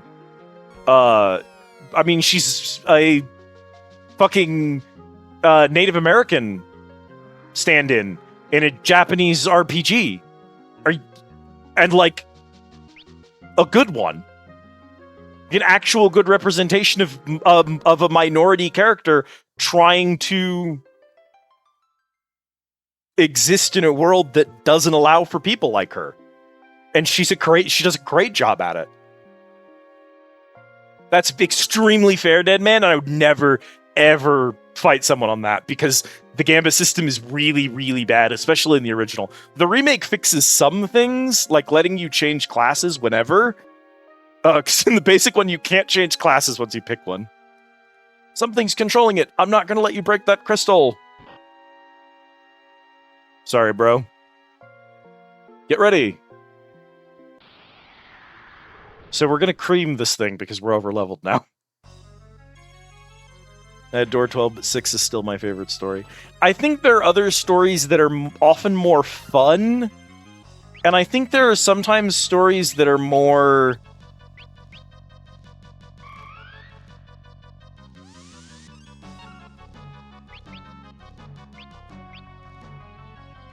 I don't want to say easy or surface level, because those feel...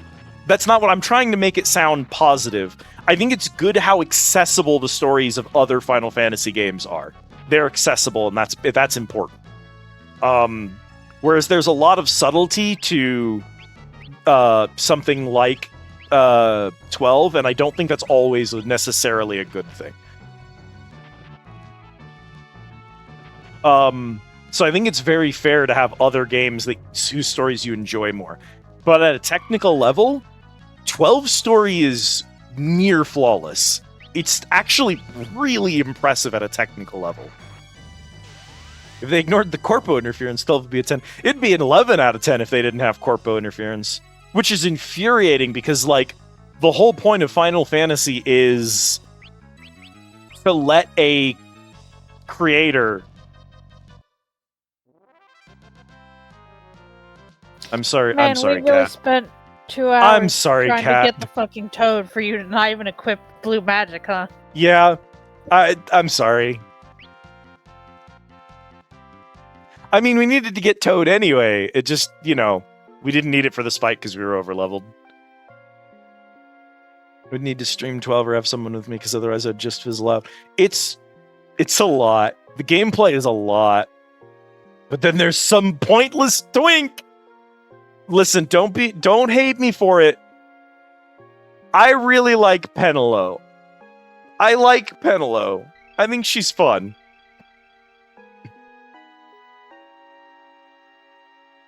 Vaughn is useless and I can't defend him. Too late. I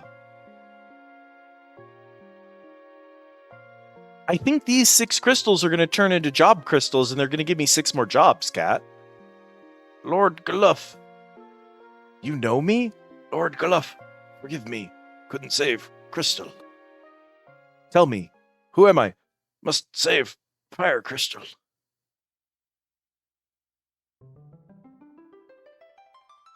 Yeah, these are going to unlock 6 more jobs. You don't unlock 6? them. There's only 5 of them. There was another one off the screen to the north. Crystals, they're glowing. Maybe we'll receive their power.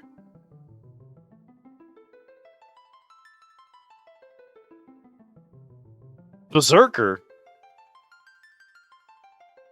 Oh, okay. Time Yes, Mage! that's how it works. Fine, then. Sorcerer. Yeah, see, there's one up there that wasn't even on screen. Summoner. Could have worked as a teammate, but he's not MC material. No, and the worst part is I think Bosch would have been a far superior one too. Red Mage. Now what? The tower's sinking.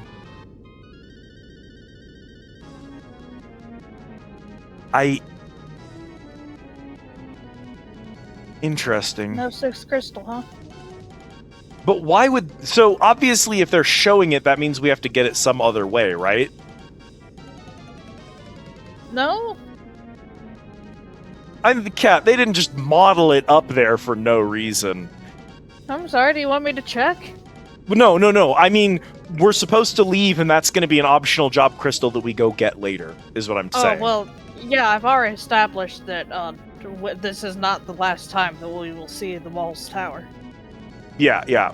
So that's going to be in here the next time we Due visit. to my favorite phrase, the developer intended method. Any of the others could have worked as an MC with how well they're written. Yeah, you could have followed Fran, you could have followed Bosch, you could have followed Ash, you could have followed Balthier. You easily could have made it with any of those. Hydra! My beloved. My beloved baby, you're okay. Get in the Hydra's mouth! Hydra, you're alive! Come on, girly pop.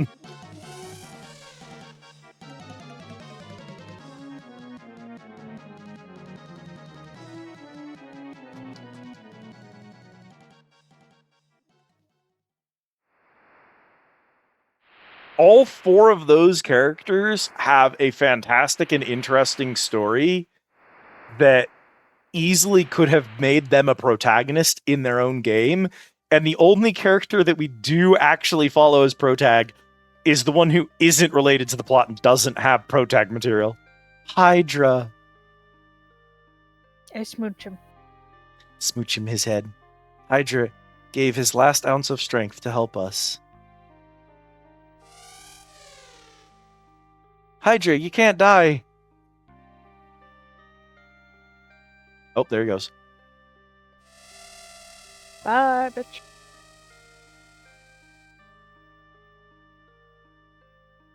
Hydra, thank you. Hydra.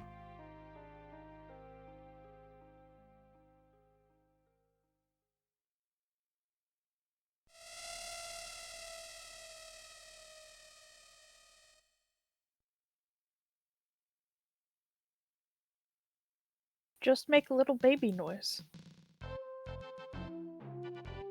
So the tower is gone, and without the water crystal, the ocean doesn't work anymore. I don't know what it means for the ocean to not work anymore. That could mean a few things, to be honest.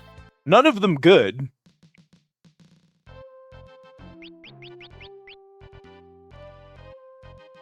The world not having any more wind, at least, is like an obvious one. And that's catastrophic for many reasons. Long term, it means that all the plants are going to die and everything on the planet's going to starve to death. But short term, it's bad because, like, boats don't work, airships don't work.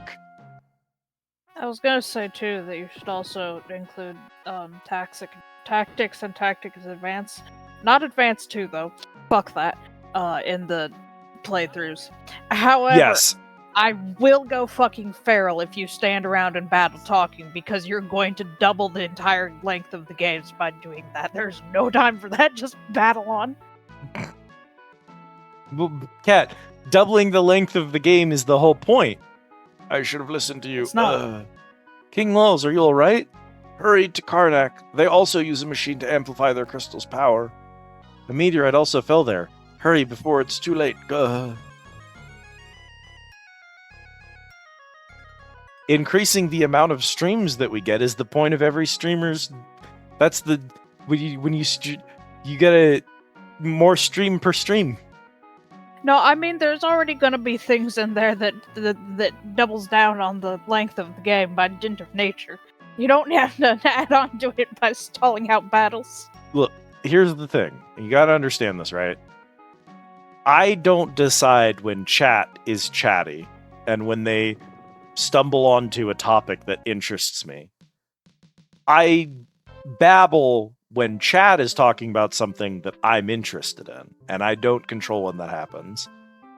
So when that does happen, we just kind of have to go with it, even if we're in the middle of something, you know? Speaking of, yeah, I do plan to play at least the tactics games, because those are supposed to be... Except A2. Those are the Evilise ones, right? Yes. So we'll probably play those after... Tactics is, and then Tactics Advance kind of is by nature, but less so. Yeah. But we'll probably play those between 10-2 and 12. And then maybe throw 11 in there somewhere too. Just because 12 takes place after the tactics games, still in Evilise, I believe. I can't express how much I fucking hate the 12 Numus because I had an absolute crush on the Tactics Advanced ones. They're so goddamn cute. And then I had to look at the 12 ones, and it was like a punch in the face. Like, why would you do that? I am so sorry that they did that to you. But yeah, no, 12 is amazing. I love it to death. I can't forgive them. This should be the start of the game, I think. If we was a fire crystal, where would we go? Yeah, this is the start of the game. That's where the first meteor landed. Unfortunately, once again, this game does a really bad job of telling you where you're supposed to go. I should have a map. No, we never found a world map, did we? Or did we? I don't know, they said press the square button to access it, so... Yeah, the funny thing about that is the square button isn't doing anything because we don't actually physically have the item. You want me to see if the map is the thing You we should can physically find? It is. We were specifically told to go get one, and I don't remember when, because that was last stream. Okay, so this is Tool Village. So please go Google where the world map is so we can go grab that, because I must have missed it. I think because we might have been planning to grab it, and then we ended stream, and now we have to remember where it was. It is in a chest in the ship graveyard. Fuck! Okay. Well, it can't be that hard to rerun Ship Graveyard, because we're overleveled now, so...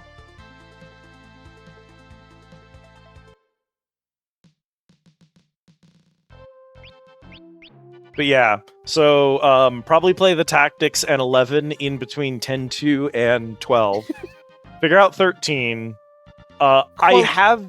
Directly along the path to the exit by following the main story, so somehow we just whiffed it. That's pretty impressive of me. Do I, like... Let me just double check my inventory, then. Be a key item, I assume.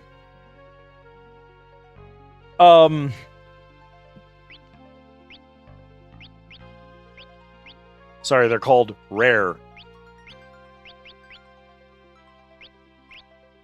Well, yeah, it would be. A key item. Well, I have a memento and 2 pendants. That's not world maps, so Nope. Go get it. Go get it, bitch! Okay, to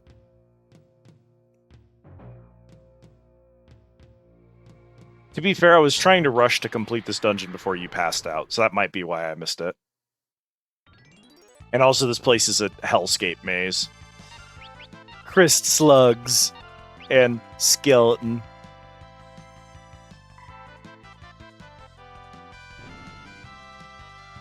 I have this plan when we reach Final Fantasy XIV. As insane as it sounds, I would like to play through it. And I think my plan is to make an alt on another server. I may try to do there's a new game plus in Final Fantasy XIV, which basically just allows you to like start at any point in a quest line and replay the quests as they originally occurred. So you can play through the quests the way that they first happened. I don't know how good that system is. I haven't dinked with it a lot. I don't know if you have to constantly like start and restart sections or how it's going to work. I'm going to try... Can you repeat the directions for it? Because I'm not seeing it. Oh, it's like directly along the path to the exit by following the main story, quotation marks. As in, like, on the way out. On the way out. So, well, that doesn't make any sense.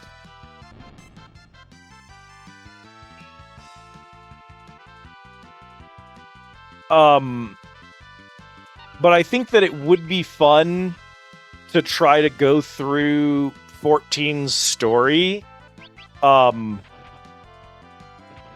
possibly having slots open for people to play alongside, like members of chat can fill slots in the party for when we do story stuff. And if we just take one single class through just the story, it's honestly not that much. A lot of an MMO's content is side content and raids and all that. So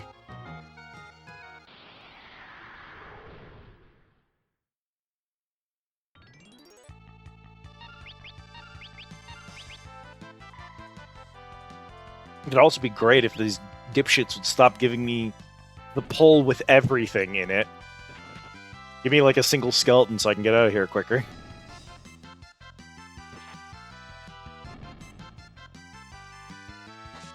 So I think it would be cool to play through just the story of 14 up to maybe just do up to Endwalker, which is kind of the closing of the main arc.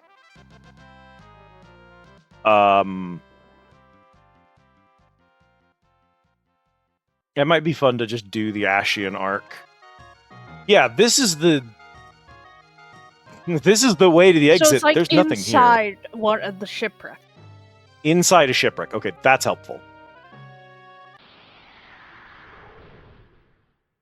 Yeah, I was trying to figure out like why you're just wandering around this one deck and not like actually treading backwards. That's why I specifically asked you where it was, because the description that you gave me that it was at the exit would have meant that it was in that room there. It's not there. So that's clearly not actually a good descriptor of where it is. It is along the path to the exit. I don't know if you know this.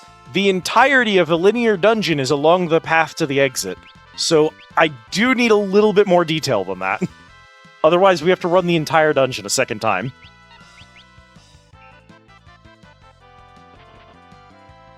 And then 15 and 16 should just be playthroughs, basically. Hopefully we catch up on the Final Fantasy series before they release Final Fantasy 17. Granted, I think that there's a decent likelihood that there isn't a Squeenix by the time 17 is supposed to come out, so, you know.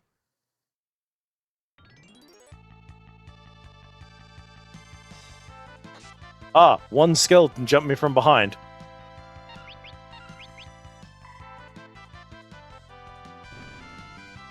Unfortunately for you, if the Black Mage is in melee range of you, then the rod actually does almost as much as a monk attack. So, eat shit and die.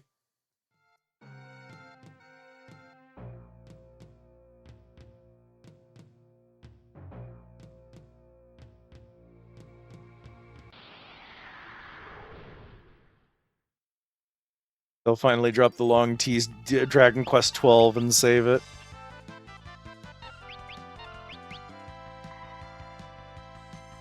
Dragon Quest XII made 95% with AI. They'll hit us with Dragon Quest Builders 3. That would actually save the company. It would also save the planet. I think it would cure world hunger. It would.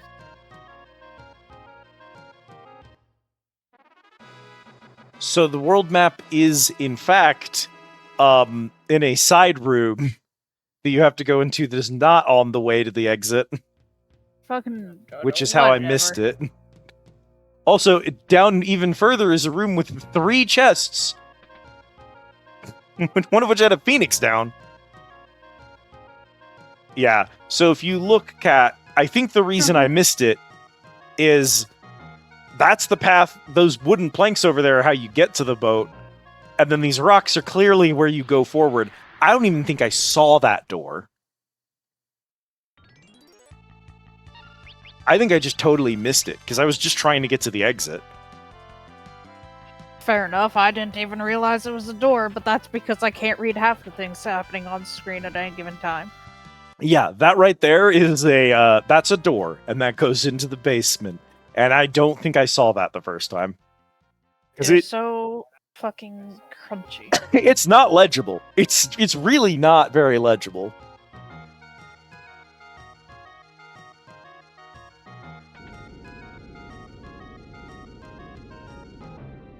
Apparently, if you go the other direction in this dungeon, this ship resets itself and you have to bring it back up again to get out.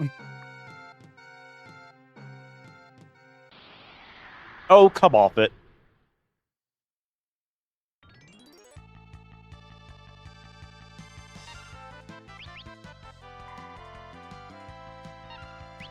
What do you think these guys are weak to? I'm gonna try Bolt. Well, the slugs are weak to Bolt. That'll take it. But yeah, I don't know that there's any other Final Fantasy stuff that needs to be experienced. I know the tactics stuff is big for a lot of people. I have joked about playing through at least the like important Kingdom Hearts games on stream, but it's kind of impossible. There are several sections of Kingdom Hearts that are essential to understanding the plot to it, which you also cannot play anymore because they are mobile games that close down. So you actually can't ever again catch up on Kingdom Hearts. Large chunks of the story are simply missing from existence. Because as it turns out, Tetsuya Nomura should not be allowed to run a project by himself. He is a character designer, and he should be doing character design. He should not be directing a franchise. That is not a talent he possesses. Get him out of there. What am I looking for? Nothing, I guess. We have the world map now, so I guess we'll leave and then save. Cabo Blabo. Uh-huh. How are you doing? Technically good, but the thing is that I didn't actually get information about tomorrow regarding when my sister plans on actually being here. I was aware of that in the background, so... Oh. Well, that's it it's then. Unreadable. Great news! That's all you get. If you touch any buttons on this screen, it just closes.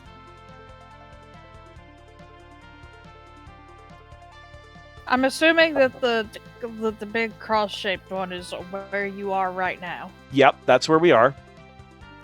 So, directly south and slightly east of us is the town that we visited after the ship graveyard. South and a little bit west is the Walls Tower. You can see it was on that peninsula and it's sunk. Straight south of us is Walls itself. I think most of the stuff to the west of us is blocked by mountains, which the dragon cannot fly over. That thing to the east, I think, is on the opposite side of a mountain. So we may just circle the mountain bowl and see if there's a way out. It looks like either straight west or perhaps to the east of us somewhere. Yeah, I was gonna say, if the dragon can fly over water, can't we just like circumference the map? Yeah, we can. We just can't cross these mountains, and I've been running into a lot of them. Oh, so that northern point, that's where we found the dragon. The mountain. Yeah, we'll circum the map.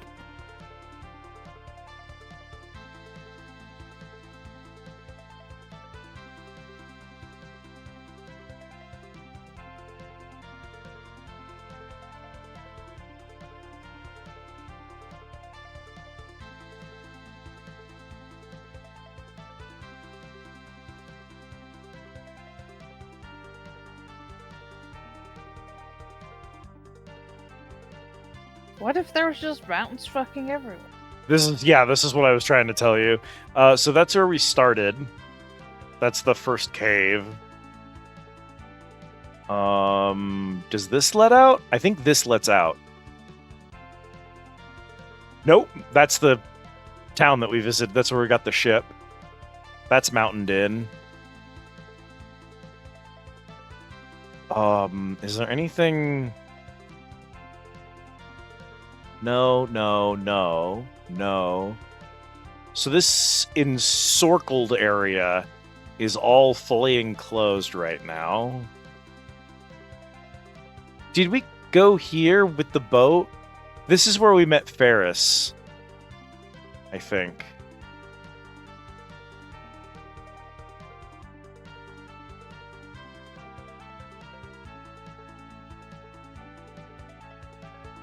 And then this should be the ship's graveyard. Good news. It's in here somewhere, and it's not on the map. Alright, I'm Googling this shit. They called it, like, Karnak? Oh, Karnak, okay.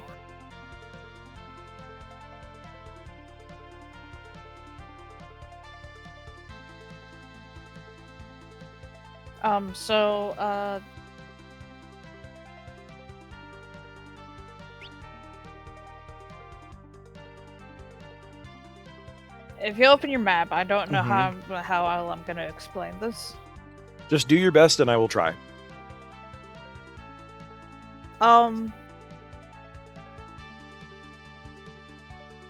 So you see the kind of to the west, the weenus with the little heart water on it. The water Lord. weenus. The water weenus. So There's like wait, a can you see my glowing point on top cursor? of it. No, you No. can't. Darn. There's a glowing point on There's- top of a little knob Yeah, and then a glowing point relatively under. round lake. It's to the directly west of it is a little desert that's just above a big desert. That area? North of that, but yes, like the little heart water knobby, like the glowing point north of that should be Karnak. Cool. That means I have to get out of here. Because we're encircled. How did we get here in the first place? We started here. We've started in the circle. We have not left the circle. Every point... Okay, so on the map, Cap, from where I am, can you see how the land makes a shape around us? Yes. Those are the mountains. There's no way out from those. Which means that somewhere in here must be a cave or something that takes us out. I just don't know where we need to go to leave. Or there's someone we need to talk to trigger a cutscene so that something about the environment will change and then we can get out of here. Because right now there's no way to fly Due to east where we need to to go. where the Tower of Waltz was. Okay.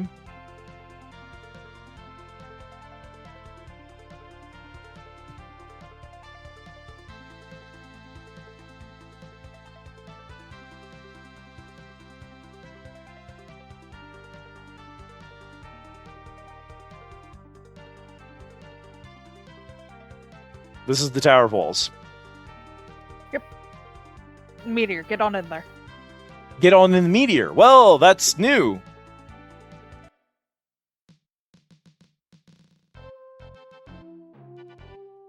Oh, there's a hole in the meteor now.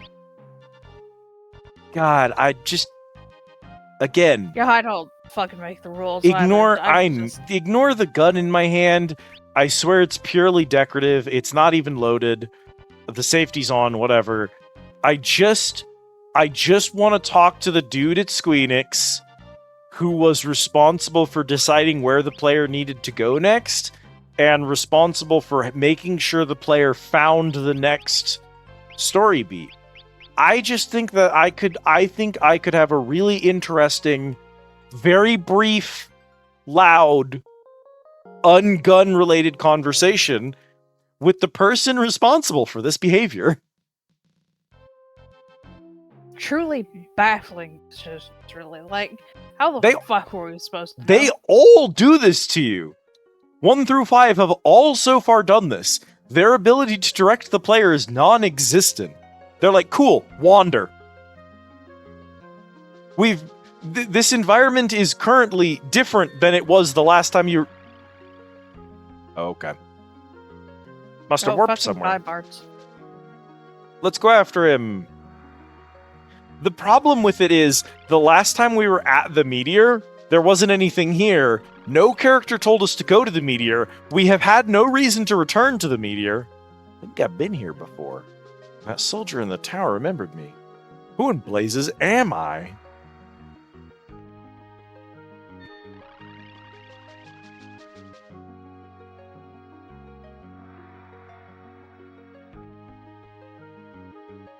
This is the excuse to remove the dragon from the party so that we have to walk everywhere again.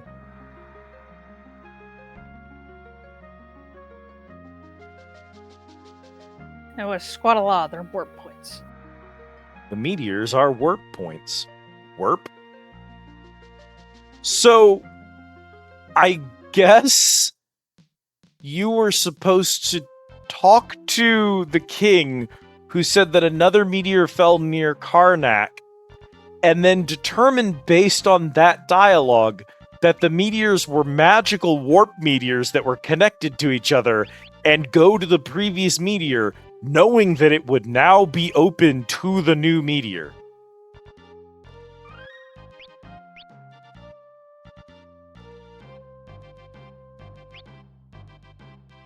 Ah, yes, of course.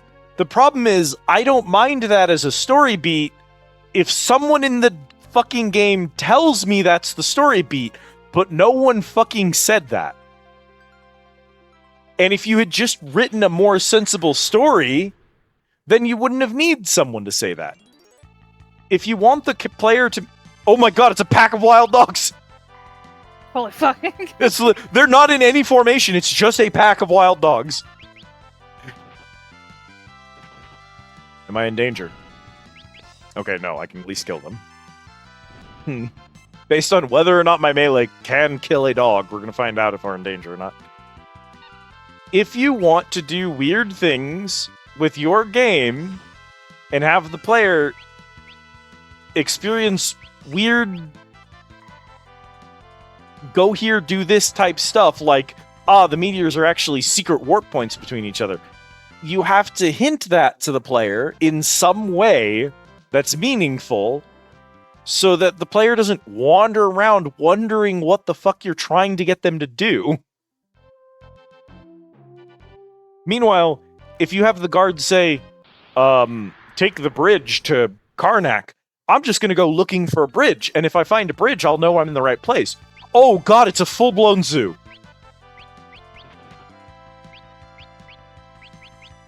It sure is a zoo. Glastos and Landwort. Do you think Glastos is supposed to be an Adamantoise? Let's see.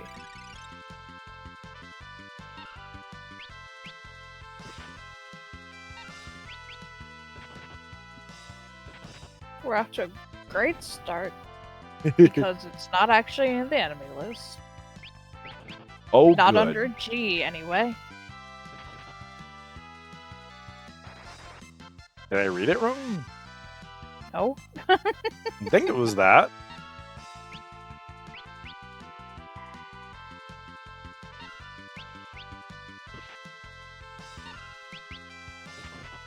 Okay, so the zoo isn't hitting particularly hard, but it's extremely beefy.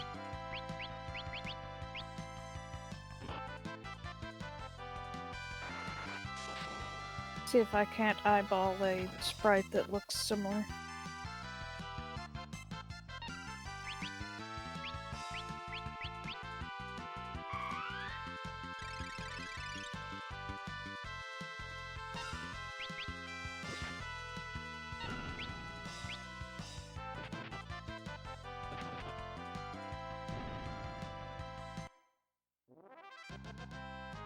That probably actually would have killed us if we weren't over-leveled for the previous zone.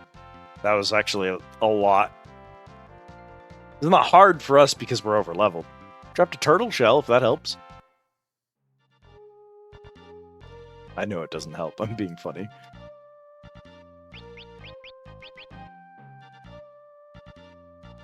Grass tortoise. Grass tortoise. Also known as a glastus. Okay. I mean, fair enough. There are all kinds of tortoise enemies in this game. What did Squeenix have against turtles? There's a lot of turtle enemies in these games. Howdy, Sean.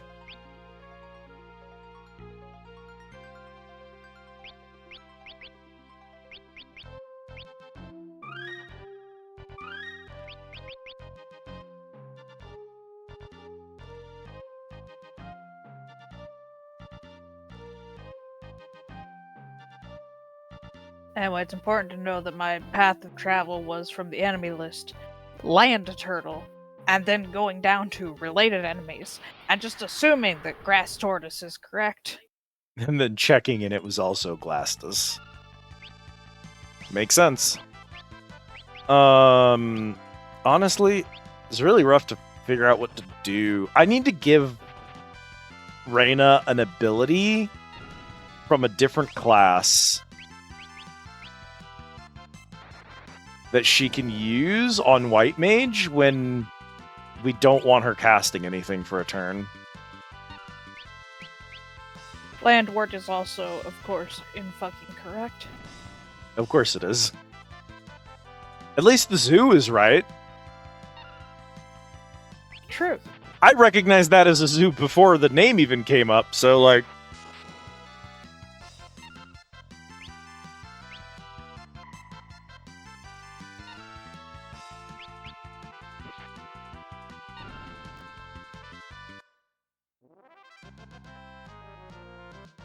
Unfortunately, I can't even begin to ponder what the fuck the landward is, so...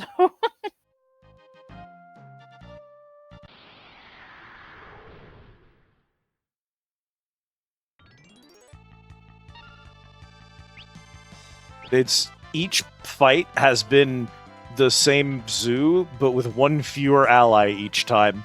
He is getting lonelier as we get closer to the He's town. eating them. Oh god! So his weakest element is fire for some reason. Nyx also said he's eating them. The jury has decided he's eating them. Yeah. Jury comes back with the unanimous verdict. He's eating them. I thought that they had red warning sirens on when I got here. No, Karnak no, is just Karnak- like this. Karnak's just on fire. It's fine. They like it this way.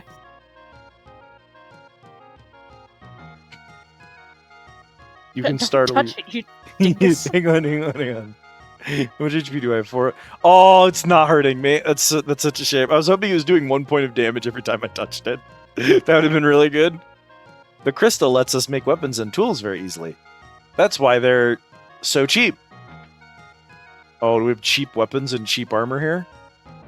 That'd be really funny.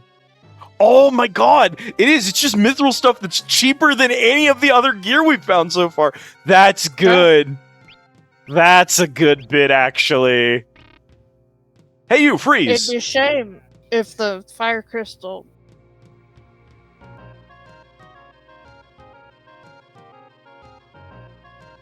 That's him! You're one of those monsters, Huh? don't try and deny it! We saw you crawl out of the crater! Hunger? Huh, what? Apparently attempting to purchase an item at the store gets you arrested.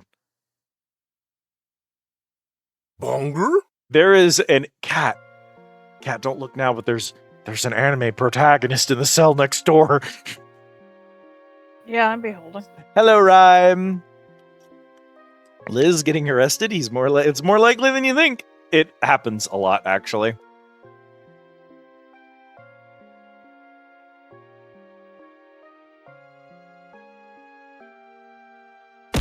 Nom.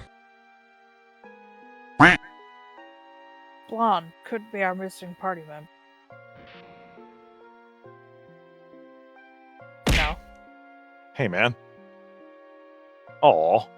Tell me that's Sid. Thank you for the care package and the treat, your Liz.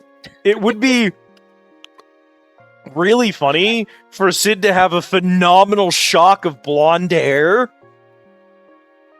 and to also just be in a prison cell when we first meet him. That would be a good Sid intro. I can't think of anybody else that would just start in a prison cell other than Sid.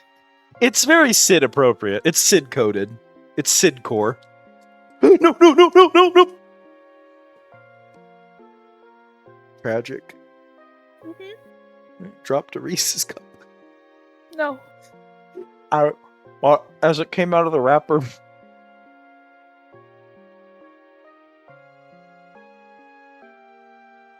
It, like, started to slip, and I did the thing, you know, where like every time you go to grab it, it like bounces off of your arm or off of your hand. It just keeps bouncing. The entire time I was going, no, no, no, no, no. It was bouncing around in between my hands, but I just couldn't manage to get a grip on it.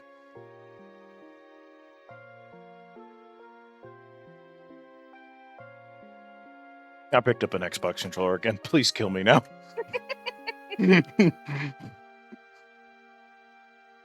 Used up the last of my gunpowder just to bust into another cell?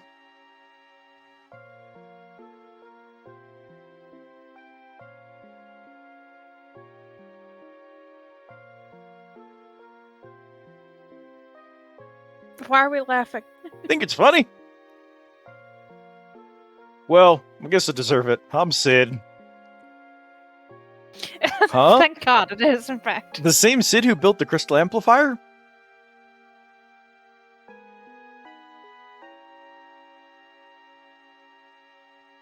I'm sorry. No, you're right. It's all my fault. A book in the Library of Ancients said that long ago crystals had more power. So I studied crystals at Walls and Karnak and made a machine that would enhance their power. But increasing their power only caused them to shatter. Oh, it's all my fault. But why are you here? I was too late for the first two, so I wanted to save the third. When I tried to stop the machine, they threw me in here. It's the same Hey, for are you us. ready for the FF5 Sid art? I am. You came to protect the crystal? Twinging the counter. Everyone in the counter of my Discord will be the OG Sid art for this game if you want to take a look. Oh, That's what this sprite is meant to convey. my God.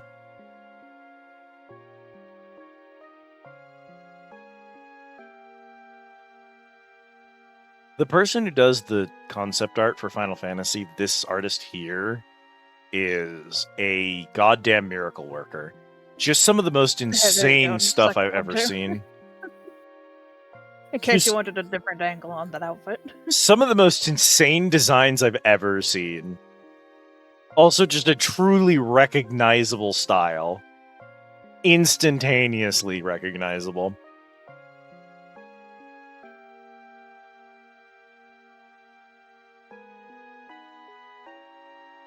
A crystal shard? Just who are you?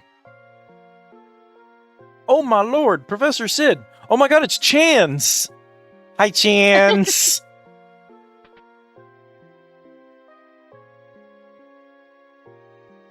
I really want it to be pronounced Chank. Good old Chank. What? You were right. I was wrong. The crystal's cracking. What? I stopped the machine, but the crystal's power only increased. The fire ship. The witch? It may be the fire ship that's draining the crystal's power. Please, Professor Sid, help us.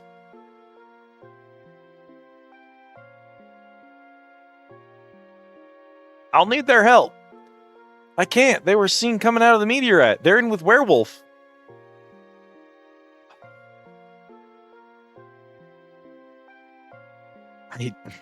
Immediately experiences flashbacks to the pickpocket. I just experienced an incredible amount of emotional distress when I read that sentence. I hope it came across. They're in with Werewolf, singular. It's capital letter. It's proper noun. Then, I guess I can't help you. Alright, anything you say. Will you help me?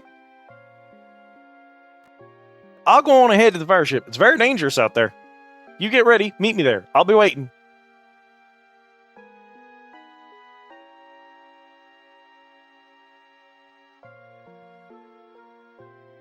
I really love Sid as an eternal nutter. Eternal what? Nutter. Oh, yeah, yeah. He's just always on some shit, you know? Brother, the chest.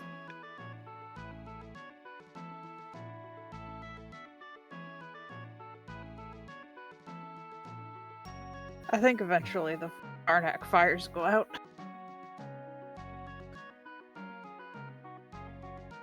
The crystal's in the dungeon. Of course it is. The engine runs on power from the crystal. No, that's one.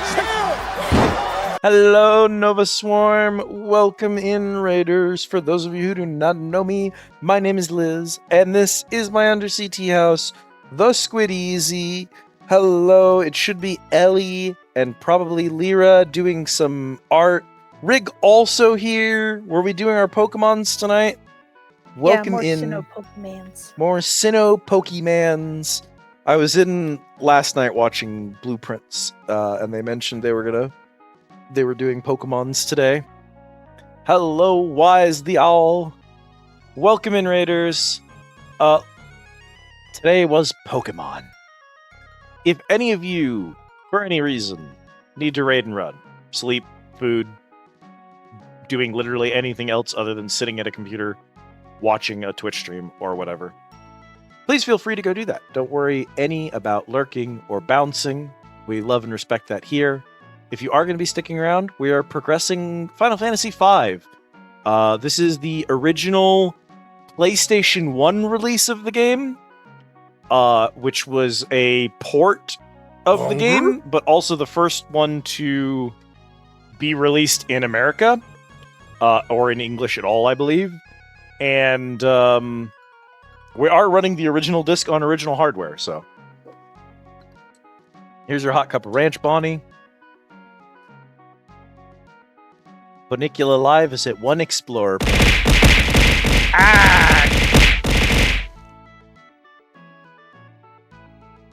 Yo, that microphone did some tricks, though.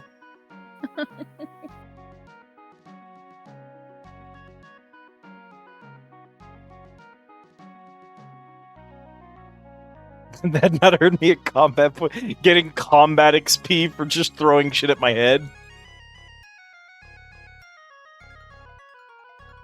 I hope the fire ship becomes our airship. It sounds like it will, and the fact that Sid's here is, like, ominous.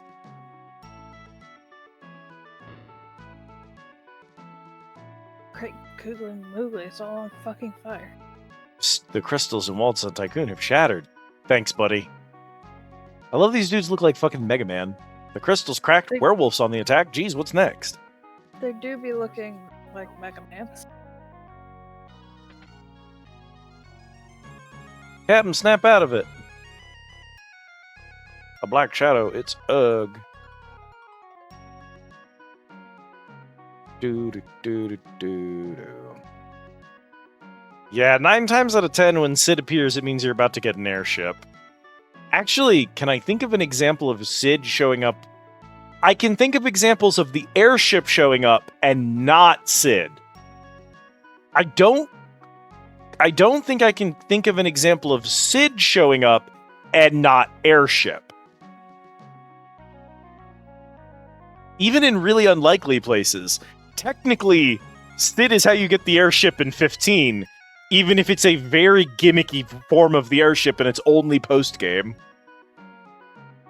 A horrific crossover idea. Omega Man. Oh god. Werewolves after the crystal, there's no two ways about it. I wish this organization wasn't called Werewolf. Is it an evil organization? I presume that's what it is. I think it's just a werewolf named Werewolf.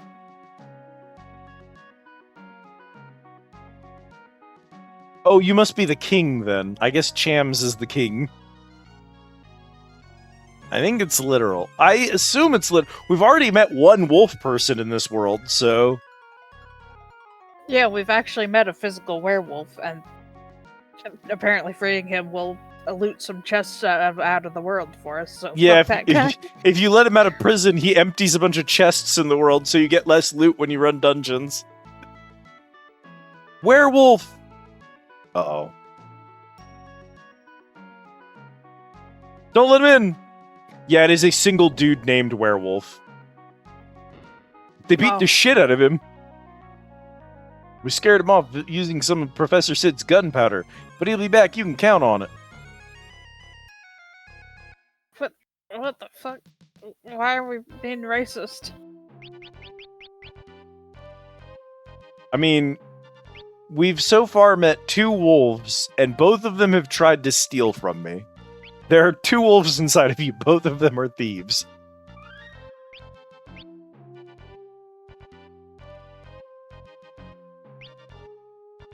Chief O'Brien. There's currently 2 wolves inside of you. Sorry about the teleporter accident.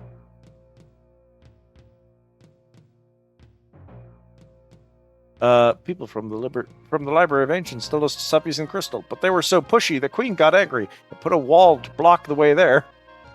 Thanks, Queen.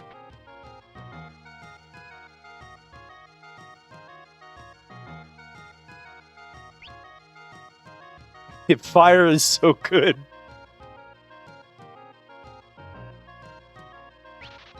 Finally, Fire 2.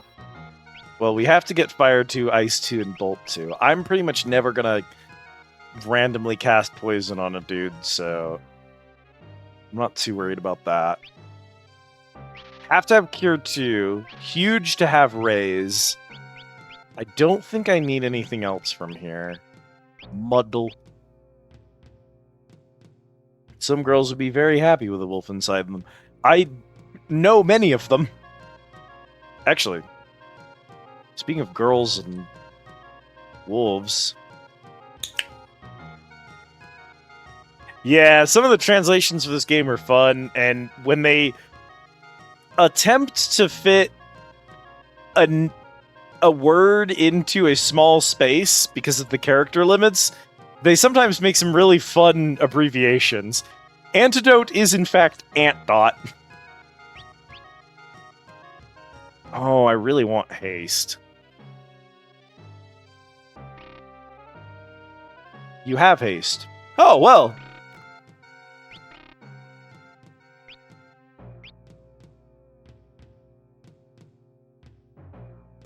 Has there been something that beats the localization of Sucker?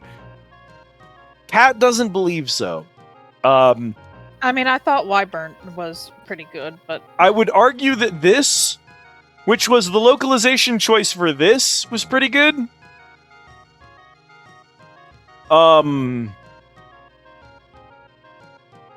What is it? We got, this... That's the localization for Padasul.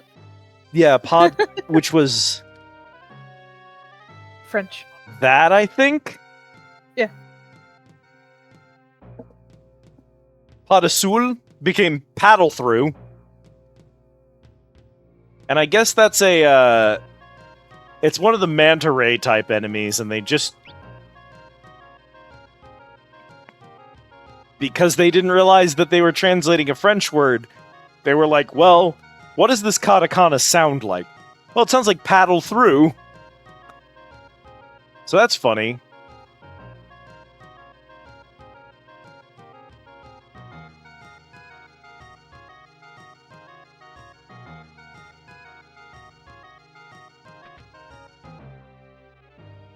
Okay, there is an inn here, but I think that it looks like...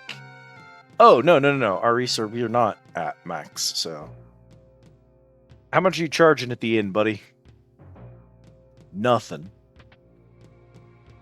I was gonna say, is the inn on fire? No, it's actually great here. Very nice.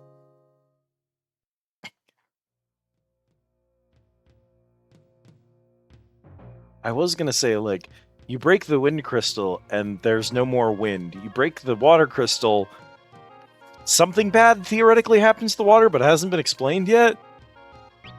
What happens if you break the fire crystal? And I guess everything ever is on fire, which, as far as bad times go, is pretty high up there, actually.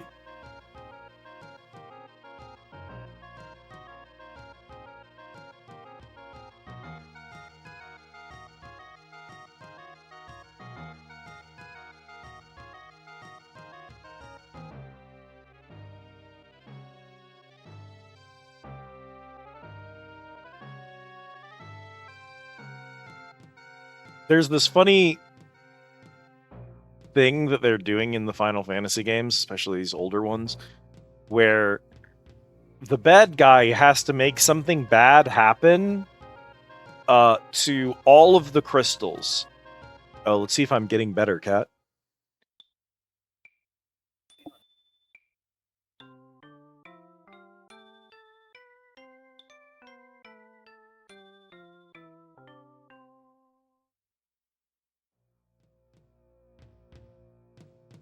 I did improve.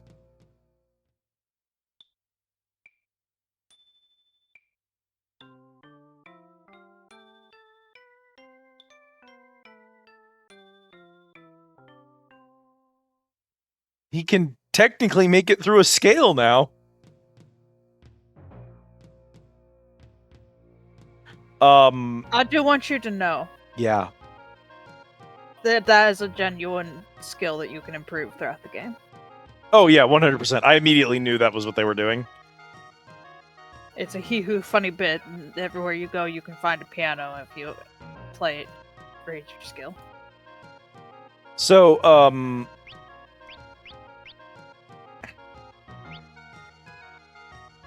oh man. Oh, the crystal broke, so they're charging me full price. I'm so mad. No, that was almost a cool bit. Because the crystals are gone, the price of weapons and tools has been raised. Fuck me, dude. Boo. It's really funny, but also, come on.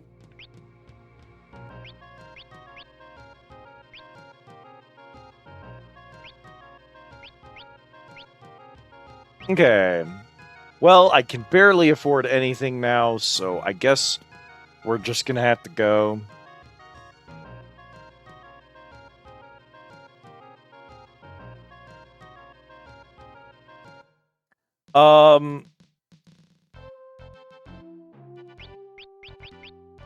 Save.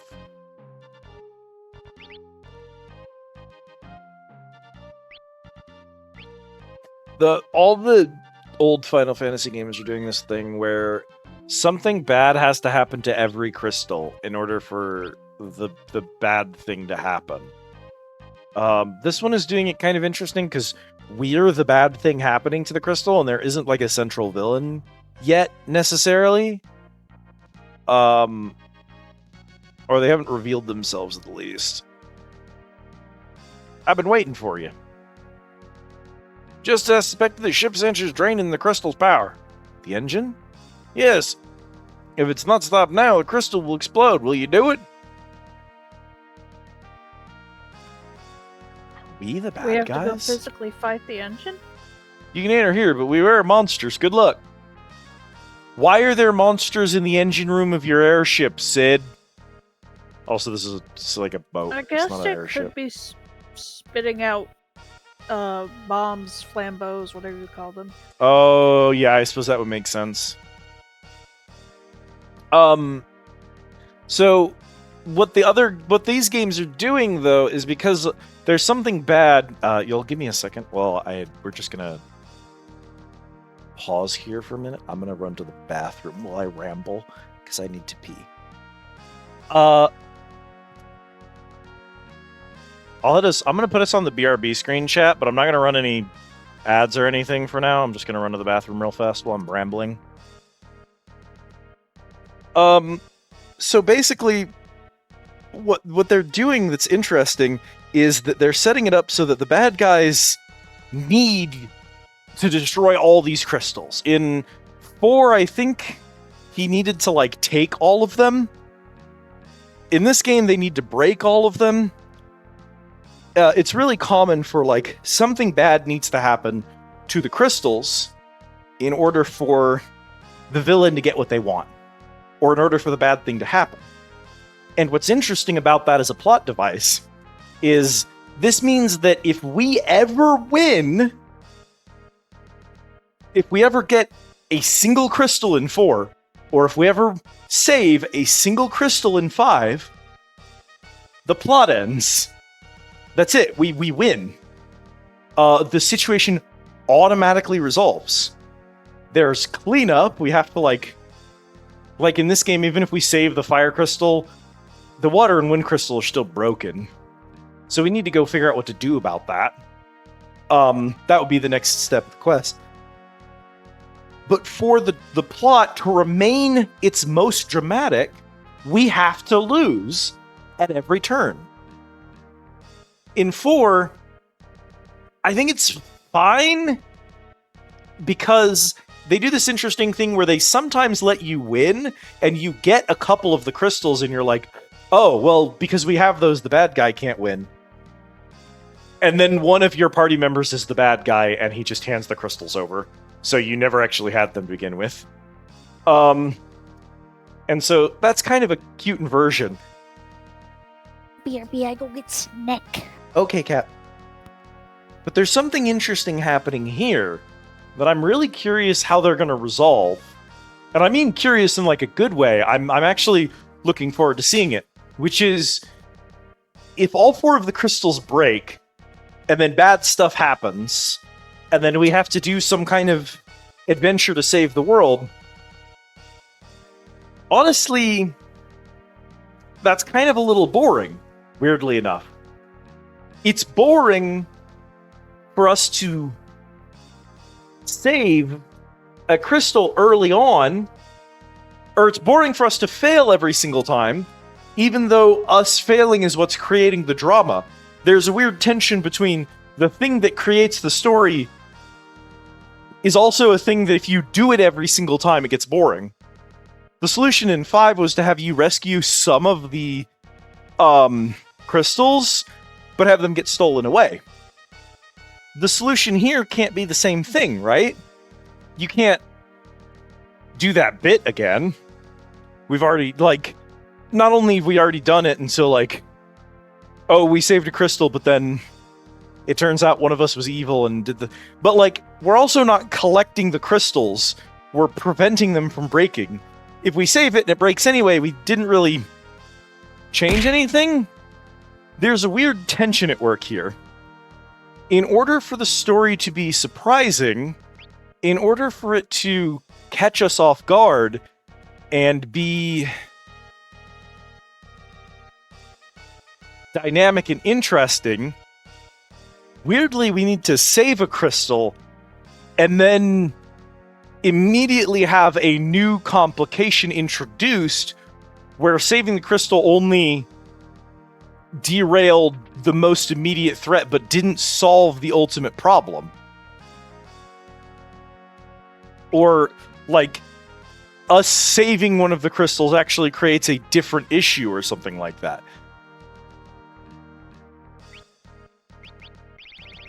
And unfortunately, saving the last one is a little predictable.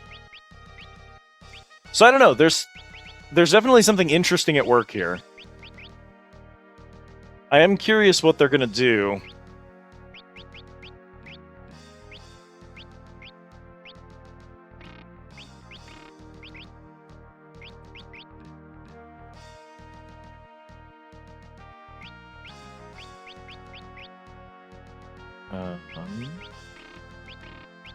Okay.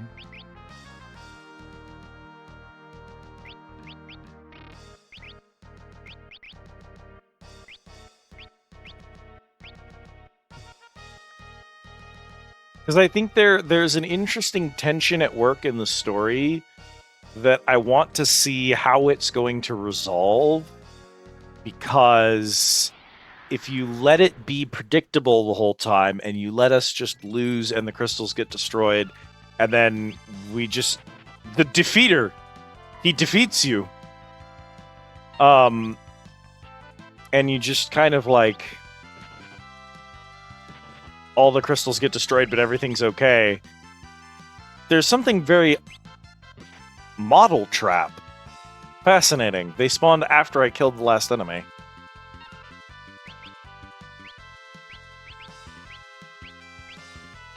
There's something sort of anticlimactic and unsatisfying about that, even though it's the thing generating the tension in the story. Letting it play out that way isn't very satisfying for the player. But then you break the tension if you let us save one of the crystals, and you have to immediately create a new issue. If there was a villain doing something on the side right now, then you wouldn't be in that situation, because obviously we just like, oh, as soon as the problem is resolved, we have to go deal with the villain anyway, so it didn't even matter.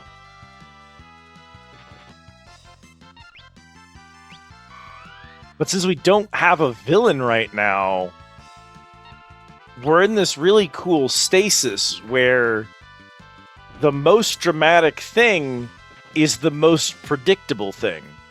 And so you have to subvert expectations and then create new drama in the same scene, and that's going to be difficult to do. So I'm hopeful, because this series loves doing some dumbass horseshit. They love just being like, oh yeah, there's a boat under the ocean that takes you to the moon, and there's rabbits that live there. And like, that they're so good at turning your expectations on their head. And honestly, in some of the older games, it was a problem. Like, one of the things is they were turning expectations on your head in ways that were not good. Let me check something here. Oh, that killed both of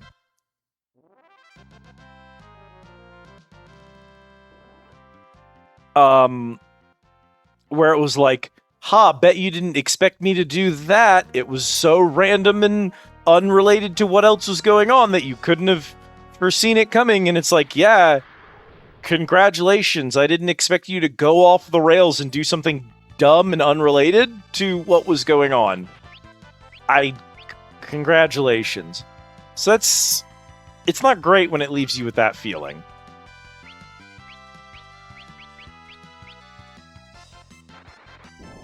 But so far, I've been pretty impressed with what this game has been doing. And so I'm looking forward to how they resolve this. I'm looking forward to where they're going with this. Because at some point, we have to get a villain. And at some point, we have to deal with the villain and their evil plot. And at some point, we got to fight some kind of evil eldritch thing that's supposed to be destroying the world or whatever.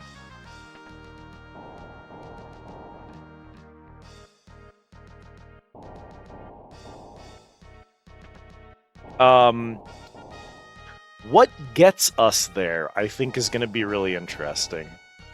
Because normally these games have already done that at this point. They've maybe not tipped their whole hand, but they've kind of shown you the building blocks. And this one really hasn't shown you the building blocks at this point in the story. So Poltergeist.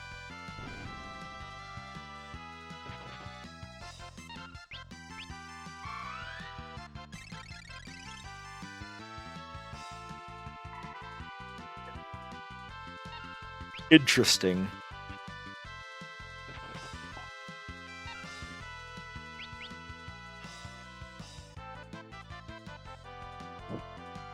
Yo, cool dust. Huh? Cool dust. Cool dust. You wanna check on Cool Dust? Oh, I did the second time. Which one is? He's the little shadow dude. The other dude's Poltergeist. Oh, okay. Yeah, little shadow dude is Cool Dust.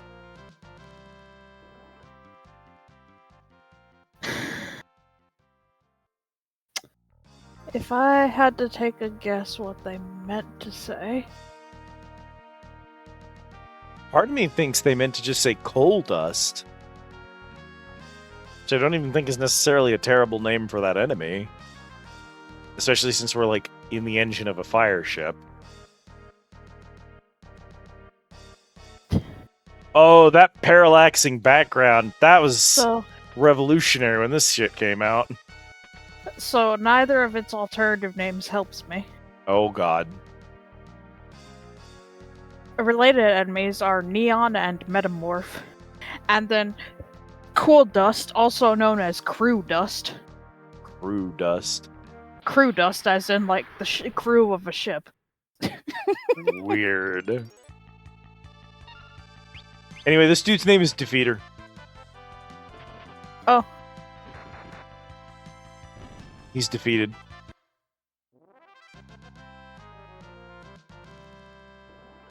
High-tech shit.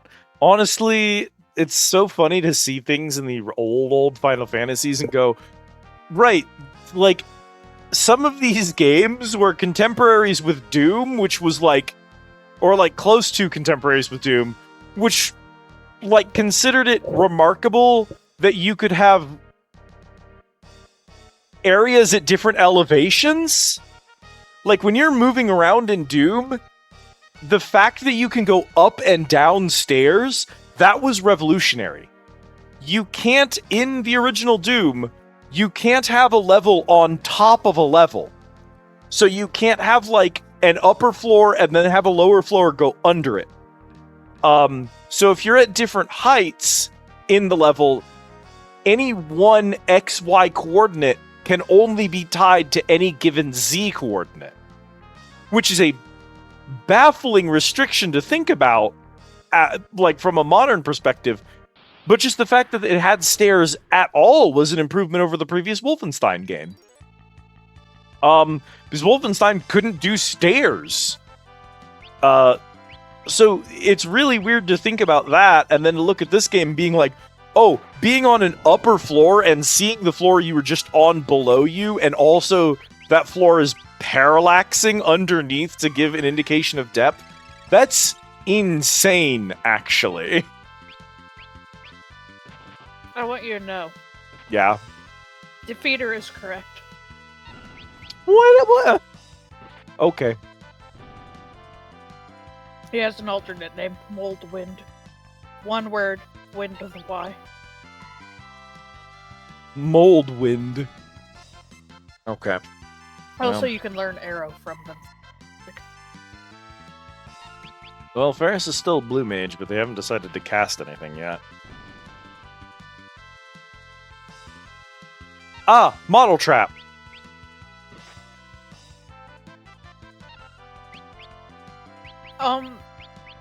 So that's not the correct spelling. Actually, no, it's motor trap. Motor Trap? Sometimes Motor when traps can appear in any random battle in the fire-powered ship, but only if a defeater is the final enemy killed in the fight.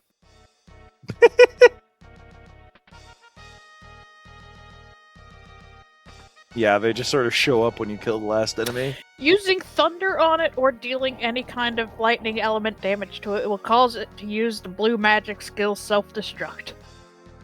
Or, as it's referred to in this game, Exploder. Wait a minute. Uh-huh. You, dweeb. Masters of Space and Time uses time and space magic. Why'd you reverse space and time? Masters of Space and Time uses time and space magic. Why'd you do that to me? Just to fuck with you. Mages of summoning magic. Summon magic beings. You stop it. Mages of enemies skills. Learn special monster skills. Versatile mages use black and white magic. Sword-using mages cast M Barrier while near KO. So the sorcerer class is the sword mage of this game. Yeah. Bonnie coded. Bestial warriors always berserk in battle.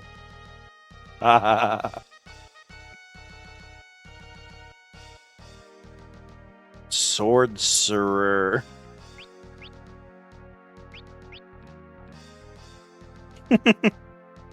Bonnie coded. Do we want to switch up Ferris? Swordery. I don't know, do we? Swordcery. Because I do want a time mage, and it's probably going to end up being Ferris. I guess if I switch Ferris off of Black Mage, then we lose learning, is the problem. Well, we lose learning or we lose black magic. We can't keep both.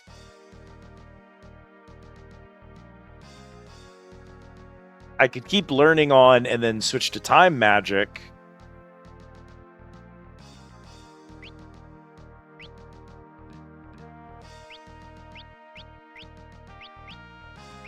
And then not have black magic, which is probably fine. Do we have time magic currently? We have a couple. They're just not really, like, The time magic we do have would be really good on bosses and not good on trash is the problem. Well, good thing trash isn't currently a problem. I suppose that's true. Also, because the rods do, like, pretty sick elemental damage just as a melee attack, it's probably fine. It's probably fine. But yeah, so Ferris, time magic, we have slow, regen, haste, and mute. So putting haste on the monk or on the knight is gonna go nuts on bosses. It's kind of an MP waste on trash. Regen is good. Especially if the knight can do cover. And then slow on a boss, assuming it lands, that's always a good thing. So, like, the time mage is going to be really strong against bosses. The problem is the black mage is really strong against trash, and we spend more time fighting trash. But honestly, most of the time I'm auto-attacking trash anyways. It's probably fine. I think we're fine right now. I could switch off of Knight and go to Berserker.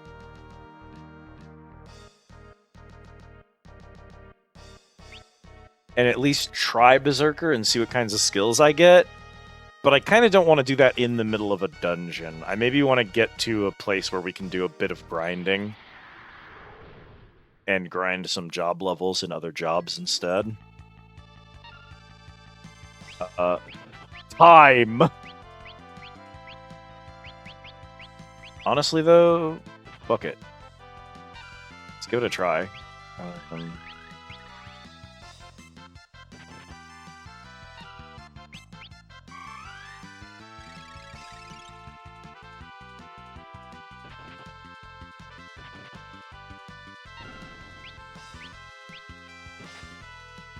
What were the two things that could set off an exploder?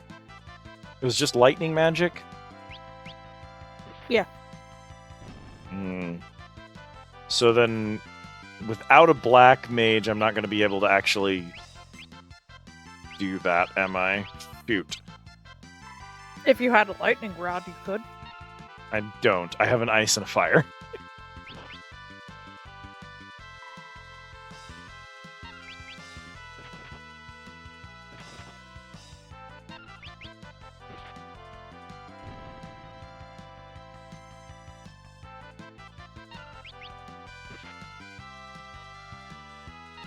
I didn't realize that chain is part of them. Yeah.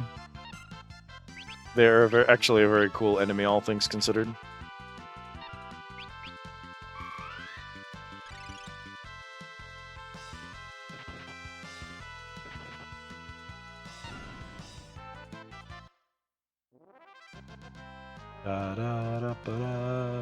Chad gained level, Reyna gained level, Glyph gained level, Ferris gained level.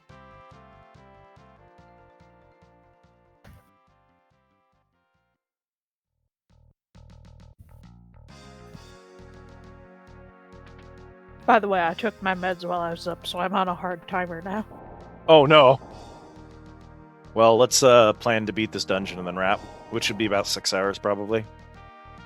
I'm assuming I'm going to eventually hit a...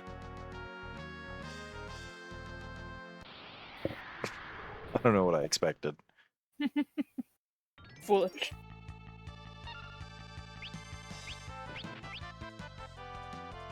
Donk. Not donk.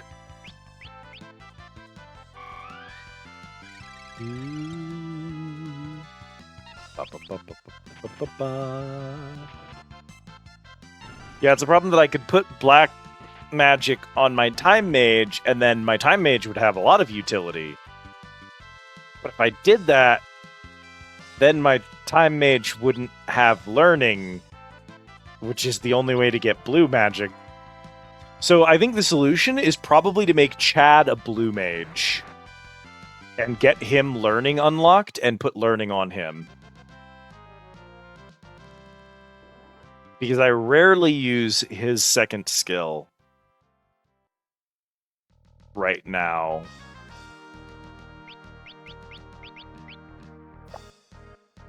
Never mind. Actually, the reason I don't use his second skill is it's the passive two-handed, which is what lets him do damage. Oh, so he can give any other class the ability to equip a shield. Okay. So what we're gonna do then is we're going to make Reyna a blue mage.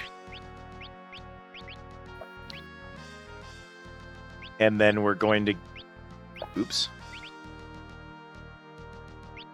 And now she's fully decked out.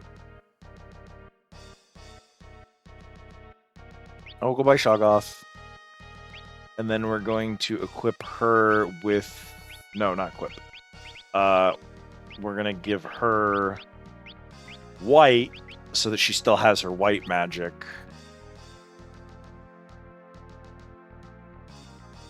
Why is our... No, I think that's correct. Okay. Where am I going now? You ever see just an absolutely deranged opinion? Often. Why? A huge fan of posting about something terrible to make fun of it is morally the same thing as endorsing it because you've spread awareness of it. That's not correct. This is in regards to Harry Potter, by the way. You can't make posts making fun about Harry Potter because you've now mentioned it and so you're advertising it. That's not quite... I know what they're doing, they're just wrong. Because I would say that, like, taking something people don't want to see and putting it in their face just so that you can dunk on it is kind of just shitty and bad. But that dunking on something is not endorsing it. That's not correct. That doesn't actually add up at all. Like, you've not created a new fan of Harry Potter by saying Harry Potter sucks. What the fuck are you talking about? Yeah, that's a weird way to address that.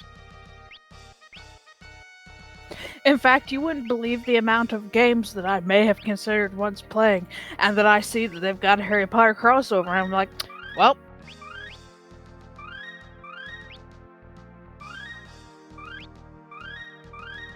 Yeah, talking about things that are bad so that people are aware that they are bad before needing to find that information out themselves is actually an important public service, and is the reason that game reviewers are allowed to exist at all, because otherwise we'd kill all of them for having usually god-awful opinions. Tongue! For having dog shit. That move is lick, I want you to know. Not anymore, it's not! I don't know why the fuck they called it tongue, and that's lick. Tongue. Kick his ass. Cool. Kill the defeater. Cool. Hey, do you think I can pull a 5-star in Fate Go? No. Use Bolt. Explode.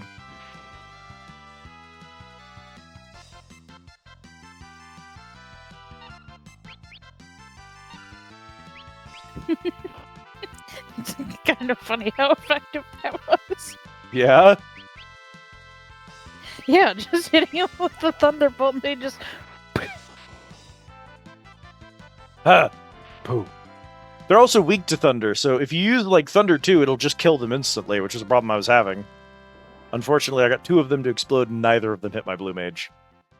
Actually, I don't know that it matters, because my Blue Mage hasn't gotten a high enough level to have Learning, and I don't know if they have it automatically.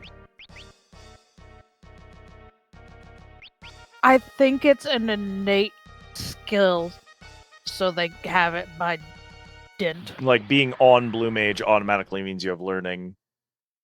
It's possible. I'm still kind of learning the system. We're gonna assume that it does work that way. That's what I read. We're gonna... I think that, you know, my comprehension's not great, but I think that's what it meant when I read it. We're gonna assume that's how it works for now.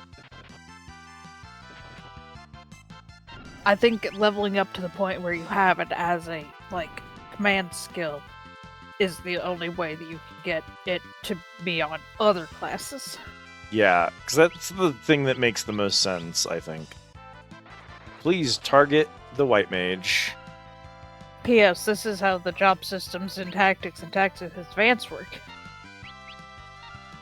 I mean, this is a good system. I've always liked Final Fantasy's job systems. I am one of the few people on the planet that actually thinks that we lost something when Final Fantasy XIV stopped requiring you to level a different class in order to gain access to your job evolution. Like, I think, even though it's disruptive to the gaming experience, I think it's disruptive in a good way for the game to tell me, okay, you've reached the peak. Oh man, the X-ray thing. I think it's disruptive in a good way for the game to say to me, you've reached the pinnacle of what a gladiator is capable of doing. If you had better understanding of the way that ether worked, if you were capable of controlling ether. Why did that not work?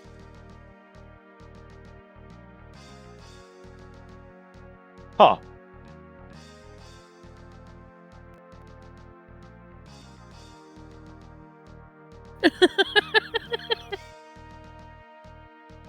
What?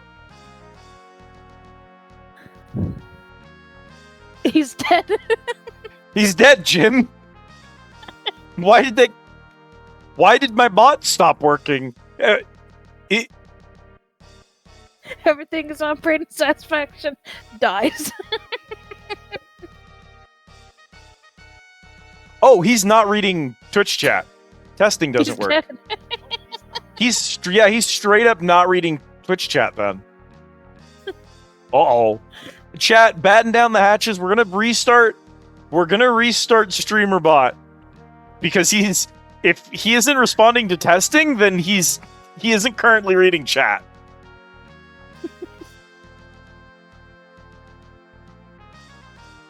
Which is extremely bad, because a phenomenal amount of stuff in my stream relies on random things people say activating code words. Uh-oh. Coughed at you and died type shit. Oh, dear. Nom. Oh, no. Oh yeah? We're Windows crashing.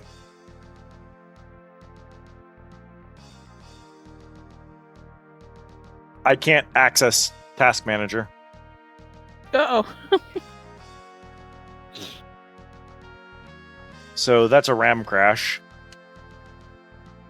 Or, it's the whatever weird thing happened when we were playing,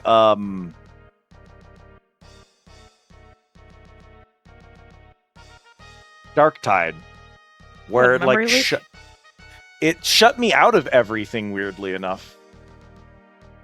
It does this occasionally, and a part of it is probably that this machine is so old, and there are probably things that I need to fix and components I need to replace and all of that stuff, and I don't have the money to deal with it right now. The solution to this is to reset the computer. I can't open any new programs, and a lot of programs will not run. Essentially, the thing that allows Windows to, function, run EXEs, do stuff, is just off, and so a lot of stuff isn't going to work. Most of the programs I have open will continue running, which is why I'm still streaming and the game is still I was going to fine, say, but can we at least try to get to the save point within this ship? we'll try to get to a save point, and then we're probably gonna have to raid out. Is this? I came out of the vent, so we're going up this way now.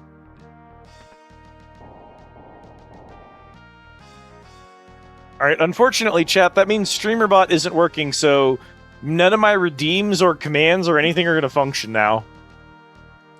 Thank you for the care package, though.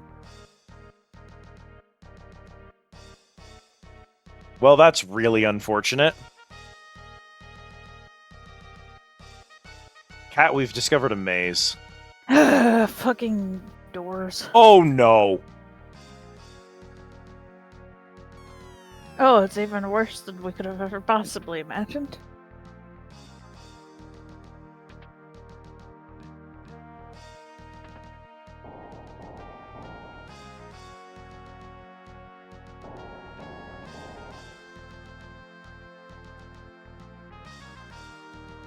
Okay.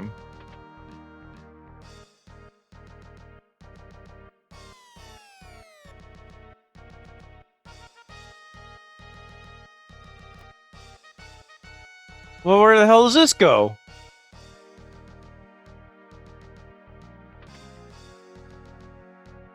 Received a green beret. Anyway, do you remember what the fuck I was talking about before everything went to shit, Kupo? Oh, Final Fantasy XIV classes jobs. It is disruptive to the gameplay to have the character need to stop doing the main story quest, stop doing what they've been working on, drop everything, and instead switch gears and go and level a side class. And I understand that that is, in fact, derailing. And I get why people wouldn't want something that is derailing. Having said that, I think it's derailing in a good way. Because I think that, first of all, I think that building an interconnected world where all of the different things that you do actually contribute to something is immersion. And I don't even think it's a particularly hot take that 14's immersion is dog shit. It is so unbelievably gamified to the point of just, like, not mattering a lot of the time. It's bad, the situation with the gamification of it. And the idea of, like, oh, in order for a gladiator to have the skills to become a paladin and to gain access to the white magics that a paladin uses for their healing and protective spells, they need to learn how conjurers work. They need to learn white magic from a white magic expert. I think is immersive and interesting and complicating in a good way. It complicates the system in a way that's healthy for it.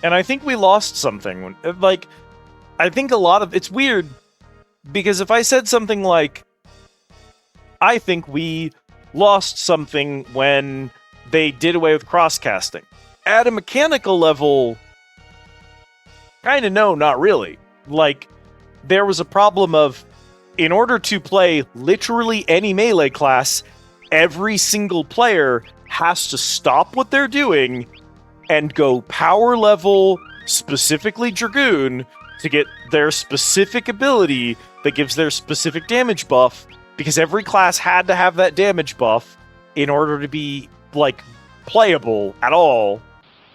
And that's not fun, but I don't think that's a problem with the idea of cross-casting. I think that's a problem with the execution.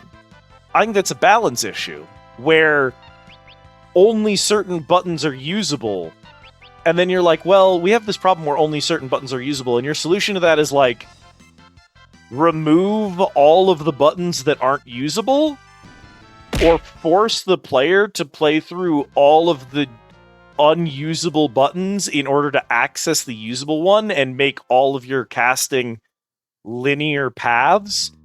And it's reached a point now, 14 is having problems. A lot of people aren't interested in playing it anymore. A lot of people aren't having fun with rotations. And so for years and years, people were like, no, it's a good thing that they changed cross-casting. No, it's a good thing that they took out this. No, it's a good... Because it made the game smoother, and it made the game easier for newer players, and it made it so that you could focus more on the mechanics of the fights, which were the more interesting things, and blah, blah, blah, blah, blah. And it's like, that's all true. It did in those aspects improve the game.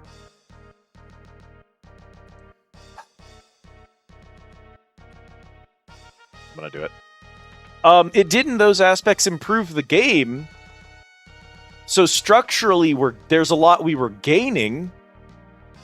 Oh my god. Okay. Look, we're gonna save here. We're gonna stop. It's gonna be bad. It's gonna be bad because we're gonna come back to this, and I'm not gonna remember what the fuck we were doing a week from now. And I'm going to feel totally lost in this dungeon, and that's going to suck. But my computer is actively shutting itself off. So... I don't care if my black magic is bad. I want my fighter to have it. Colors my whole Maslow's hierarchy triangle. But the problem is, like... all of those things that they did to smooth out the experience and remove the ridges of the experience... and make the most direct pipeline to content that they possibly could, may have, in any given instance, been technical improvements over the previous systems. They may have been polished, they may have been smoothing. But the problem is, the game is now, very obviously to people who play it, so smooth that it's flavorless. It's difficult to enjoy the game because everything feels so polished and so samey, and it lacks charm now. It lacks character. And I'm not going to tell you that every game needs to be absolutely rancid with its mechanics. And I'm not going to say that every game needs to be fucking... every single game is improved by having 300 classes with 7,000 abilities, all of which you can use at any point in time. I'm gonna turn this thing off. All of which you can use at any point in time, whenever you want, however you want. Welcome in, Raiders! Hello, everyone. I'm sorry, my computer is shutting down, so we're kind of... you'll have to bear with us here. There's a lot of stuff we don't have right now. I can't even do shout-outs at the moment. But thank you so much for raiding in. For those of you who do not know me, my name is Liz. This is my undersea tea house, the Squid Easy. We are just wrapping up for the evening. That's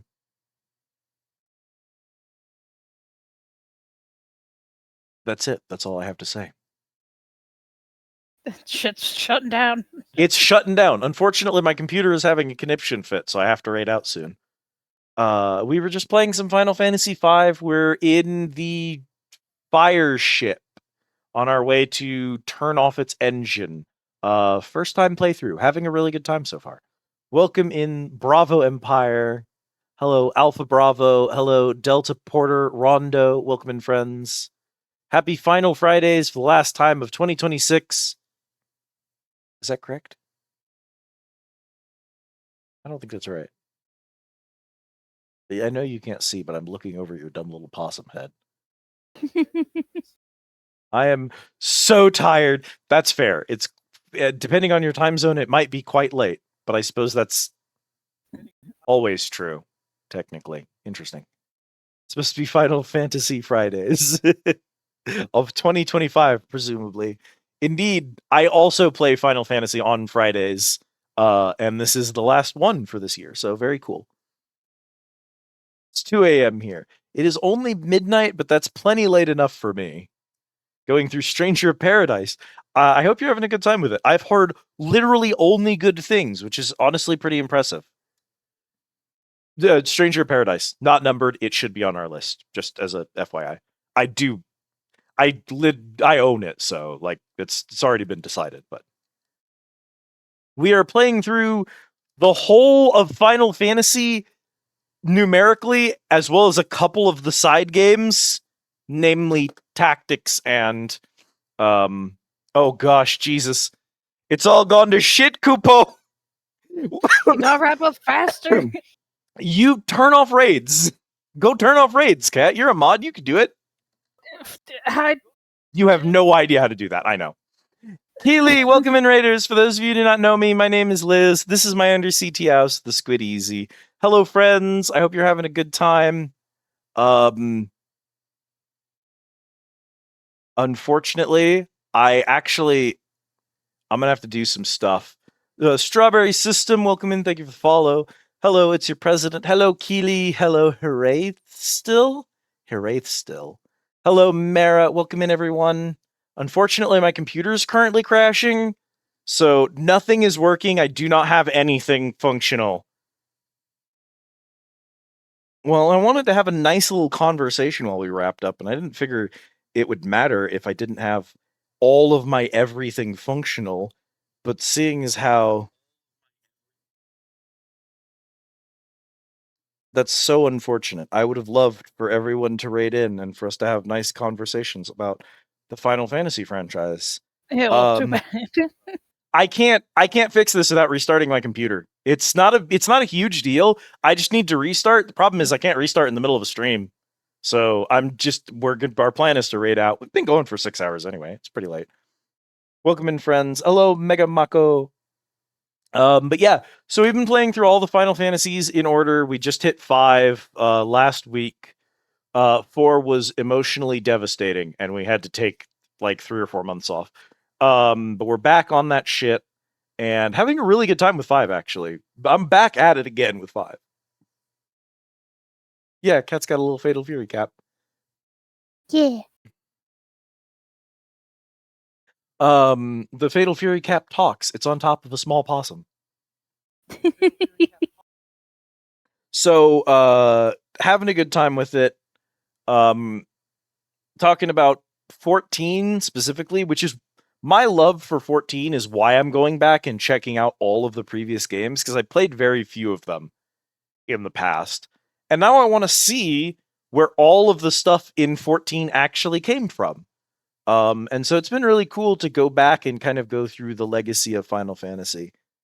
But like, I think there's something really cool being done here with classes and cross-casting and unlocking new jobs. And I think 14 tried to do something like that. And they made a system that was gritty and frustrating and derailing to the experience. And I think that what they should have done when they reached that point of conflict between how they wanted players to experience and interact with the systems and how players found themselves interacting with the systems, I think the thing they should have done in response to that was probably to try and flesh out those systems and make those things more rewarding, make it feel good. Every extra class that you level giving you extra power. Welcome in, Bull.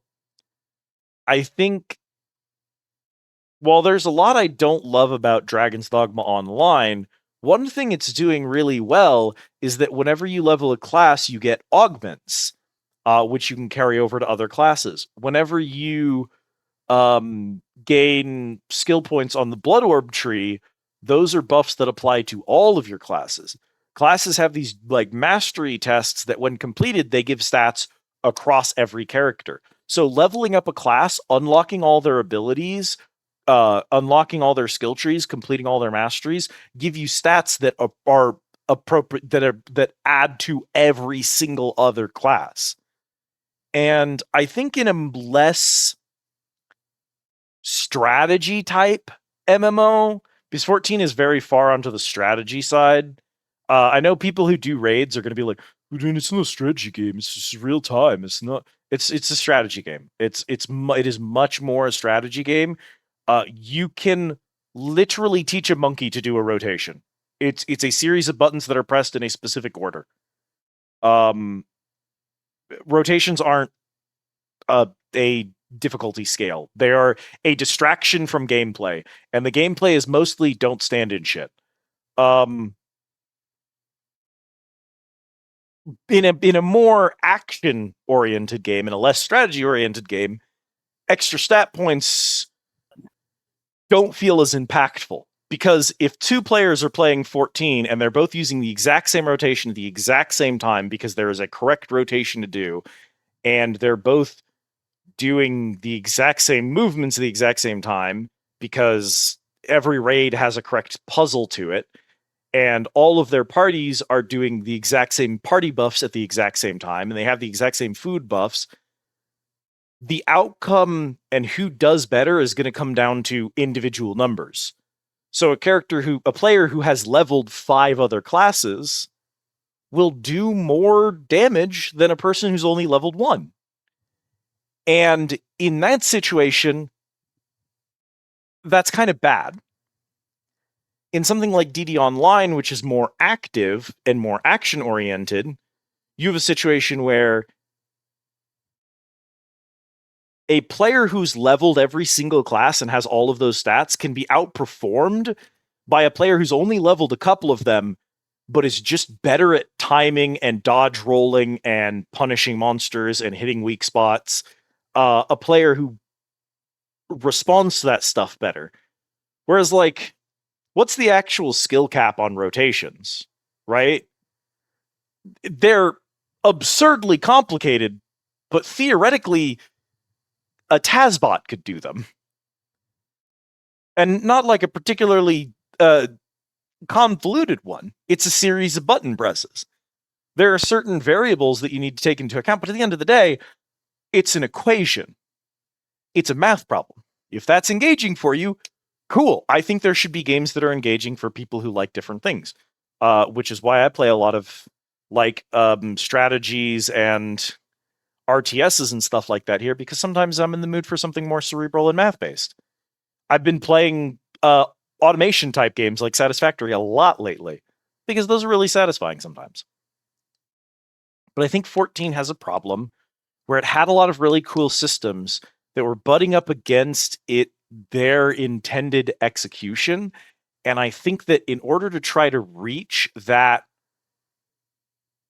mathematical precision, where how well you do your rotations, how well you follow the very specific dance steps of the dance that the bosses want you to do, and also how delicately you build your character, all 3 of which are right or wrong situations where you're making the right decision or the wrong decision, rather than, like, say something like Dragon's Dogma Online, Monster Hunter, Dark Souls type game, where it's risk versus reward. It's risky to do what you're doing, but there's a reward for doing it. And there's a sliding scale of the more risky something is, the worse a decision it is. And so a bad play would be to do something overly risky when the reward wasn't worth the outcome, which is normally what gets players killed.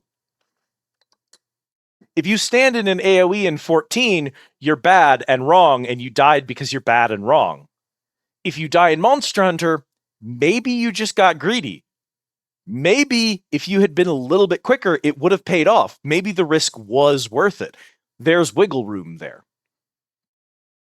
I think it's fine to lean on the strategy thing, but again, 14 had a lot of really cool systems that added personality and color to the game that would have been better served in a game that was less mathematical, that was less precision-based. And I think they wanted so badly to reach the mathematical perfection type of gameplay that they have in mind for how the game should work. And in order to achieve that, they've sanded off all the edges for all of their more complicated and interesting mechanics and features. And the end result is a game that has all the edges sanded off. It is too streamlined and too smooth, and a lot of people are bouncing off of it right now. So yeah, I think it's interesting because I love the classes in Final Fantasy V. I love the way the job system works. I love switching between them and leveling a different one up to get a specific skill. I like that I'm like, oh, if I give fighter needs his two-handed skill, but if I give my white mage my learning skill, then if white mage gets hit by abilities, I can gain access to blue magic. My time mage is going to have my blue magic spells and my black magic spells, depending on what I need for a fight. I'm going to toggle her between those, and mathing out the appropriate way to give all of these different things to different classes, that there isn't a correct answer. There's no right solution to the puzzle. I could just as easily have given my monk learning and just not used the focus ability. I would have lost a little bit of damage, but also monk is a class that should be hit more often than white mage. So it would have made sense to do it that way. 14 was in a situation where you can only use so many abilities so often, and there's not a lot of situations where it's like, oh, this enemy is immune to physical attacks. So if you haven't cross-casted a magic spell, there's stuff you can't do. And so you need to go and level a magic class at least enough that you can attack flans. That's just not a feature in 14. And so the cross-casting wasn't satisfying because there were no systems that rewarded its use. And so they, rather than adding those systems, they chose to sand off the features. I think that was the wrong direction to go. And you could say that's a matter of opinion, kind of is, but like also that is sort of the experience a lot of people are having, is a lot of people feel like the experience is smoothed down and missing the edges, and it's missing the nitty-gritty, and it feels too, for lack of a better word, bland a lot of the time.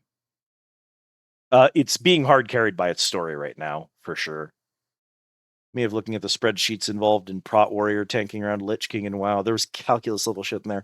WoW is interesting because what I love about WoW that you just kind of don't get in 14, if someone says that the top DPS class in 14 is, I don't know, Black Mage, which I don't think it is right now, but let's say it's Black Mage.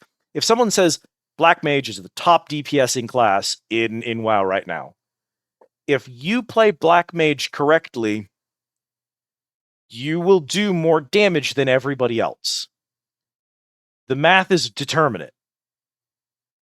And the damage range for Black Mage is going to be the skill range for players. How good they are at managing all of their gauges and pushing all of their buttons and standing in the right place during a fight. But if you look at any point in WoW's history, from vanilla all the way up through bare minimum Legion, I fell off after Legion. I don't really know what the game's been like since, for the most part. But up through Legion, at any point during that period, if you look at someone saying, this is the highest DPS class, Legion was a good place to end it. Yeah, I'm well aware of that.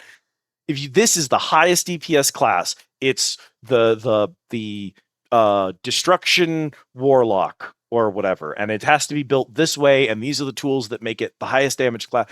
And then you go into a raid with someone who is playing their Destruction Warlock perfectly, making all the right decisions, all the right calls, with all the right gear. And then the DPS meters come out at the end of the fight, and there is a fucking Beastmaster Hunter above them in the fight, because I know how to play my damn class, and I made a build that nobody else on the fucking server knew about because no one was experimenting with Beastmaster Hunter. And it's not that Destruction Warlock was the highest, it's that everyone liked the way Destruction Warlock felt, so they put the most effort into learning it, so whenever they looked at their own numbers, it looked like Destruction Warlock was coming out on top. But actually, Beastmaster was broke to shit in that particular patch. And you wouldn't have known that unless you had gone out and experimented and tried different tools and tried different loadouts and tried different weapons and tried different strategies and did different fights, because there are fights where a Destruction Warlock can't sit still and cast. and a hunter can cast while moving. So if it's a very mobile fight, I'm just going to out DPS them. I liked that about WoW. WoW at different times has tried to sand off the edges, but at other times it's allowed itself to be gritty and it's allowed itself to be uneven. And in those spaces are some of the times where WoW rating was at its best. Was when you couldn't guarantee mathematically who the best class was. And there's still a class that is logistically usually the best, but it was the fact that that was never guaranteed because there was just enough jank, there's just enough edge cases, there was just enough rough edges that you couldn't always guarantee that. Good night, cat. Farewell.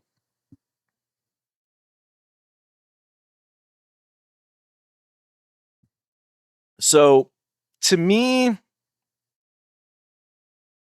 I think that's what 14 is doing right now that's not satisfying to a lot of people, is I think that they've just spent so long sanding off the edges and wiping away the parts of the game that made it not a perfectly smooth experience.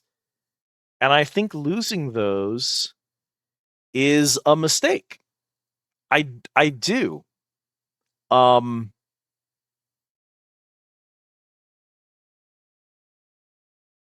And I think that it's good when your game has things that break up the experience. And I think that especially with a large, complex, multifaceted game like an MMO, it's good to have things that break up that experience. But the problem with that is, in order to make it work, you have to build systems that reward people for exploring those jank systems. And 14 didn't want to do that. 14 just wanted to sand the edges off. And sometimes WoW doesn't want to do that. A lot of WoW's problems throughout the years have come from wanting its jank, but not wanting to reward you for messing with the jank. Not wanting there to be an end game to it.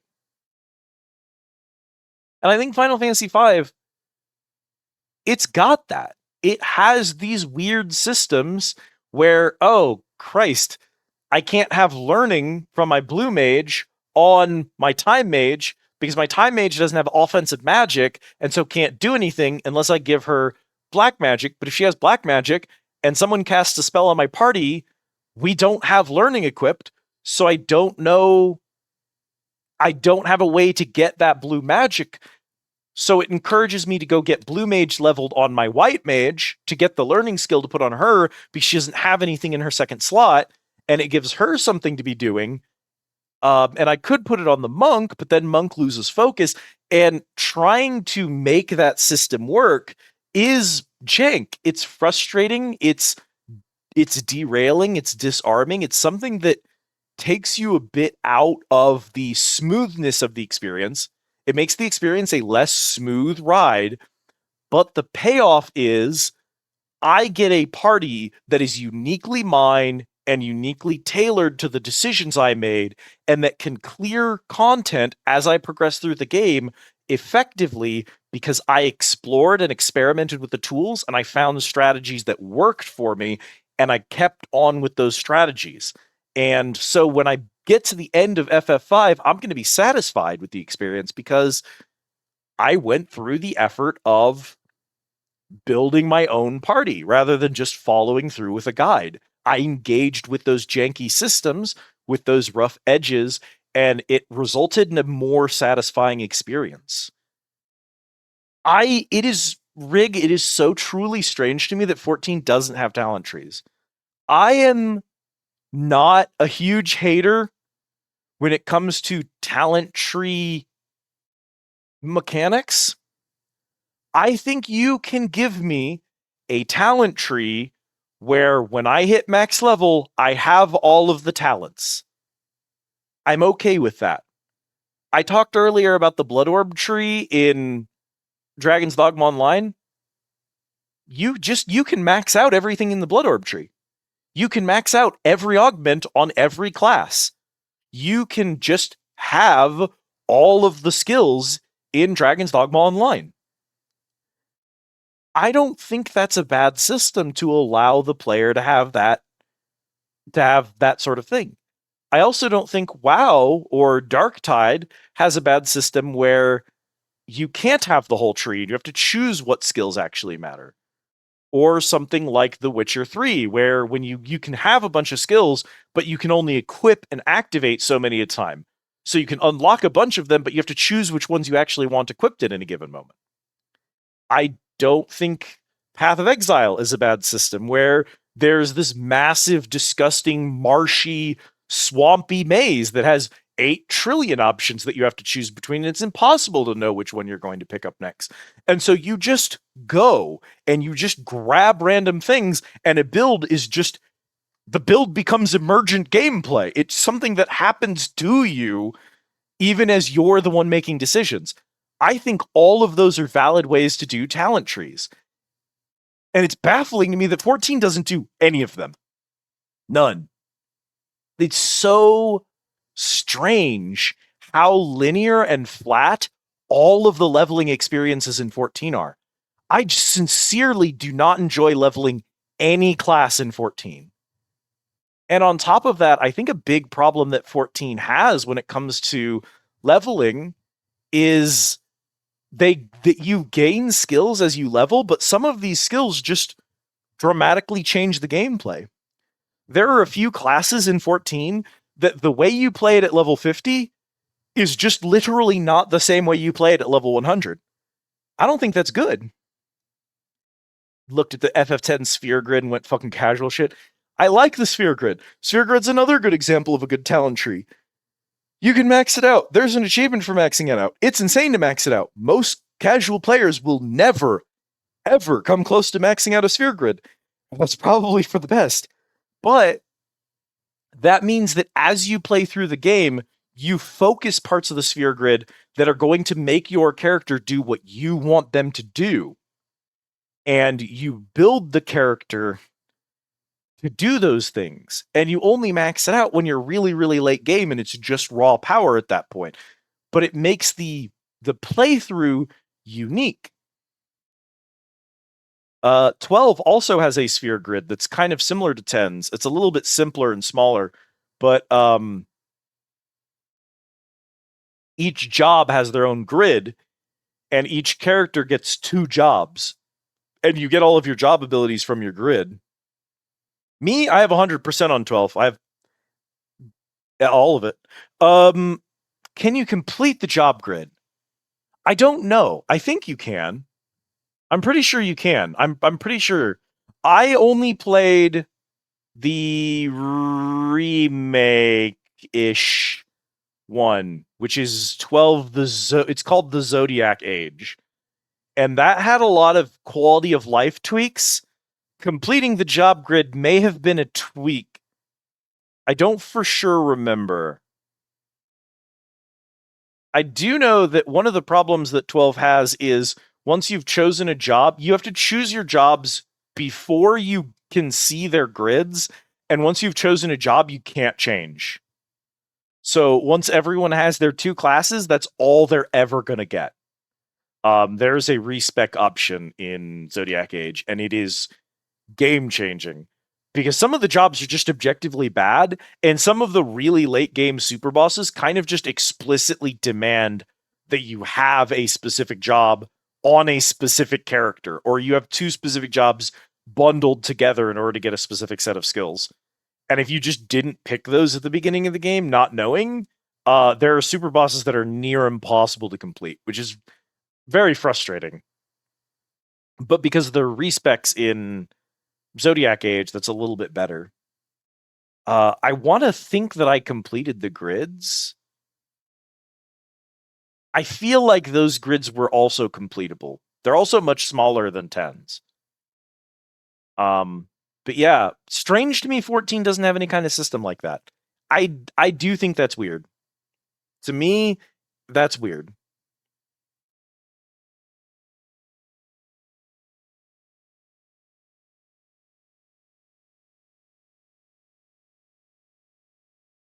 All right. Good night, Az. Have a good one. Sweet dreams. we kind of have to wrap up. I can't have music playing. None of my bots aren't working, so none of my fun stream tools that I programmed are here, which means if you didn't already get your tickets for the day, you can't have them. I don't have notifications for anything functioning. Everything is broken right now, and I have to restart my computer to fix it. So I just need to go and do that, which means I need to send y'all out somewhere. So I'm gonna send you over. It looks like Eto is on right now and doing Metroid Dread, which is fine because Dread is the older one. So if anyone here is still doing Prime 4, you shouldn't have to worry about oh man, that's so bad. I don't have anything. I can't even link y'all to the Discord. Sorry. That's okay. Let me get a raid message going for everybody. Yeah, shoot. Wow, okay.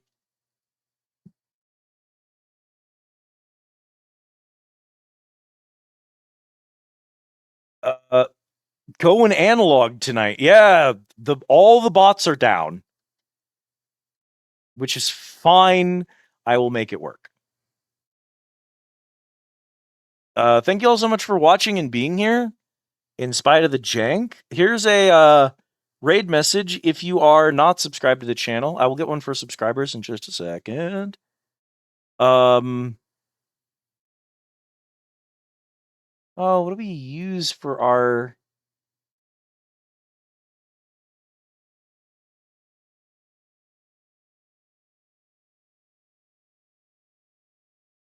I think we usually just do Squirmit dance, so we'll do the Squirmit dance. Thank you all so much for watching and tolerating this absolutely bonkers crash here. Just Windows machines being Windows machines. If the tech didn't break, it wouldn't be a VTuber stream. It's annoying, Bonnie, but at the end of the day, I had a great conversation with everyone. I had a good time playing the game. The game didn't crash. We didn't lose any save data. We managed to make it to the save point we were looking for. We made a lot of good progress tonight. We had some really fun conversations. Y'all let me ramble twice about dumbass bullshit, which I greatly appreciate. I love when y'all let me talk. And at the end of the day, we're raiding out. And y'all got to see it, and there's going to be a VOD of it. There's much worse technical difficulties we could have had, so I'm going to take this one in stride. As soon as this stream is over, I'm going to restart my computer and everything will be fixed, and that's good, because there are worse things that could have happened. So, counting our blessings. Chat, this is the last Friday of 2025. It's not the last stream. I should be back on Sunday and also on Wednesday. We don't have anything planned for those days. Wednesday may just be a normal stream, but I'll at least try to go past midnight my time so that we can ring in the new year together. So if you don't have anywhere else to be December 31st, come hang out with us over here at the Squid Easy, and the tech problems will be fixed, I promise. I think that's about it. Grab raid messages, if you'd be so kind. Top one for people who are not subscribed, bottom one for if you are subscribed. Drop those into the raid targets chat. I'm going to watch them on my phone just to let them know that I am real, and all that, and then I'll have to bounce because of the everything. But thank you all so much for being here and vibing and chatting. It was delightful. I do hope to see all of you again soon. But unfortunately, gang, it's closing time at the Squid Easy. The lights are off, and my bartenders are gone, and all of our automated systems are down. I can't even serve y'all last call. I'm sorry. You got to get out of here. So thank you all so much for watching. It's closing time. Head on out the door. You don't have to go home. You can't stay here. This is the part where I go over to the end screen. And normally there'd be music here, but my YouTube videos aren't playing because in whatever's wrong with my computer, whatever this crash is, it not only won't let me boot up any programs, but I can run a tab in Chrome that's already open, but I can't go to a new tab. Links don't work. I can't open new tabs. I can't search anything. So I can't like go to my Twitch and dink with stuff or find a raid target. So I have to do all that on my phone. I can't start music. It's weird. It's weird. I don't know what it is. But yeah, thank you so much for hanging out. Good night, PK. Good night, Rhyme. Good night, Eyebrow Thief. Good night, Bonnie. Good night, Rig. Good night, Az. Good night, everyone else who's hanging out and vibing and lurking out there. I appreciate every single one of you. Take it easy. Hope to see you all again soon. Goodbye, goodbye, goodbye.